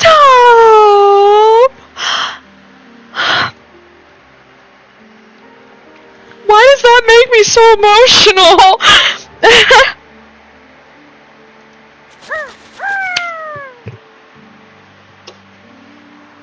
I knew it when I saw that fucking crow in the goddamn trailer. I fucking knew it. The white crow cries out as if he's approving his new name. He lands on Sylus's shoulder. The rosebud on the bird's back quiver slightly. It might blossom soon. God fucking damn it. I knew it. I fucking knew it. How did I fucking know? How did I fucking know?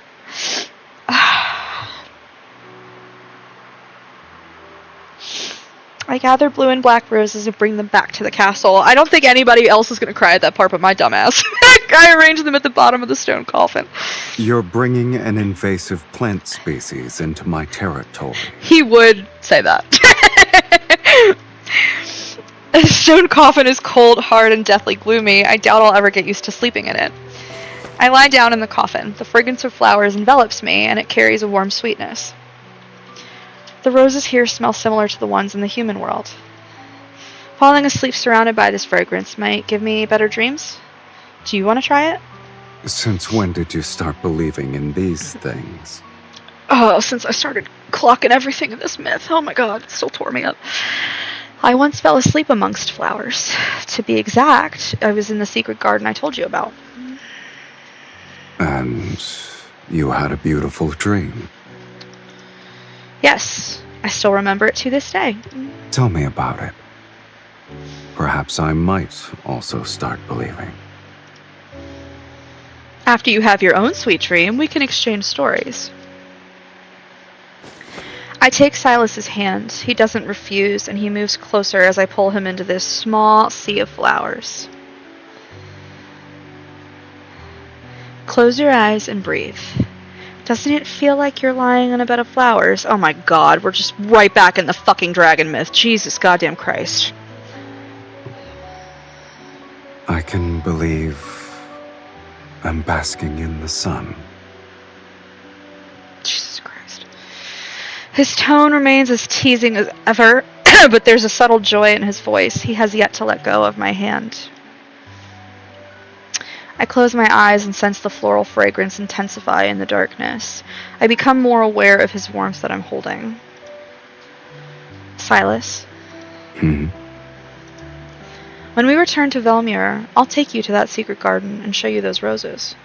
All right.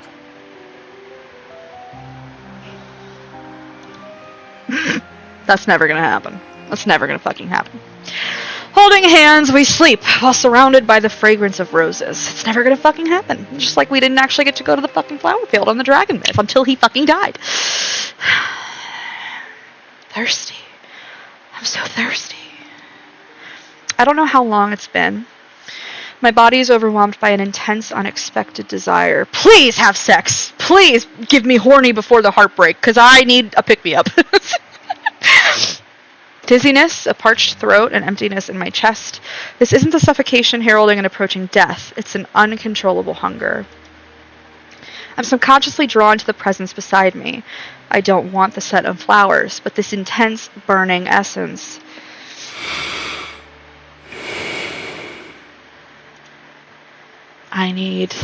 I want.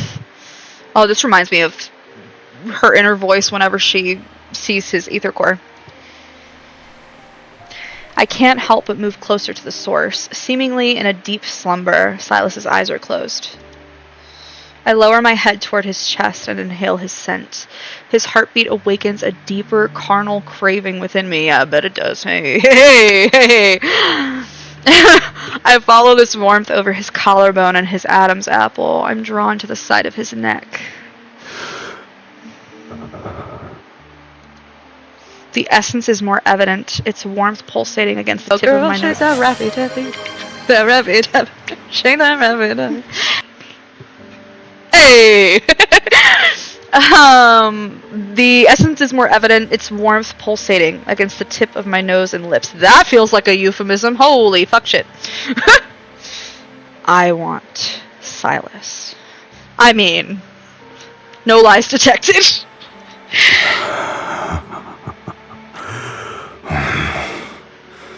You don't need to restrain yourself. Okay! Say less! Give me that! Woo. Help me!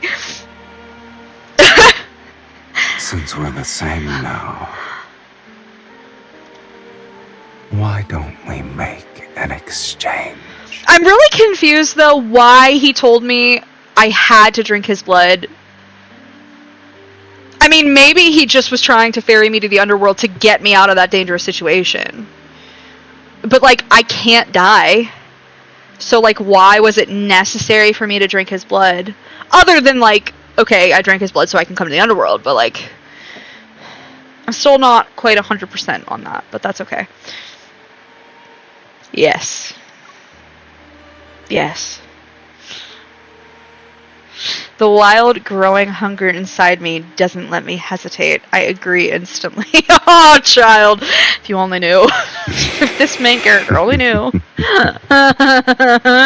A faint smile crosses his lips as he unhurriedly opens his collar to expose his neck. Slightly raised veins pulse under his skin. Look! Look! I know that all the blood drinking is a euphemism for sex, but if I could get some actual sex, that would be cool. Look, I wouldn't complain. Indulge yourself to your heart's content, my dearest wife. Oh, come on. That's just obscene. Oh my god. I lean forward, my fangs piercing into his skin. This is just like in the Dragon Mist, she became a dragon. This is just warm, thick liquid floods my mouth.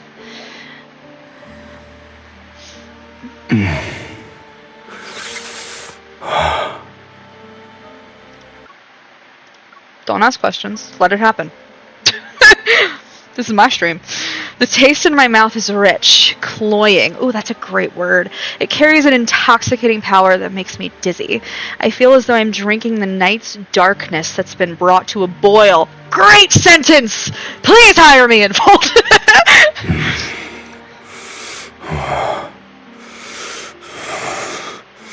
Give it to me. This poor voice actor doesn't know the obscene things I do with, with his voice.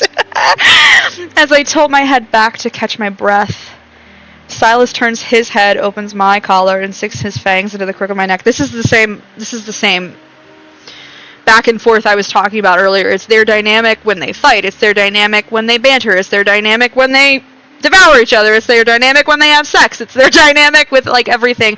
And I know that sounds weird, but like that's what I want because it's you're equals, which is why it's back and forth and you respect one another. Nobody's better than the other. It's just oh, look at his little blush. Look at his blush he's got going. Look at that flush. Ooh. Ooh, that's handsome. Sorry.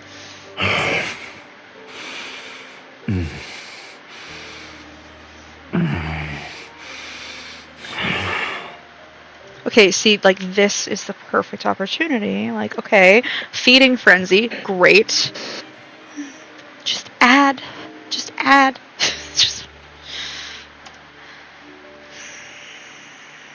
I'm not gonna give it to me. God, he looks so good, though.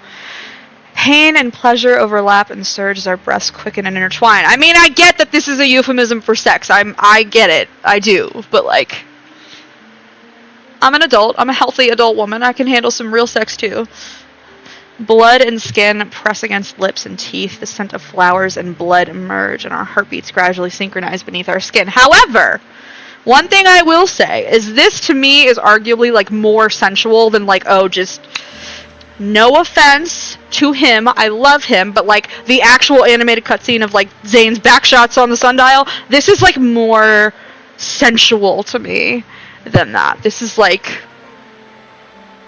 there's something very intimate about it because it's like true vulnerability. You could both, well, okay, they're immortal, but like theoretically they could both kill each other.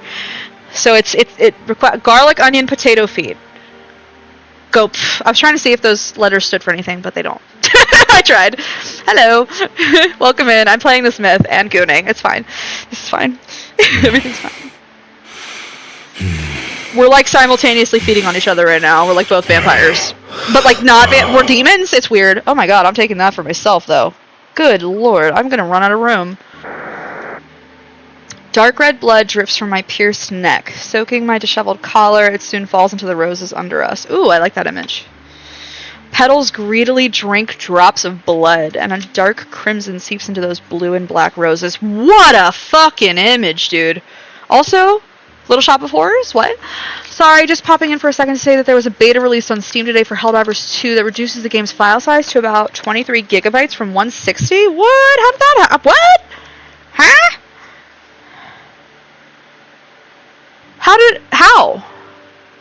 How does it reduce the file size to being that small? Oh, not a fade to black. Come on.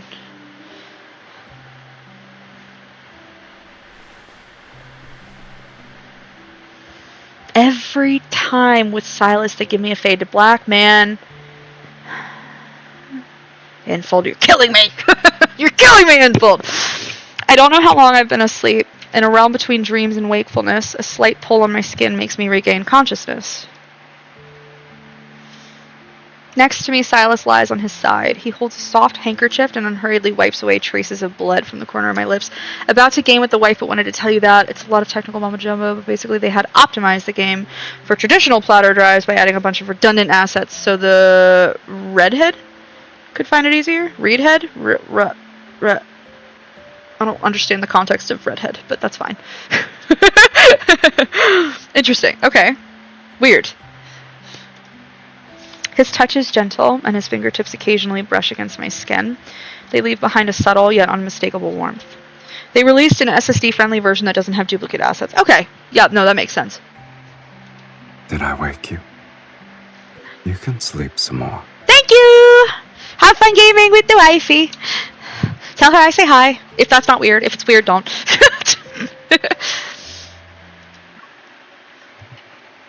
Did I wake you? You can sleep some more. His voice is so gentle.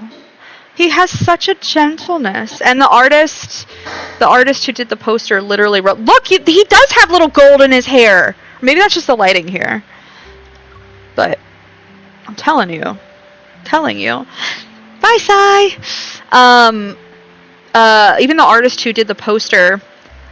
Yay! Hello! Bonjour! Salut! Even the artist who did the poster commented on. He was like trying to capture the dangerous, cold exterior, but he said, but there's a real gentleness underneath Sylus's exterior. And I was like, even the artist gets it. The visual artist gets it. Yeah, no, I figured that's what she said. That's why I said bonjour, salut, something, comment ça va, something. My French is limited, but I'm working on it. I lower my gaze. The edges of the rose petals beneath me are still stained with dark red blood that's partially dried. They're seemingly whispering to me. That's a cool image, too. I recall the burning roses from my previous dream. Their color was the same. Also, in Raph's 4-star card, he literally burns all those flowers. Duolingo or dildo to the nose? Both? Why not both? And the person beside me in that dream had the same warmth. Obviously it was him. His voice is unmistakable. Dreams and reality overlap, and I can't tell which one is more real. That is a threat. Okay, bye. Sorry, I'm just emotional about the crow. Don't worry about it. I'm emotional about the crow. It's fine. Don't worry about it. Mephisto perches on the edge of the stone coffin, the rosebud on his back so large that it's starting to unfurl. Oh, he's evolving into an Ivysaur. Then he'll be a beautiful Venusaur. We should be able to return soon. Indeed. Sylus's answer betrays no emotion. Oh, you are wrong. It betrays all the emotion. He does not want you to go into the sacred core and become mortal and die, unless he dies too. There's the rub. Come on. And my heart, which should be rejoicing, isn't as thrilled as I expected. I'm one step closer to entering the sacred core. I should be happy. My gaze remains captivated by the hand still wiping away blood. His fingertips graze my lips, and his lingering warmth secretly infiltrates my heart to embrace every fiber of my being. That reminds me of the banner card where she says, this person who hates the sun more than anyone I've ever known became my son and only mine. That's what that reminds me of. I'm sorry. They're just MC and Sylus are just goated. I just adore them. I do. Uh-oh. Once I enter the sacred core, this curse's shackles will no longer bind me. Doubt lurks, its rusty blade silently embedding itself into my heart. guess what? My main character in my novel also decides maybe she doesn't want to die anymore once she recognizes love. Not just romantic love, but that is there, but like love of life and like friendships and like humanity. Not like the actual race, but like humanity, like what makes us human, like what, empathy and compassion and joy and sadness and grief and like all the beautiful things that make art and like, yeah, anyway, same thing. Infold, did you steal my manuscript? What are you doing? I'm joking. Isn't this what I've always wanted? Why am I hesitating? And it's really funny if you want to know some minutia, because I named my MC in this game, I named her after that main character in my novel. Her name is Skaya. I'm role-playing my character.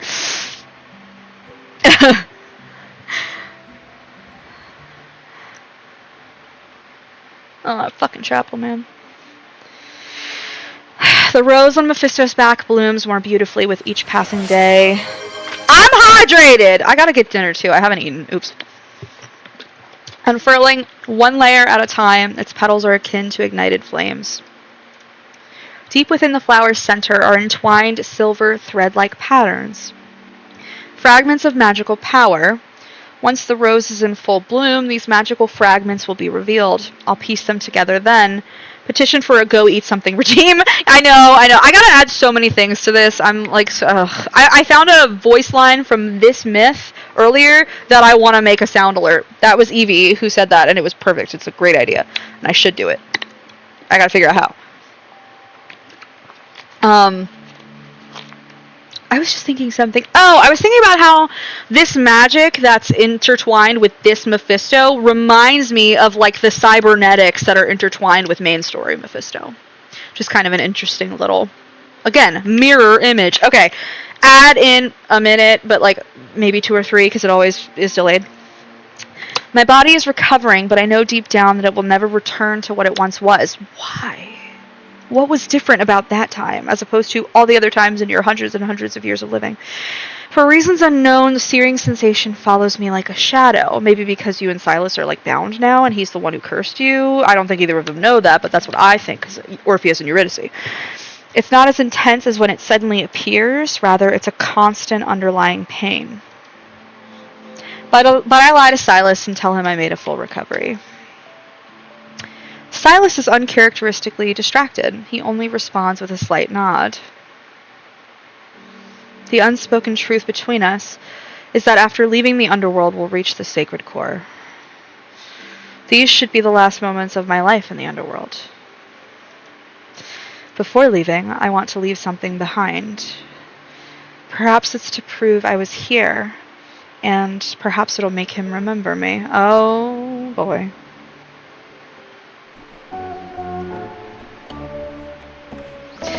I wipe down the neglected pipe organ deep within the castle, open its cover, and clean the pipes. By the way, when the ad starts, I will stop. I will pause, wait for ads to be over, and then I will resume, okay? I don't keep going. I don't like to do that to my people. You're already bored of this place? No.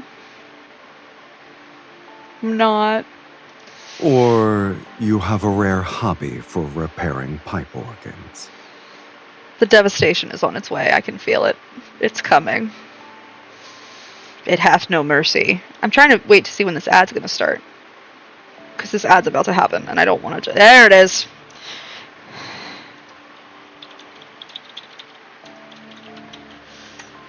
Okay.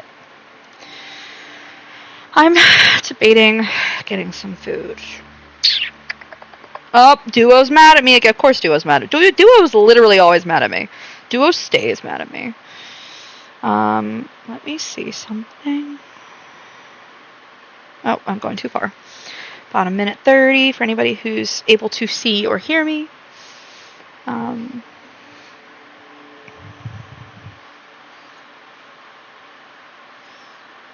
Okay.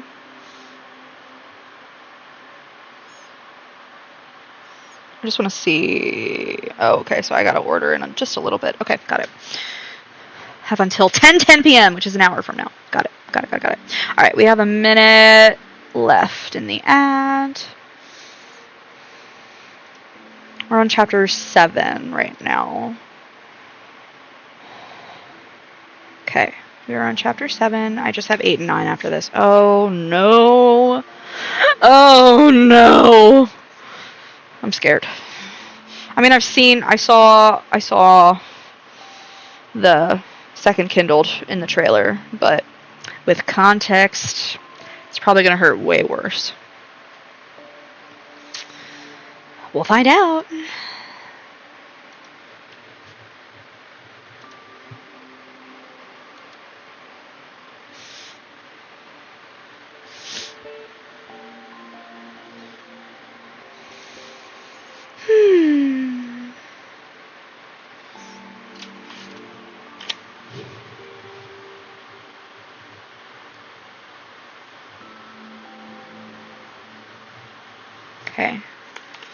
Okay, all right, we're back from the ad break. Sorry about ad jail. We will keep going. I did not go without anybody, so we will keep going. Not necessarily. In the past, I disguised myself as a devout choir member to find a book containing forbidden magics. It was sealed in a chapel. Ah, yes. You'd do something of that nature. I would, wouldn't I? Yeah, I'm so funny. I adjust the pitch of each note until the organ sounds normal again. Oh, I can tune an organ. Look at me. I stayed there for a long time and learned tuning and repair techniques. Never thought I'd get to use them here. Oh, that's much better. I think it's tuned. Do you want to try playing it? Why don't you do that? I'm sorry, I was watching his eye. He is so expressive with those eyebrows.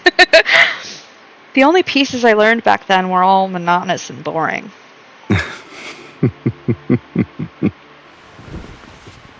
I love this detail on the ruffles here. That's like blood. I love that. Chuckling softly, he sits down. His slender fingers rest on the instrument keys.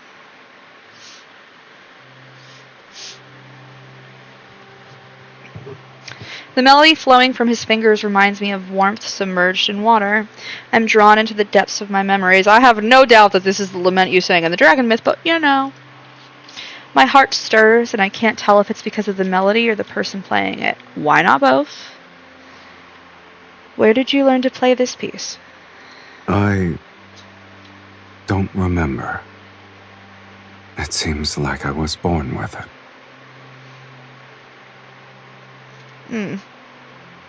It sounds like a requiem. Ha ha! I stay clocking it. I just do. Is it banal? Oh, he's used that for the third time. I love that word, but yeah, I noticed that you used it again. No, it's tranquil. Entranced, I watch his fingers dance. Sylus, when I die, will you play it for me again? How can you hear it if you're dead? He's got a good sense of humor about it, but I know that thought's really bothering him. I'll hear it. He doesn't say anything and continues playing. The ancient castle's vast corridors and walls reflect the music back again and again, as if they're trying to crystallize this moment in time. This is our last night in the underworld. Hades and Persephone! And Orpheus and Eurydice. I can't stop seeing the symbols. I'm so sorry. That night, the white crow is perched on the castle window. A blood-red rose blooms along the vine on his back. He's a Venusaur! Sorry. The delicate lines on the petals converge into a silvery white spiral at the flower's center. It resembles a dissected nebula. Love the space imagery that we just brought in. I lean in. Deep within the spiral lies an illusory mirror, which rotates like a kaleidoscope. God, there's so many different images being used right now. I see an abandoned courtyard with no distinctive features. There's only a broken stone bust standing alone amongst overgrown weeds. At the end, a narrow path stretches into the distance. Blooming roses line it. The flower's shadows guide my gaze toward the depths of the mist. Something is waiting for me. 2 more chapters! This is ominous! Okay. Let's go. Let's power through. We got it. We can do this. After leaving the underworld and returning to Velmur, we find the estate completely abandoned. How much time went by? Jesus. All the dazzling treasures have vanished. Great. I was robbed. Even the modest silverware is gone. In the center of the great hall, the large portrait of me and Sylus's has been splattered with crimson paint. Oh, it was ransacked because they found out he was a fiend. It's a bloody, grotesque sight. Okay, I get it now. Yeah. Our faces have been erased, and only crimson words are smeared on them. Fiend and evil mage. Oh, this is the dragon and sorceress all over again. Yeah, look at that. Amazing. Many nobles at the royal hunting grounds witnessed me kill the mages. They also watched you drink my blood before we vanished. Yeah. The mages who were fortunate enough to survive embellished their stories. They painted us as fiends wearing human skin. This is the price for summoning Sylus's. I don't regret that, no. Mm-mm. And? I let out a scornful laugh and waved my hand to destroy the exorcism glyph on the painting. People in this world are terrified of death. My immortal existence is inherently evil to them, which is so interesting that we're on fucking Sylus's that becomes immortal and all the people become immortal. I'm so interested. I need to know what happens. You have no attachment to this world? I guess not. I don't know. Do you have any attachments to the underworld? Well, maybe our castle. That was nice. And Mephisto. He's nice. Sylus's gazes at me thoughtfully. No. I glance at the full-length mirror on one side of the room. There's no reflection in it. Yeah, can't see me now either, bitch! No Sylus's, no me. Oh yeah! I should have realized the whole mirror imagery thing way back in the 3rd chapter. I'm not afraid. Instead, a secret sense of comfort washes over me. That's how it should be. I point at the mirror. See? We're the same. The same. Beautiful music. What's going on here? He leans in and I can see my reflection in his eyes. I like that. We turn and leave. We must find the prophesied ruined courtyard that's related to the sacred core. Part of me wonders if it's going to be a similar courtyard to the one in the dragon myth. We search Velmur for an abandoned courtyard containing a bust. A bust of what? Mages block our path. They shout nonsense about justice and retribution while waving their staves. Oh, it's the League of Justicia all over again. Okay. However, their eyes reveal their true greed. Of course they do. Justice's cloak is the perfect disguise for desire. Aha! Justicia, what'd I say? In merely a few days, news of a fiend and an evil mage returning from the dead spread like a plague. Oh, yes, we are undead, aren't we? Mages create rumors that we seek the sacred core to overthrow the world order and unleash fiends upon Sylus's. I don't hate it. That'd be kind of cool. More mages rush to Velmur and use vanquishing evil as a pretense as they compete for the chance to enter the sacred core. Our search for the desolate courtyard amongst ruins continues. I mean, we gotta find it, because we're gonna turn mortal. And I'm guessing... What is this place? Why does this look like modern day? I mean, maybe that's just me. Looks more modern to me than the rest of everything. This does not look gothic to me, right? Like, okay. I was gonna say, I think we're also gonna get our memories back. And that's when we'll find out what I've been saying this whole time. Okay, anyway. The night deepens. After another day of constantly moving and fighting several mages, we've taken shelter in an empty house on the city outskirts. The ceaseless, searing pain in my body grows stronger with each passing day. Maybe it's because we're getting closer to the sacred core. Maybe, or maybe it's because of your closeness with Sylus's. I don't know. I think either are possible. Sylus's offers his wrist to my lips. You've used most of your energy. Do you want a sip? You've also expended most of your energy. So many mages are handing themselves over on a silver platter. I get to enjoy a feast every day. I firmly turn his face toward mine and look into his eyes. Aww. That was so cute, I missed it. Aww. Ouch! I'm just clumsy, don't mind me. You liar. You haven't been honest with me either. Am I mistaken? Shh, shh, shh, shh. Silas, boo-boo, don't worry about it. Listen, Linda, listen. I'm joking. I stay silent. I know he's aware of the fact that I've never fully recovered. But he hasn't said anything about it. He absorbs blood from our enemies and offers his own to sustain me. I don't understand why they hurt me so badly when I've been immortal for hundreds and hundreds of years. Like, what was different about this? I don't get it. That's my one gripe about this myth. I've loved it so far. It's amazing. That's my only question, really, so far. He sighs before he somewhat forcefully pulls me onto his lap. He guides my head to the side of his neck. If you still want to enter the sacred core, then bite me. I say less. I stare at his injured neck that hasn't fully healed. My heart aches. Isn't it our ritual? Can we make a new one? I have an idea. I have lots of ideas, actually. I gently press my lips against his skin and warm blood flows into my mouth. Damn, that wasn't my idea, but okay. I was trying to take a different liquid. Moonlight veiled in the blood mist shines through the window. God, he looks really good, sorry. Sorry, I'm distracted. It illuminates his gaze, and those unfathomable depths could swallow me whole. My cat is screaming right now, do you hear her? It was only a glimmer, yet it feels like 1,000 years have passed. A thought begins to expand. It's akin to a sponge absorbing water. After rewriting fate, I will never see these eyes again. Well, MC, here's the crazy thing. You might not believe me, but... No, I won't. Sorry. Let me not. Let me not.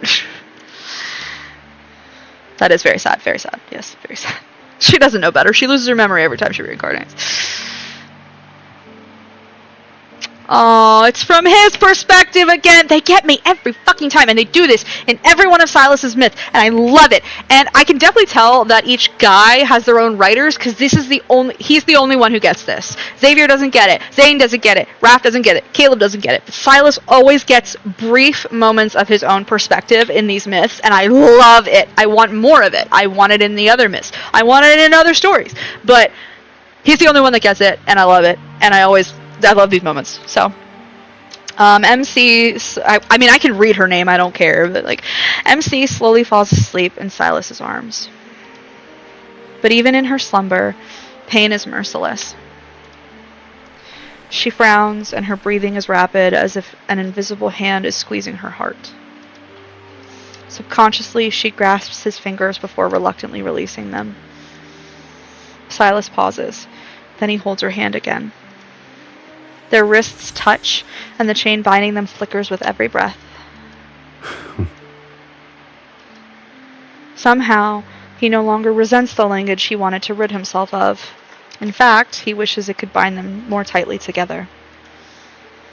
Supposedly, it's been a long time since he thought about returning to the underworld alone. In his eyes, his dreams, his imagination, her presence exists in everything. In his everything. Oh my god. Involved! Oh, it's such beautiful writing. But if their circumstances never change, the one who's staying by his side will continue to endure endless torment.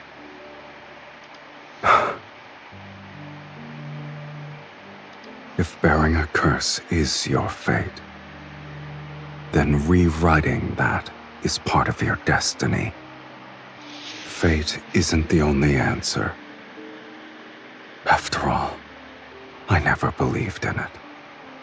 If fate demands your suffering, then I will destroy it. Yeah. I'm so fucking obsessed with this fucking character. God damn it. No matter the cost, this shall be the price I pay.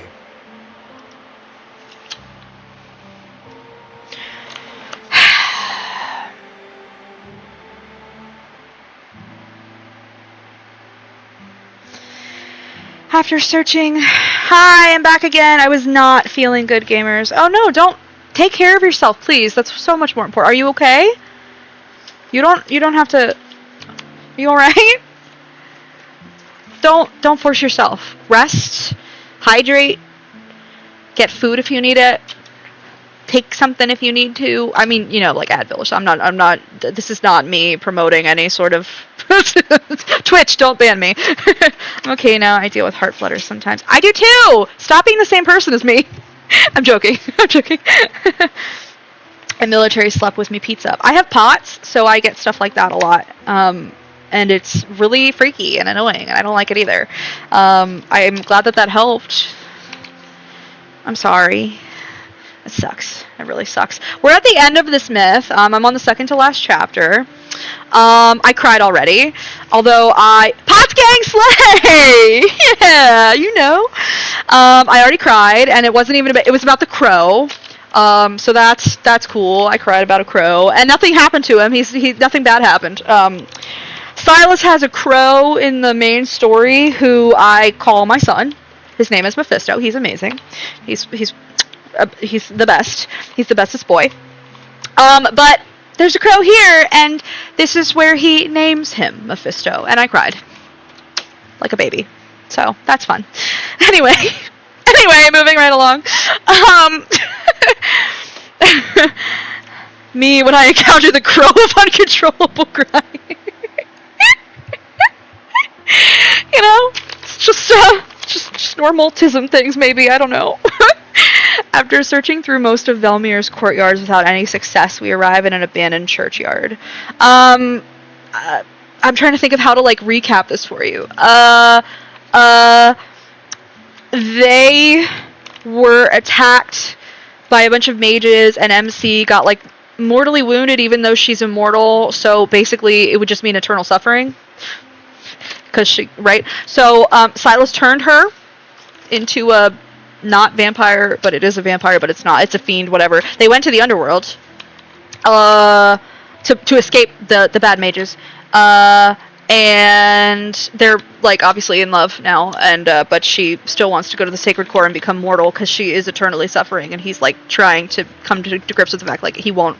Like, he doesn't want her to die, but also, he's not going to let her suffer. And he just had this little monologue about, like, if fate demands you suffer, then I'll destroy fate itself. So I was like, all right, that's my man. Let's go. So, yeah, it's going to be a world of hurt. It's going to be great. We're going to have a lot of fun. That's why we call this game Love and Depression. So,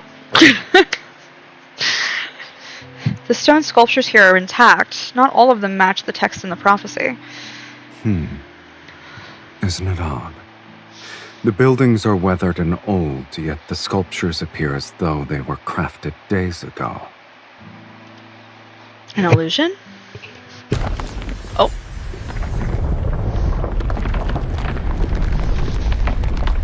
The ground suddenly trembles. Stones break and a massive skeleton rises from the center of the churchyard? Okay. Its body is forged from black iron and brittle bones. Dark red flames burn within its chest cavity, and death's essence flows from its hollow eye sockets. What? This isn't the remnant of an ordinary sentinel. The skeleton swings a massive, rust-covered axe which generates overwhelming energy waves. Regardless of what it is, the fact that a trap was set means we're close to the answer. That's a good point, my husband. Sylus's stands in front of me. He binds the skeleton's arms with black-red mist, but the creature violently breaks free. Oh, it's not a weakling. He thrusts his staff into the skeleton's chest. I seize the opportunity to cast a spell as I press my hands on the ground. Glyphs appear and spread out from under the skeleton. It's bound in place. Now! I guess. I keep clicking off of this by accident. Sylus's staff pierces the skeleton's chest. Flames surge, but the beast doesn't fall. Brittle bones scatter, only to reassemble. Larger than before, the creature stands once more. The giant axe sweeps across the ground and sends stone fragments flying. I feel like I'm fighting a Draugr from Skyrim. I could not think of the word. I almost said Dwemer. I'm like, those are the dwarves. Focus brain. We can do this. The one brain cell is working very hard. The Draugr. The attack makes me slam against the base of a stone statue. Blood trickles down from the corner of my mouth. Get behind me. Yes, husband. Sylus spreads his wings and flies in front of me. He takes the second strike as his shoulder becomes a bloody mess. Wow, I'm getting Dragon Myth vibes right now. Not husband. I clench my teeth and channel my energy into the staff. I draw another glyph. Glyphs spread out and engulf the skeleton. Sylus and I grip the staff together and forcefully drive it through the creature's skull. Flames burst from its eye sockets as its massive body crashes to the ground. In the subsequent silence, only our labored breathing remains.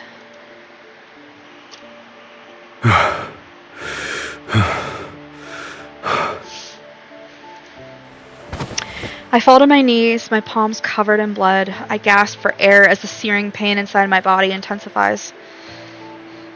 You got a little beat up there, husbando.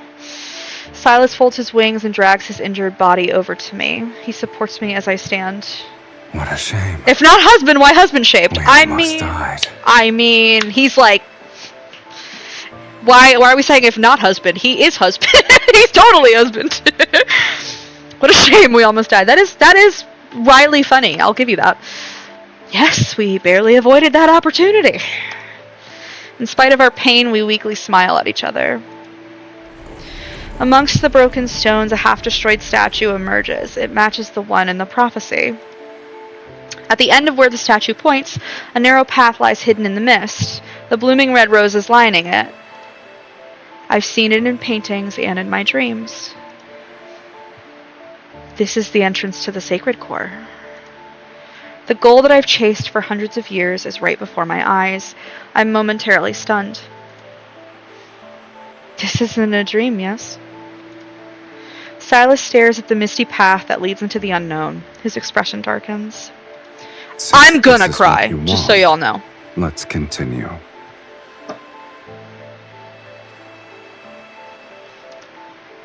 I'm gonna cry. I extend my hand toward him. Silent, he looks at it. Then he takes it.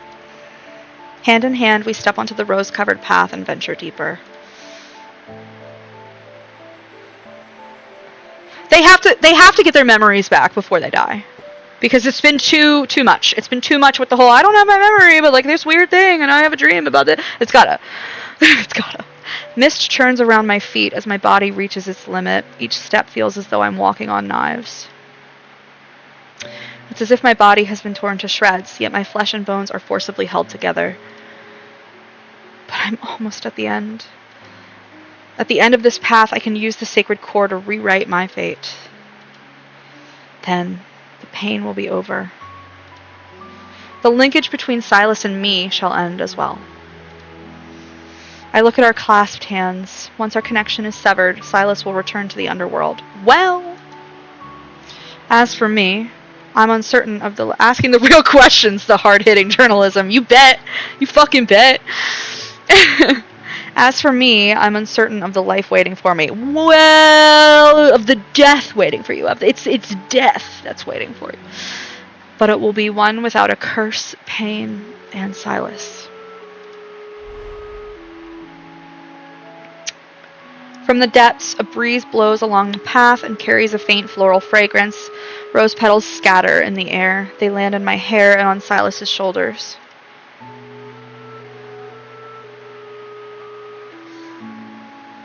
It's a fine-ass looking man. Sorry. Excuse me. I need this. Oh, I got his little smile. Stop. So cute. Fuck. My gaze shifts from our clasped hands to his face. I realize he's looking at me.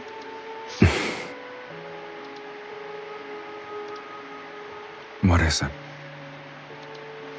The entrance is beyond the mist. That's not what I'm... Okay, well, I was going to say, I know that's not what she's thinking about, but that's the only thing she's going to say. I stop in my tracks. Once I enter it, we might not have a You're chance. eager to bid farewell. We might not have a chance to say goodbye. Infold does this sometimes where I can't read fast enough and it just keeps goes. Well, No. Do you know me? No. I want to do it properly. It's similar... Words, Fallon. It's similar to a proper acknowledgement. Sorry, guys. Stay with me, brain. you don't want me to see the sacred core? All right, then. I wasn't even the slightest bit interested. His tone carries its usual sarcasm, but there's no trace of amusement in his eyes. Should I offer my blessings for your inevitable death? Well... I wish that you'll be free from curses and live an ordinary life without any sort of suffering. Or should I wish for us to never meet again? I take a step, pull his arm, and stand on my tiptoes to kiss his lips. He is very tall, yes. This man is a fine-ass looking piece of shit. Okay. Let me stop objectifying Sylus for a second. Our lips have left wounds on each other's bodies, and we felt each other's warmth and blood. But this kiss is different. I still want to leave something behind in Sylus's life, even if it's a mere moment. I should let him forget me, just as I would forget him. But why do I selfishly want him to remember? Let's sever our linkage. The path ahead is one I must walk alone. Without waiting for his response, I silently recite the spell. The linkage at my wrist begins to glow. With a lingering, gentle vibration, it stretches like a silk thread being pulled apart. The thread of light breaks, its fragments turning into tiny motes of light that float away with the wind. They disappear into the mist. This is what you consider a proper farewell. We'll see what happened was. No. No. Sylus, you're free now. As I say these words, I feel an unfamiliar emptiness around my wrist. The emotion welling up inside me. Is it reluctance? It won't be long before I'm forgotten. But what makes you think I'll forget you? Husband, I would never! Don't say such things. Of course you'll forget me. It's a lie. He stares at me as if he's already seen right through it, yet he doesn't try to interrupt me. You can rule the underworld again. You'll live forever. I'm nothing more than a fleeting moment. Another lie. You're speaking as if you know what I desire. I mean, I do know. MC's being a little thick-headed here, but whatever. It's fine. I hope it's what you want. You gave me another order. In the future, when you play that melody again in your castle, if I'm truly dead by then, my soul will still hear it. He takes my hand, his fingers caressing my slightly trembling palm. Is this the final testament you want to give me? Why not? You'll always abide by my orders. With countless unspoken feelings buried in my heart, I look at Sylus and force myself to smile. Farewell, Sylus. We got one more chapter, my brothers and sisters and themperers. As the mist dissipates, my senses vanish. I can't tell where I am. When I open my eyes again, I find myself in an incredible, otherworldly place. Oh. It's giving God of Annihilation. This place has no sky and no earth. Well, that looks like a sky and earth. But okay. There's only endless white sand that's constantly flowing. Okay, fine. Sands of time. Right? Sand cascades from an indeterminable height. What did I say? Sands of time, mother... I have clocked this whole myth. God damn it. Layers upon layers of it almost fill my vision. I struggle to move. I'm like a prisoner trapped inside an enormous hourglass. I gotta talk to my friend Jace about this. I gotta tell you, he would be so about this. Okay. Please listen to my wishes, Sacred Core. The fate I wish to rewrite is one without any curse. The energy within my body is ripped away by an invisible hand. It transforms into grains of white sand that fall into the flowing sea beneath my feet. Exclamation point. I never know what to do when it's just a freaking symbol. The sea of sand churns as a human skeleton slowly rises to the surface. Tattered old clothes still cling to it. I can faintly make out an embroidered badge among the rags. I'm telling you, this is where the memory comes back! The name on it is... Saren? My pupils constrict as my breathing becomes rapid. Sir Saren, the last archmage to enter the sacred core, the one who left clues about its manifestation for future generations. At long last, a prisoner of the sacred core has arrived. The skeleton's jaw moves slowly as it begins to speak. You've discovered that this is a lie. Not surprising. The sacred core could never rewrite fate. It's merely a vessel that devours the strongest souls. This is Benedict's voice actor, and I know he sounds really different, but I can tell because of the way he says his S's. Voice actors are that's my thing, man. That's my superpower. That's my niche. All mages who enter the sacred core sacrifice their souls. Okay. Now it's your turn. Fear surges wildly in my chest. I struggle to stay calm as I create a glyph to slow the process of my energy being drained. This devours souls?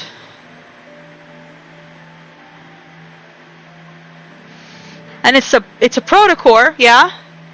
Could this be the ether core in Sylus's eye, or does he already have that? His name is already Sylus, so the dragon myth would have already happened where he already had the ether core in his eye. But we could be looking at one of those, like, what do they call it? Bootstrap time paradoxes, where it's like one thing happens in this that causes the thing that happens here, that causes the thing that and it goes round and round in a circle. Let's see. See what happens. Akin to a waterfall, sand pours down from above. Cracks begin to appear in my glyph as my scorching energy continues to disappear. I can accept death, but I refuse to be manipulated. Atta girl! Fuck yeah. A crystalline fragment detaches itself from my chest. It emits a dazzling light. My body feels weightless. The excruciating, searing pain vanishes, and centuries of torment fade away as if I woke up from a bad dream. Is this the source of my suffering? My curse is a fragment of an incomplete soul? Is it Sylus's fragment? Don't get rid of it. No. I desperately try to grasp that fragment. I didn't choose this. Rather, my action is driven by pure instinct. Even if it's a curse, even if it only brings me suffering and pain, something deep within me tells me I cannot lose it. Yet my struggle is futile. The fragment drifts further away. My energy continues to be devoured. Oh, what? Infold! I can't read that fast! My energy continues to be devoured and my consciousness rapidly disintegrates. Okay. Exclamation point! I never know what to do with those. I don't know what to do. As darkness closes in around me, a familiar light begins to spread from my wrist. It is the same one in the dragon myth. The linkage I had assumed was severed pierces the waterfalls of sand. The layers of cascading white are torn apart. The linkage between us cannot be severed. That's right, husband. We share one half of each other's souls. Sylus advances against the sand's flow, his figure akin to a blade slicing through this false world. Don't come any closer. The sacred core will devour your soul. You can't stay here. What about you? Have you resigned yourself to your fate? Sylus do be staying rebelling against fate. That is his thing. That is his, in like every fucking situation he's ever been in. That is his thing. Didn't you say you'd rewrite it? Yet as we speak, you're willing to become a sacrifice? To save you. But, I guess sure. It's too powerful. A mage's power simply can't... Oh, it's too powerful? He grips my hand and pulls me out of this. This is beautiful music. And pulls me out of the sand. This is why I'm a total Sylus's ally! Yeah! I knew it! Yes!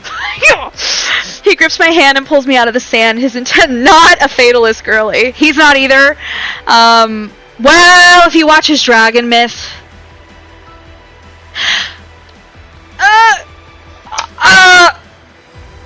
you'll still love him. We'll talk later. He grips my hand and pulls me out of the sand. His intense gaze meets mine. Oh, I clicked off of it. Of course I did. I always do. Have you forgotten? You're not an ordinary mage. You're the mage who summoned Sylus's. Fuck yeah! He does stay empowering MC. He believes in her more than he believes in himself, I swear to God. If you're willing to pay the price, then nothing is immovable. Not even fate. Tell him, Sylus's! You tell him! Intense dread washes over me as I desperately try to stop him. Sylus's, no! No! I'm trying to be. How's my acting? Can I get a voice acting job? I'd rather get a writing job, honestly. Please hire me in full. Yet he only responds with a gentle smile. What? This matter is merely more absurd than death. I do love that. Massive energy erupts from his body. Waves of intertwined black and red crash against the realm around us. I'm telling you, man! The Vestrean I keep thinking is more and more Sylus's, dude. Sand flows upward, everything trembles, and white sand transforms into a violent storm that engulfs everything. I use every ounce of my strength to hold on to him. Yet in the depths of this raging whirlwind, I see a crystalline fragment of his soul float out from his chest. It's swallowed by the sacred core. Sylus's! Light explodes between our tightly clasped hands as the space around us collapses with a thunderous roar. We fall endlessly into the chaotic void as he spreads his wings and holds me in his arms. I love the music.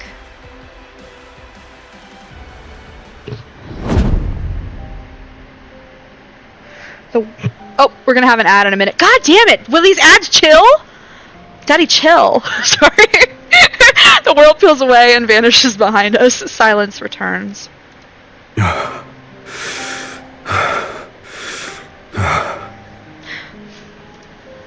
Sylus's breathing is erratic. His face is deathly pale, and his body feels unnaturally cold as he holds me. Without your energy, you won't be able to return to the underworld. I never intended to go back. He's such a ride or die! I caress his cheek. He lowers his gaze as a weary smile appears on his face. This man stays sacrificing himself for MC. I'm just saying. Sylus's, we had identical soul fragments and we lost them.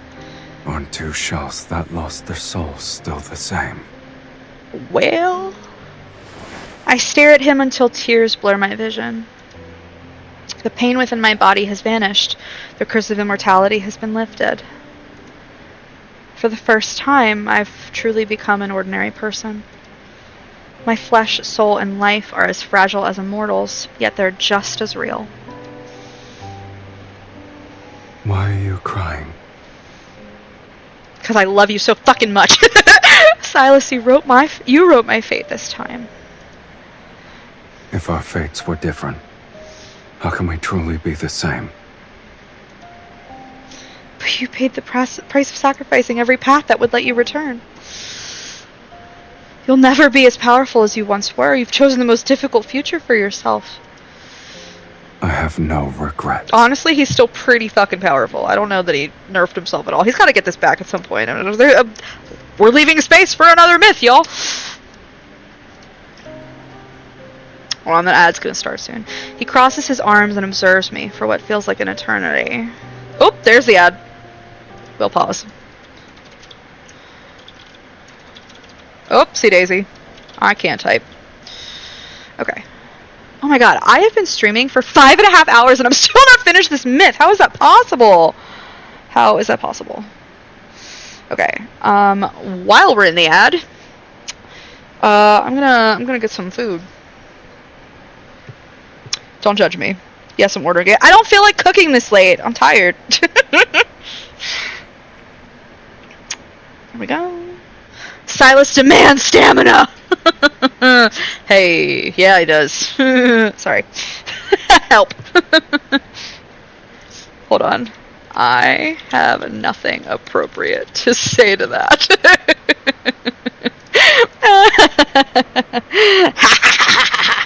Oh, nope. Don't do that. I don't want that. Quick says, noise. Cork, you have no idea. It's great. Chef's kiss to this man.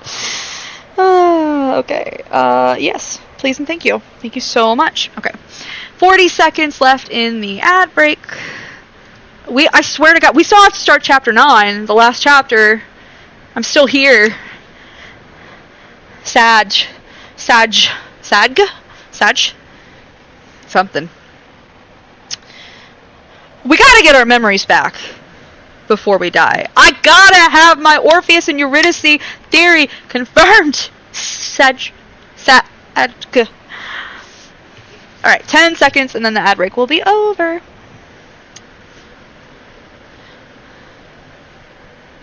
Three, 2, 1. We have liftoff! Okay, great. Yay! You're back out of Agile! And I will keep playing. Your past self died as your pain disappeared. That's one way to look at it.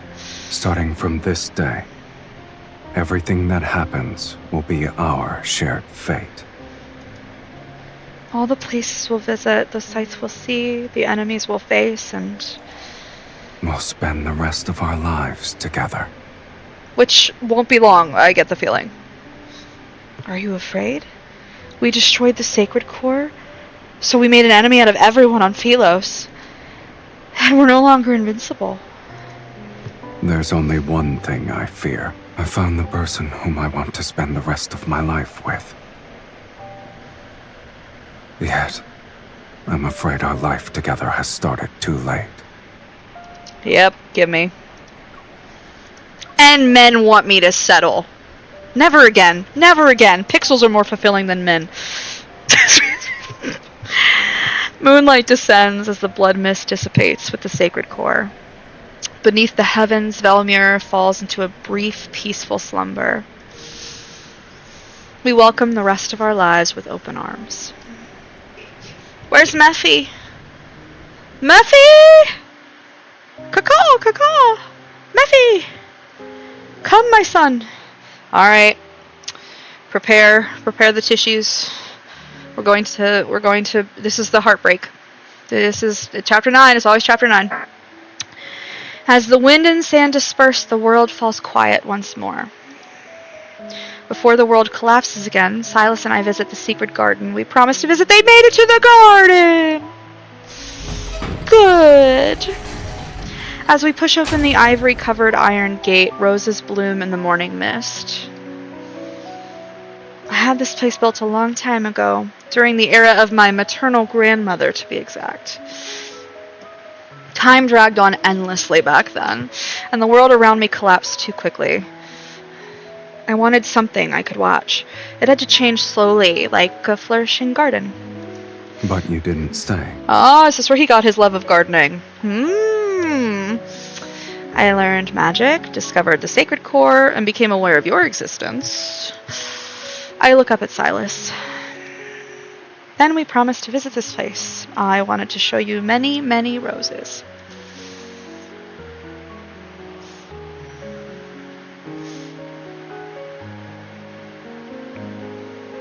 Sylus'S picks a rose and tucks it in my hair. You kept your promise. It's the perfect place to mark the beginning of our life together. The very start of the rest of our lives. Don't you think the rest of our lives is a new concept for us? Indeed. Our lives now have a beginning and an end. The boundaries are distinct.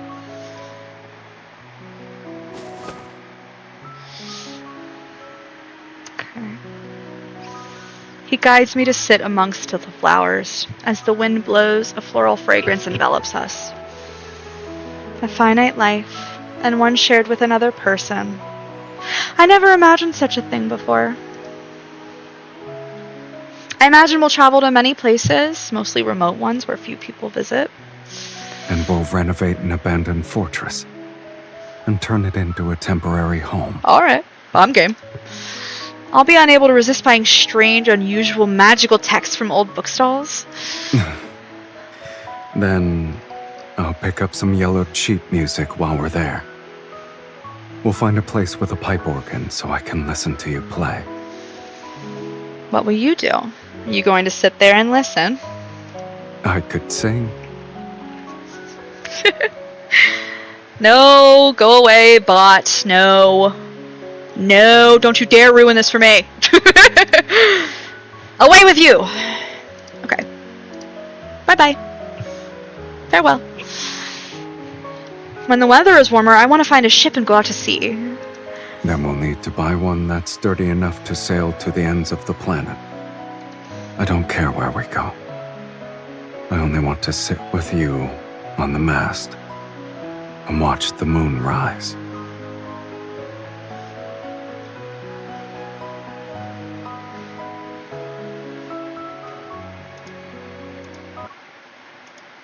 I mean, do you think we'll argue? Haven't we argued enough already? That's your banter. But in the future, our arguments won't be about the sacred core anymore. Maybe our reason shall be simpler. So simple, in fact, that they'll be about a dish's seasoning. Yeah, I can see that. That's very domestic. But our arguments will always end quickly because I'll prioritize your happiness.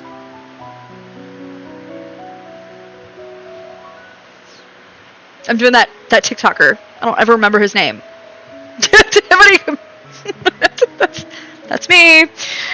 Always. There are so many lines. I don't.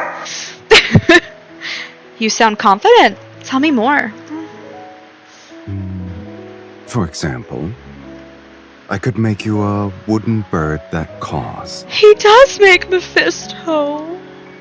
Will you name it Mephisto? Where did Mephisto go in this life? If that's what you want. Maybe we'll come back to Velmir every now and then. We'll visit this garden and see the roses bloom in another year. Perhaps we'll be old when we return. Maybe we can age now. I rest my head on his shoulder. That means we truly have spent a long time together. It could be considered one way to rewrite fate. We only need to choose each other to rewrite fate. It's a simple matter. We continue to imagine. Our future together becomes lighter, richer with every detailed daydream. It's like the rose petals brushing between our palms as they sway in the breeze. Their scent and touch gradually lull me into a sweet dream. Everything is peaceful and gentle before the world's collapse.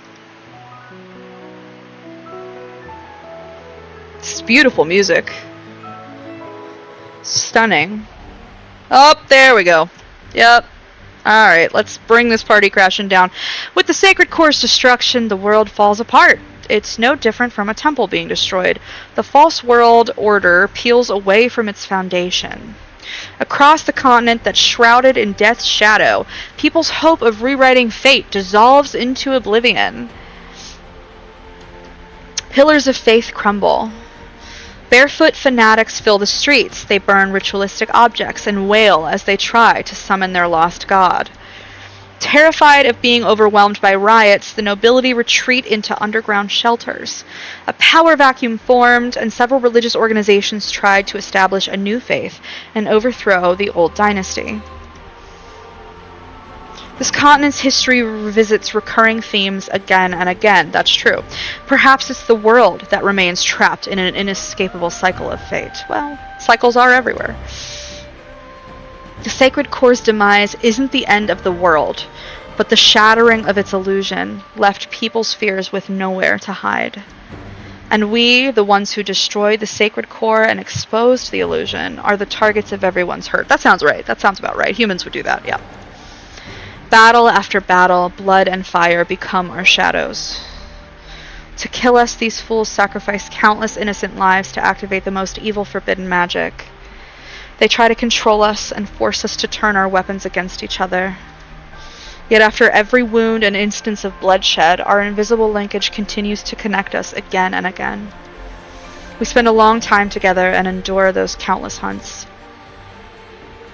Until one day, we both stop in our tracks. We're surrounded by blood and ruins. Perhaps we've grown weary of the endless strife. We're tired of this ignorant, cowardly world. Okay, now we're gonna go Romeo and Juliet. On this planet, heading toward doomsday, it's possible that weariness is the true awakening. And then... I need a D&D campaign post-haste! Expeditiously! And then our dream ended.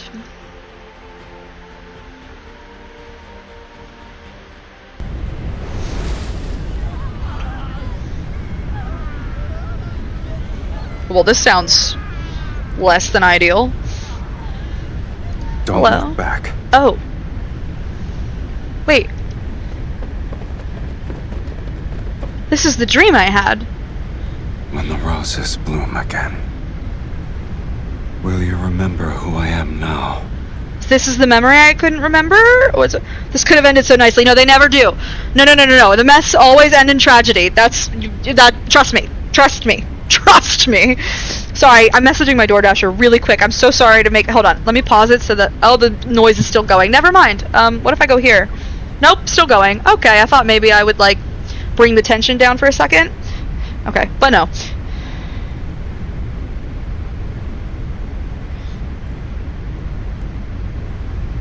I apologize.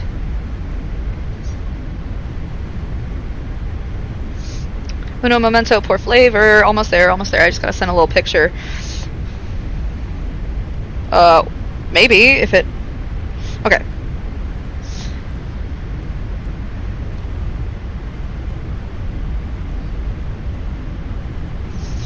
Almost there. I think, I hope. Yes, I'm almost there. Oh la la, ooh la la.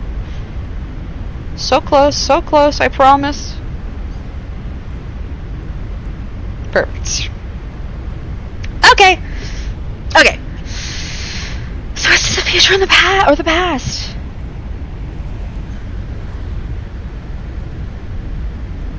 So long as our souls remain unchanged, we'll surely... Intermittent gusts reach my ears. The air is tinged with the metallic smell of rust scorched by flames. In the distance, there's a deep rumbling. Perhaps it's the lingering aftermath of endless battles or the approaching legion.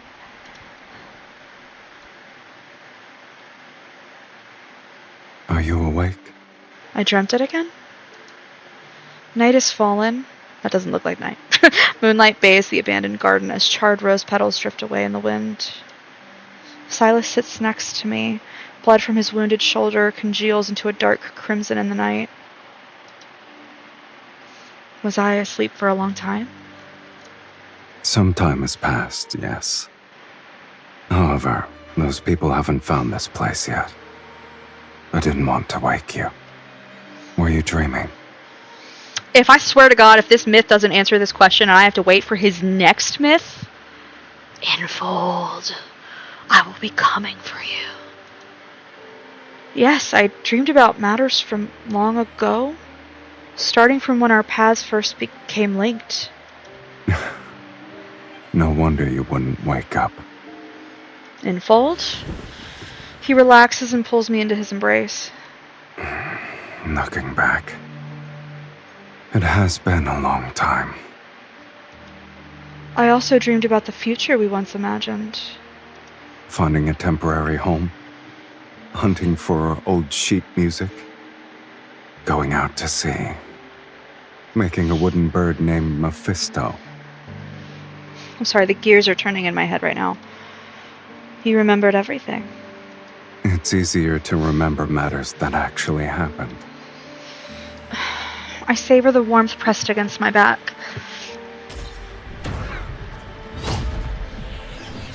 The sounds of pursuers closing in become clearer in the distance, but we're used to it.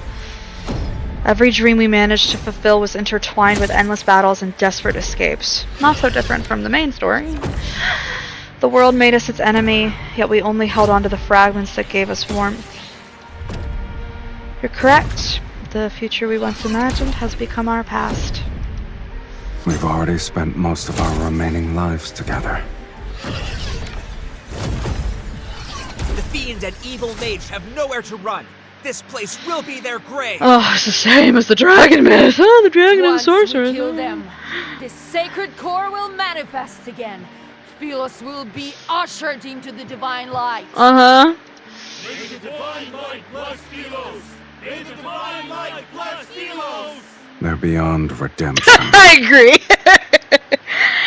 The legion of mages they've assembled is larger this time. Are you scared? I was thinking, if all we have left in the remainder of our lives are these memories...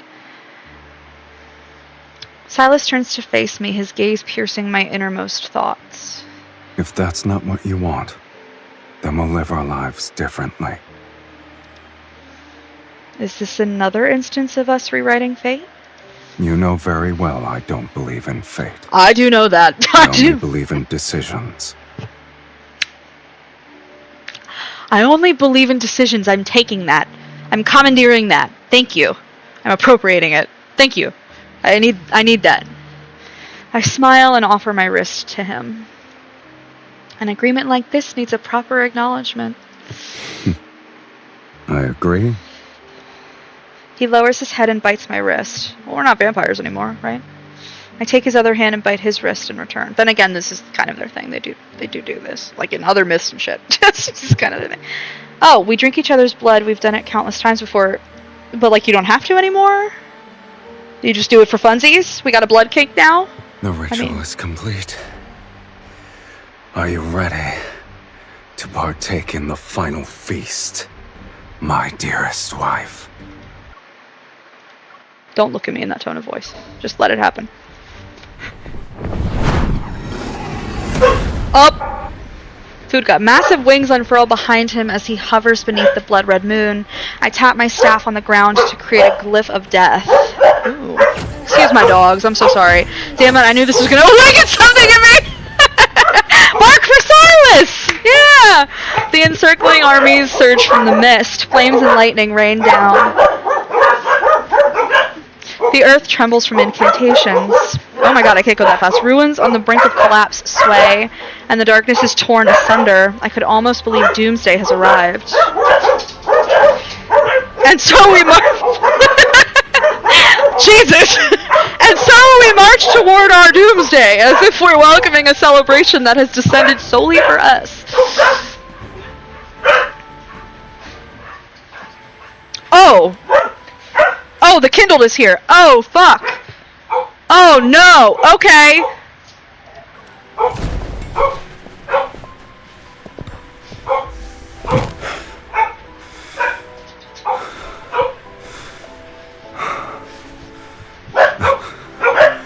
I suppose this is the end.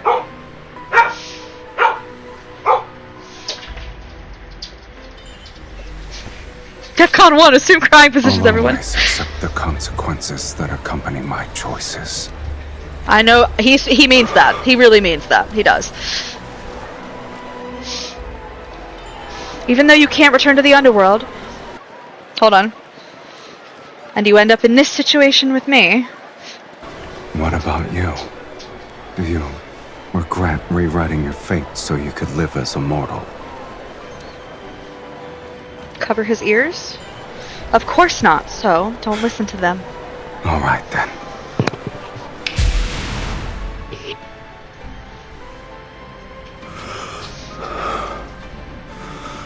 I gotta go get my food. Mortal's death is inevitable. And although we could never share the same beginning, I believe, at the very least, we can share our deaths. Stop him. Wait, when you were born, did anyone bless you? Just so you're aware, no one wanted me in Sylus'S. Yet it's you who awakened me, the person who blesses me. It must be you. He's so fucking handsome, sorry. I'm sorry! That should not be what I'm focusing on right now. Sylus'S, I shall give you a blessing. Did you lose your magic and voice already? Oh, tap to give a blessing? Infernal backshots. YOLO, let's go. I don't know what to say.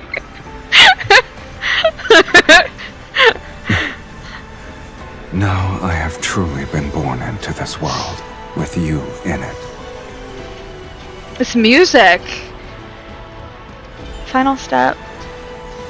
I'm blessing you with this rose. Sylus, you're no longer in existence that no one wants.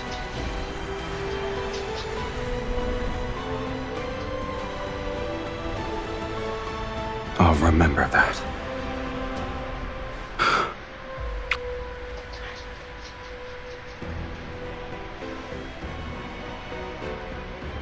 Place flower. Oh, like he did for me. Aw.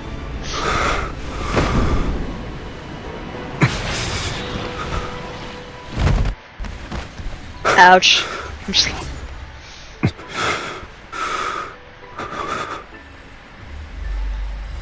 You truly have no regrets. Of course not. This music is so epic. Destroy it? Why am I destroying it? I never will so long as you're involved. Why am I destroying it? So we die? That's what kills us? I wanted a text blurb in the corner that says, Sylus'S will remember that, like in Fallout 4. To when we breathe our last, we shall inevitably walk the same path. It's the greatest blessing for us. Oh, I'm dead.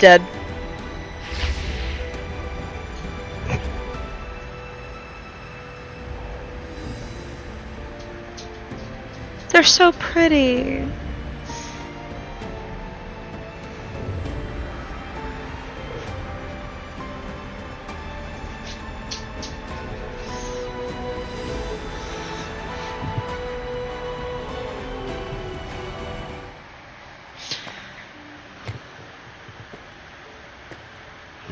Oh, there's more. Are you kidding? It's as if I'm in a dream. I walk along a path lined with blooming roses. Those rose petals pave a soft road, and the air carries a cool, fragrant scent. I look down to see a faintly glowing linkage on my wrist. It slowly extends and guides me forward. It connects to a hazy silhouette ahead. It's shrouded in mist. Look at his beautiful hair. Sorry. Tall and familiar, it's a figure I've traced in my heart thousands of times. It's true, I have. His name circles my throat, yet I'm unable to make a sound. I can only approach him one step at a time. The linkage tightens around my wrist. It reminds me that if I keep moving, I can touch him again. The wind gently disperses the mist, and the figure etched into my vision comes into focus before I can see him clearly. What should have been his figure transforms into a floating soul fragment. Lonely, it flickers in the mist. It slowly moves as if invisible waves are pushing it. Until another glowing fragment reveals itself in the sea of mist. Oh, are you fucking kidding me? They're one and the same. I'm gonna cry. The two fragments slightly tremble. They flow out of a thin chain of light that connects them to each other. The linkage resembles a fleshly bloomed rose, and the two soul fragments become glowing petals within it. Touch the first soul fragment.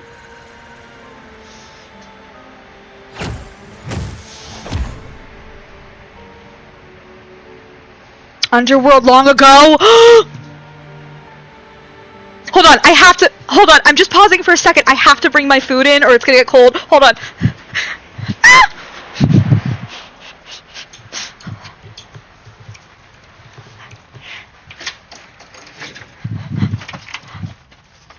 Come here, food. Don't get cold. Thank you so much. Okay, that's enough, dogs. Hold on, we gotta finish the myth. Hold on, it's really important. Hold on. Ah! Okay, I'm putting this up here where the dogs can't eat it. How about that? Great. Amazing. Thank you so much. Excuse me. Okay, I'm here. Okay. I'm gonna fucking cry.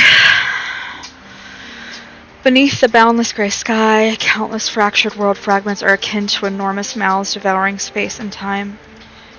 Sylus'S stands on top of mounds of broken bones, black-red mist has entwined his staff. You lost.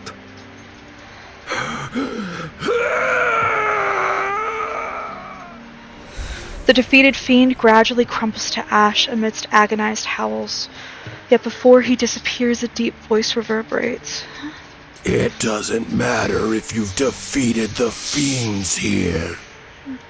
This place is Fate's graveyard where only incomplete souls can exist. No matter how powerful you are, you're still no different from us.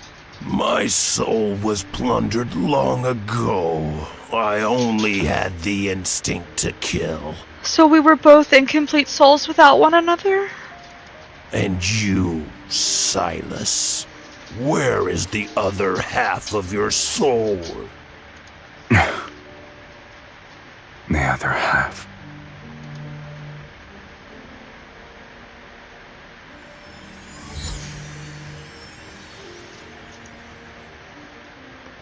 Touch the other soul fragment?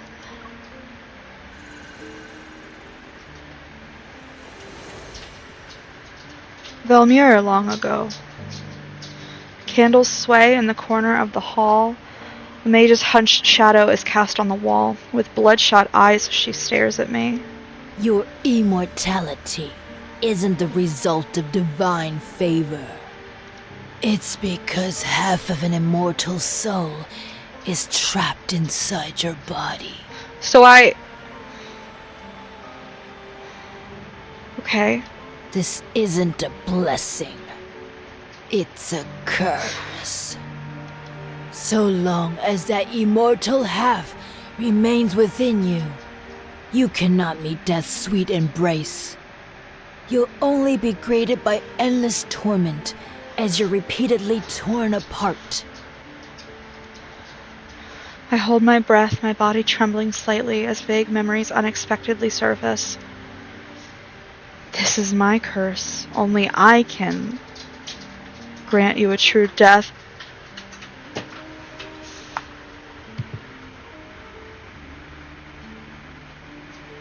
I've carried his soul with me this whole time?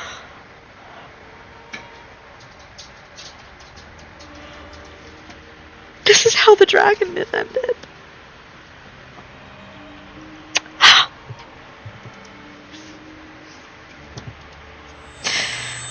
A severe headache strikes me and cuts the paths that lead to my emerging memories. How can I break this curse? I'm willing to do anything. My teacher remains silent for a moment as if reciting a prayer for me, then she speaks. The only method. You must enter the sacred core and rewrite your fate.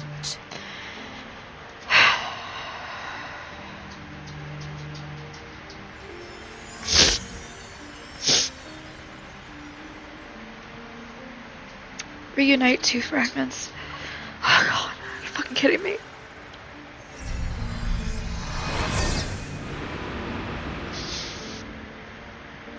We must offer half our soul to the other. I remember! They'll be merged to forge an unbreakable bond. So he only had my half of a soul fragment, and I had his half fused with my half and his immortal half? Oh my fucking god.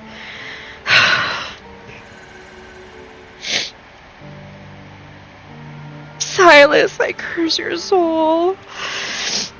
I curse your soul to never fade away. You'll always be tied to me forever. This is my curse. Only I can grant you a true death. And I carried you with me forever. Oh my god.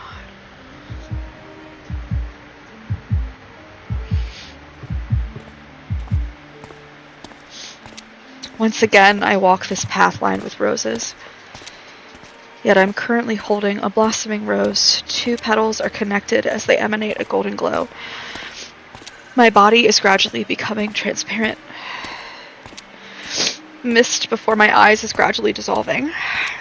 It reveals an endless darkness, a tunnel leading to a new world. I'm going to leave this world behind. No. I don't want to forget again. You don't need to be afraid of anything. A familiar voice resounds next to my ear. I turn, only to find wilting rose bushes around me. But I hear the footsteps of two people. I will find you, and we shall inevitably walk the same path. The world we find ourselves in doesn't matter. The rose in my hand scatters because of the wind, and two glowing fragments separate. Hold one. I run and grasp one of the fragments before the wind carries them away. If I hold on to this soul fragment, will it keep us from being separated? Are you willing to let it become your eternal curse? I place the fragment into my body and it overlaps with my heart. This is the first and last ritual. At the end of the path, the mist disappears and white light is poured into me.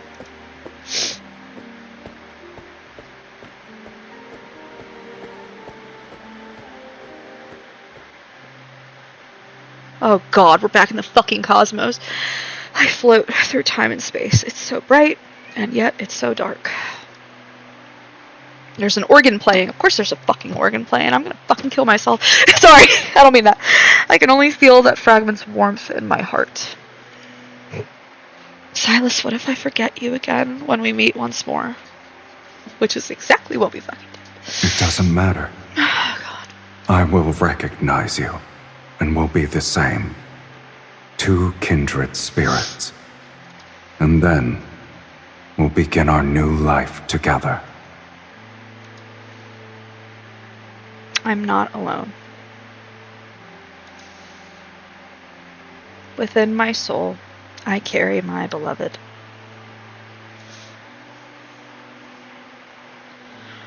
Oh my fucking god! Jesus! So the kindled was not sad. The kindled was rather tranquil and peaceful. And then they hit me with an 18-wheeler. What did I get? Immortal Rose. Okay, there's Beauty and the Beast. Cool. Love that for me. What is this? Soul Entwined. That is true. Oh! So like I said, emotional damage.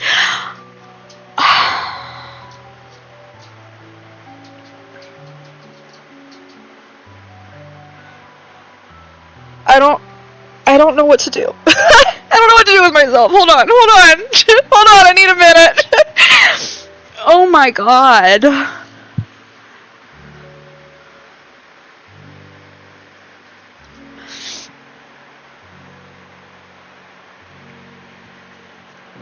Oh my god.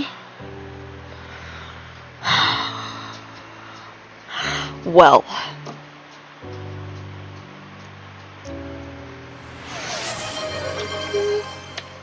I'm not thirsty. not the good kind. Not the fun kind. I need some water. I just lost a lot of tears. You haven't even seen the Dragon Myth, and, right? I don't think... oh, man. Evie, if you watch the Dragon Myth, prepare for even more emotional damage. A Dragon Myth is... But this is, like, an extension of the Dragon Myth. So... Oh, my god.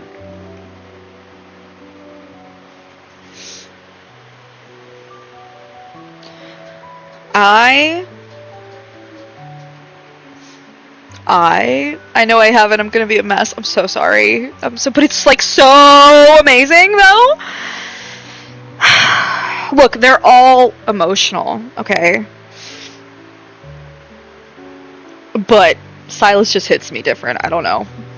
Raph is also like kind of the same idea of like, well, Zane too. Say, you know, I can't. They're all love and depression. Welcome to Love and Depression. Thank you for being here. I need to go sad eat my really late dinner. I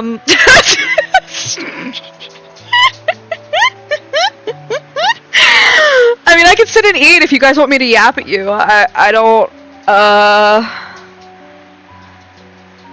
don't even know what to do with myself, honestly.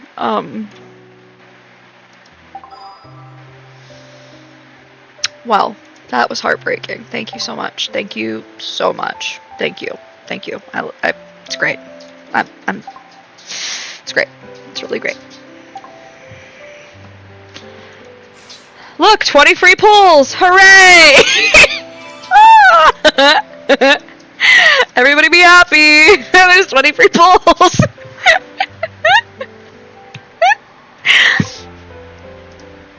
I also cried when we named Mephisto. What the fuck? Oh my god!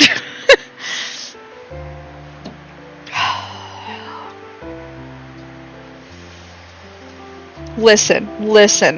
All these love interests are so fucking amazing, truly, and they're all so well written, but there's something about Sylus and Raph where both of them make active choices to completely bind their fates and their souls with you. But like both parties consensually, mutually make that decision. And I got a thing with like the soulmate trope because I don't like that it's just like, oh, fate said so. Like, I don't like that. It makes me feel icky. And I love how this game subverts that. And like, okay, you're soulmates because you choose to be. And you physically make it so, but like it's up to you. This is like what Sylus's said, I don't believe in fate, I believe in decisions. End of scene. Done. You donezo. And so Sylus's and Raph just hit me different, I think. Because of that.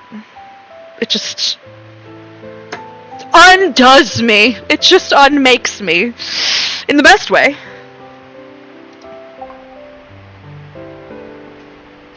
Oh my god. Wow. We're gonna have an ad in a minute anyway, so guys, I'm probably gonna stop the stream here because I've got to go eat this food, and my dogs are looking at me like I have 3 heads. Like, why haven't I started eating this food already? And I've been streaming for what, 6 hours? Hooray! Actually, I'm pretty impressed. Since you're away, huh? let's do something fun. That was not fun. Actually, it was, but like in a very self-flagellating kind of way. So I will be streaming tomorrow with my friend Cherry. I shouted her out earlier. We're going to be doing a lore app session. Wow, am I going to have a lot to talk about after this. Holy fuck shit. Holy fuck shit, am I going to have a lot to talk about. Yeah, it's going to be a lot of fun. I think we're going to start around 5 p.m. EST. That might vary. Thank you for showing me this. You're so welcome. You should, if you enjoyed this, you might also really enjoy the Dragon Myth. It's outstanding. It will make you cry. Hard. Very hard. I have to sit with this for... I gotta... Woo! Alright. I love you all so much. Thank you so much for being here with me. I'm sorry to cut it short, but I think we all just took some real psychic damage. Look who just waltzed in. It's King Roland. Oh my god, Roland, it was emotional. Love and depression. I gotta go. I have food here that's just smelling delicious, and my dogs are like, why are we not eating it? So I'm gonna go eat. Love it. I'm mad late to the party. You are. I've been streaming for 6 hours. So, what's up, Roland? Anyway, I love you guys so much. I will be streaming tomorrow. We'll be doing a whole, lore app session about all of this. Feel free to message me in the Discord. Are we gonna raid? Just wondering. Oh yeah, we should. I'm in an ad. Give me a second. We will raid. I like to raid people. Yes, thank you for reminding me. I'm sorry. I took so much psychic damage from this. I wasn't thinking straight. I'm so sorry. Let's find somebody. 38. See, I try to... Okay, this person... Oh, see, Lala's doing it right now, but so's Nightalize. You know what? We're gonna raid Lala. I would like to raid Lala. I've never raided Lala before. So this is what we're gonna do. Thank you all for being here. Lala's amazing. You should follow her. She's super funny. She's also she's a Raph Sylus's girl like me. So yeah, follow her, enjoy, and yeah, she's great. It looks like she's getting to the later chapters, but yeah, love you guys. See you tomorrow. Okay.